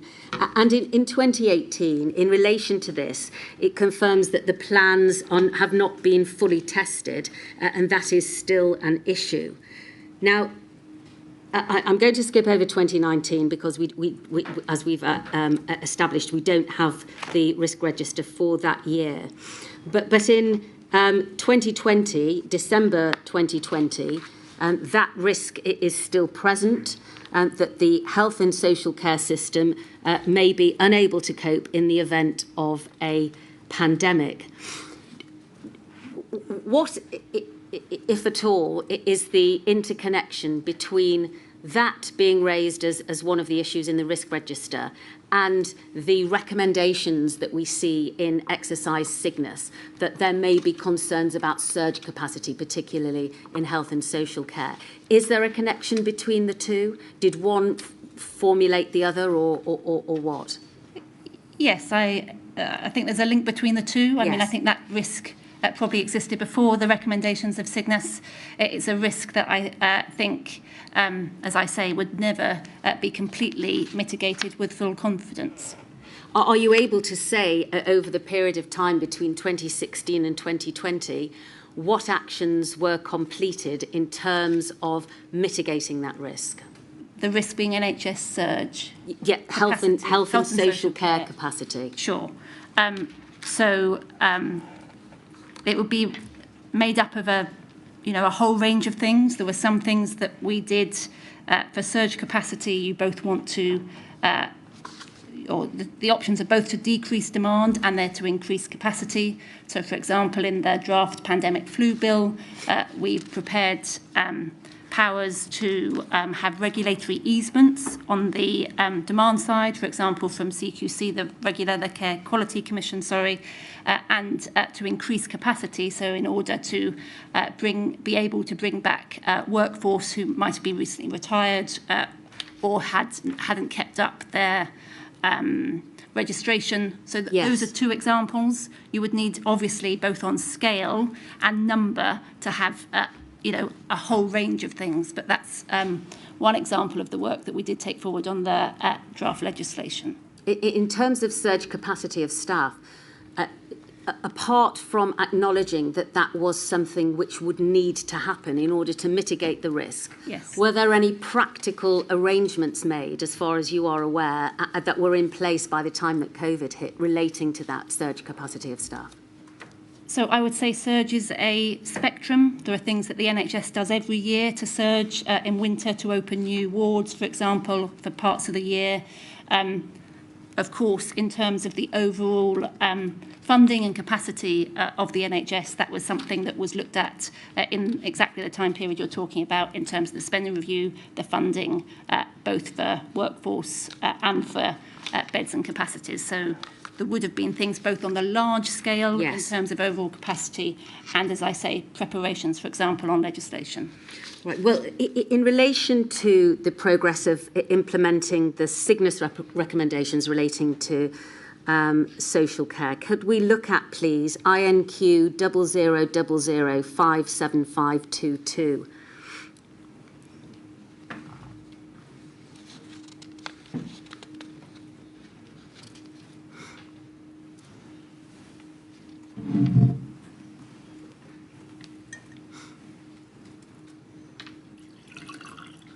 And can we go to page 14, please?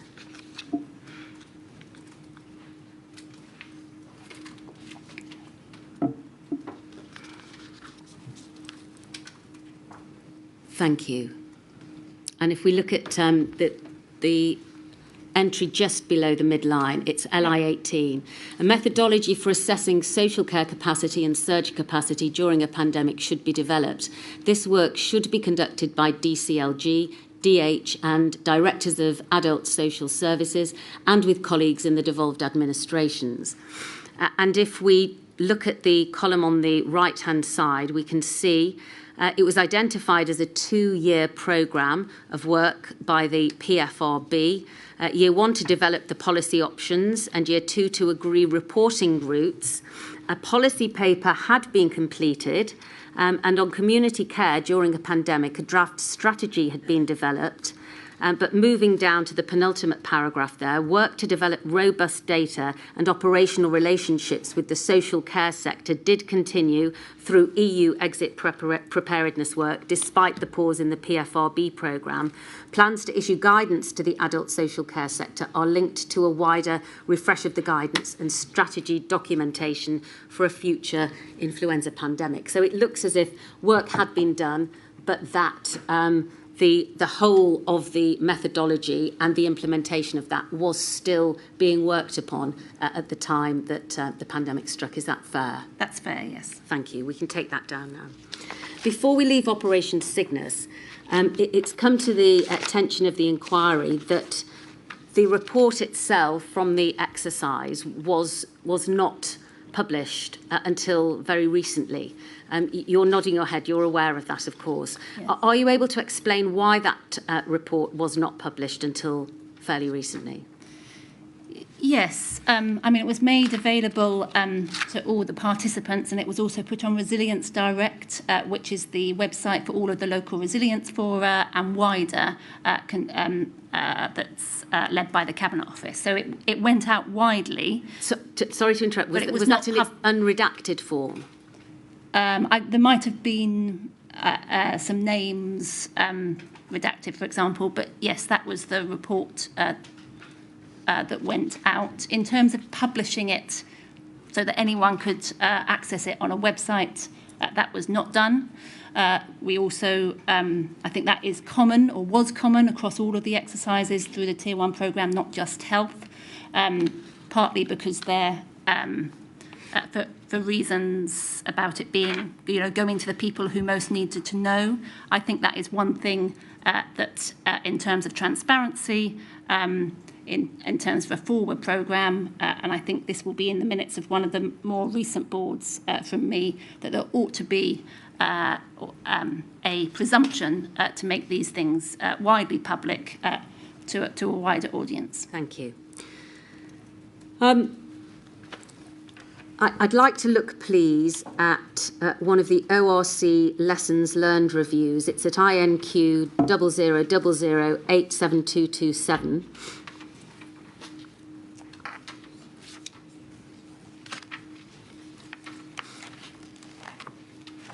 And can we go to page 6, please, and paragraph 6.4.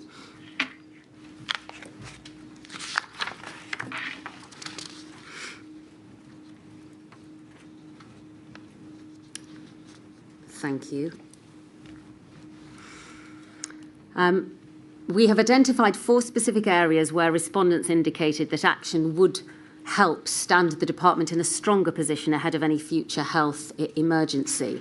And going down to the second paragraph headed Preparedness of the Adult Social Care Sector, we see this. Some commented that emergency planning had assumed that care providers would be responsible for their own response and a centralised government role had not been anticipated. Initial government expectations stemmed from the complex and largely private nature of adult social care in the UK.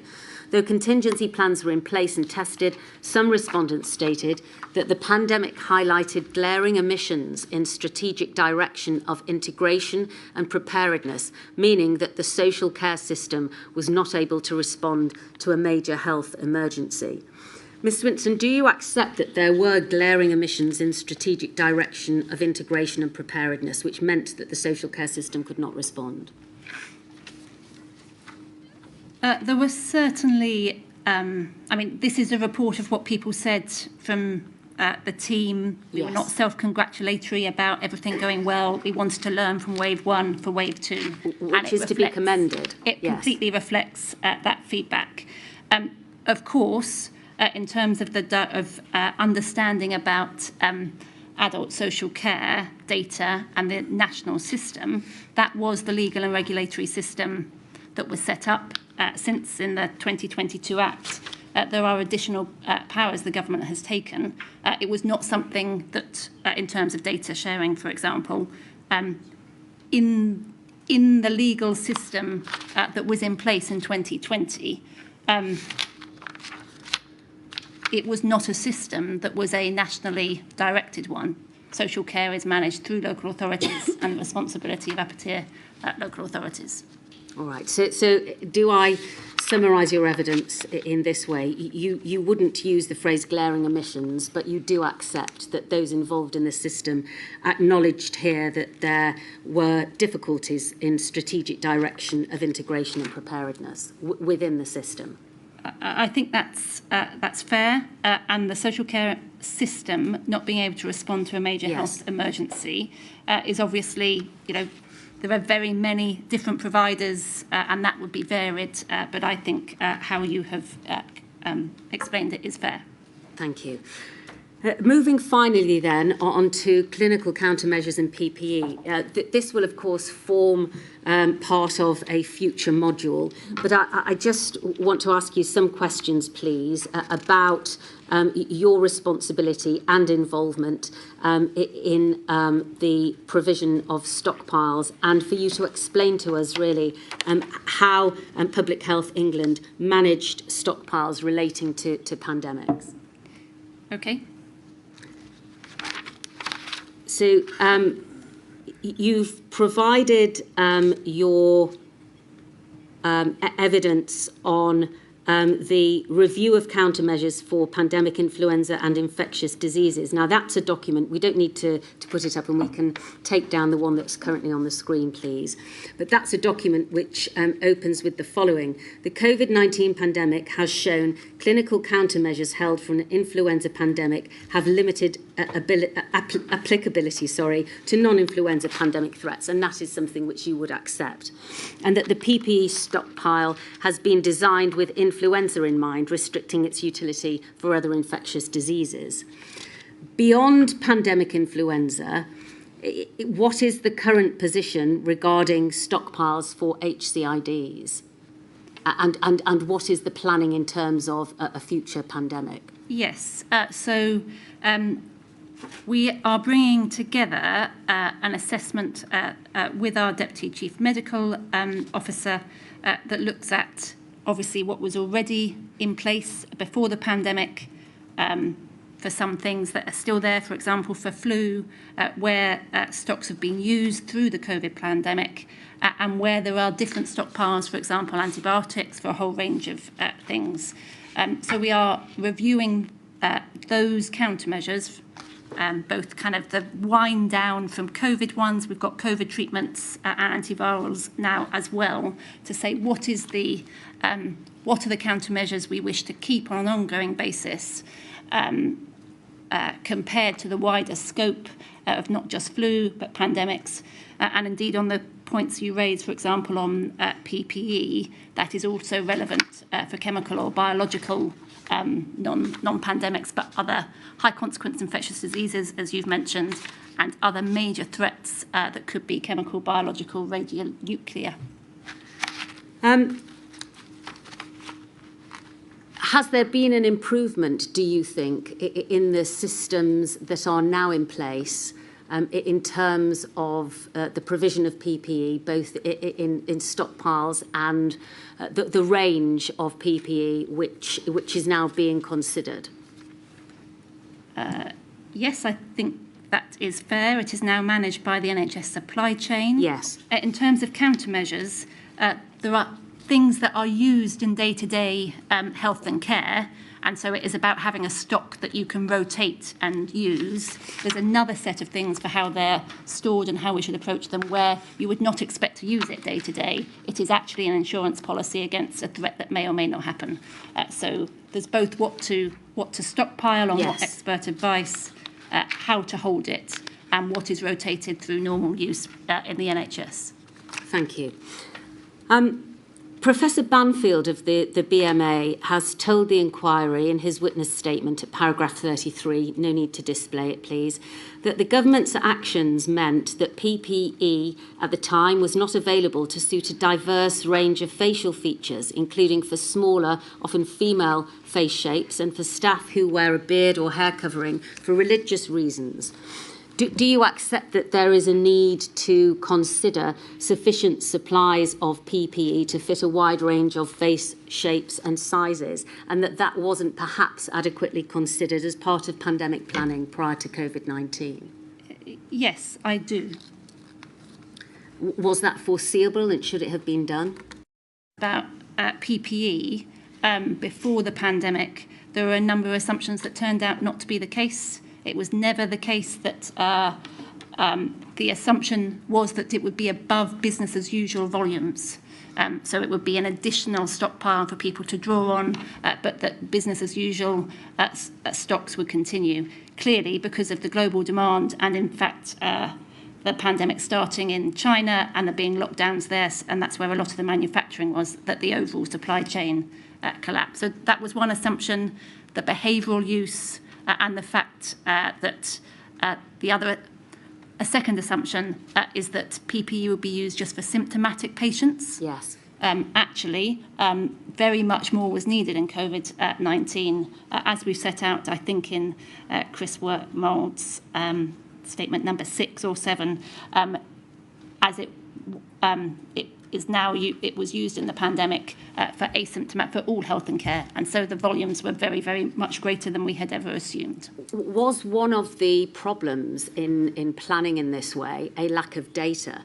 The reason that I ask you that is, returning to the ORC Lessons Learned review, which we've already touched upon, there is a statement in there as follows. There was insufficient data available to consider equality issues around PPE provision.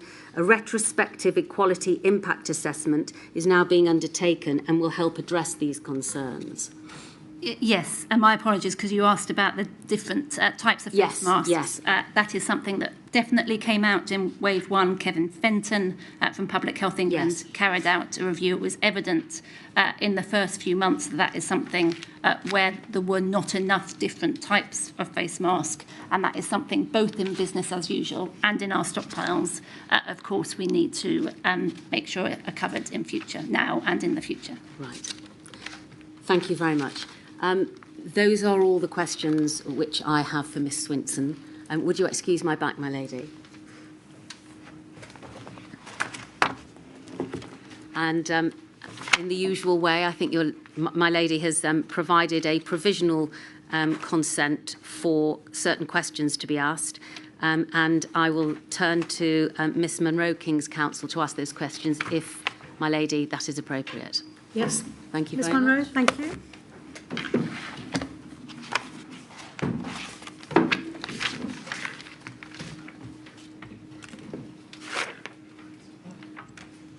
Thank you. Good afternoon, Ms Swinton. My name's Alison Monroe and I represent COVID Bereaved Families UK. Just a few questions in relation to World Health Organization Research and Development Blueprint reports. We don't need to have these brought up, but for reference, my lady, they are found. The 2017 report is at INQ 000149108. And just to contextualise those reports for you, Ms Swinton, the 2017 and the 2018 reports, the WHO Research and Development Blueprints, as they're called, determined that there was an urgent need for research and development into MERS and SARS and other highly pathogenic coronavirus diseases. The 2018 Blueprint report also prioritised disease X, and both reports noted the importance of cross-cutting research and development which would help to address a range of different pathogens or diseases at the same time. Finally, Professor Sir Peter Horby of NERVTAG and Dr. Miles Carroll of the PHE were members of these prioritisation committees. Now, at the time of their publications, would you have read those reports? I had not read those reports, no. You've not read them? I have. They were in the 2017, I think, was in my witness bundle. I'm aware of what it is and aware of some of the work flowing from it, but I don't think I had read that at the time. Would there any of the information in those reports have been brought to your attention at the time?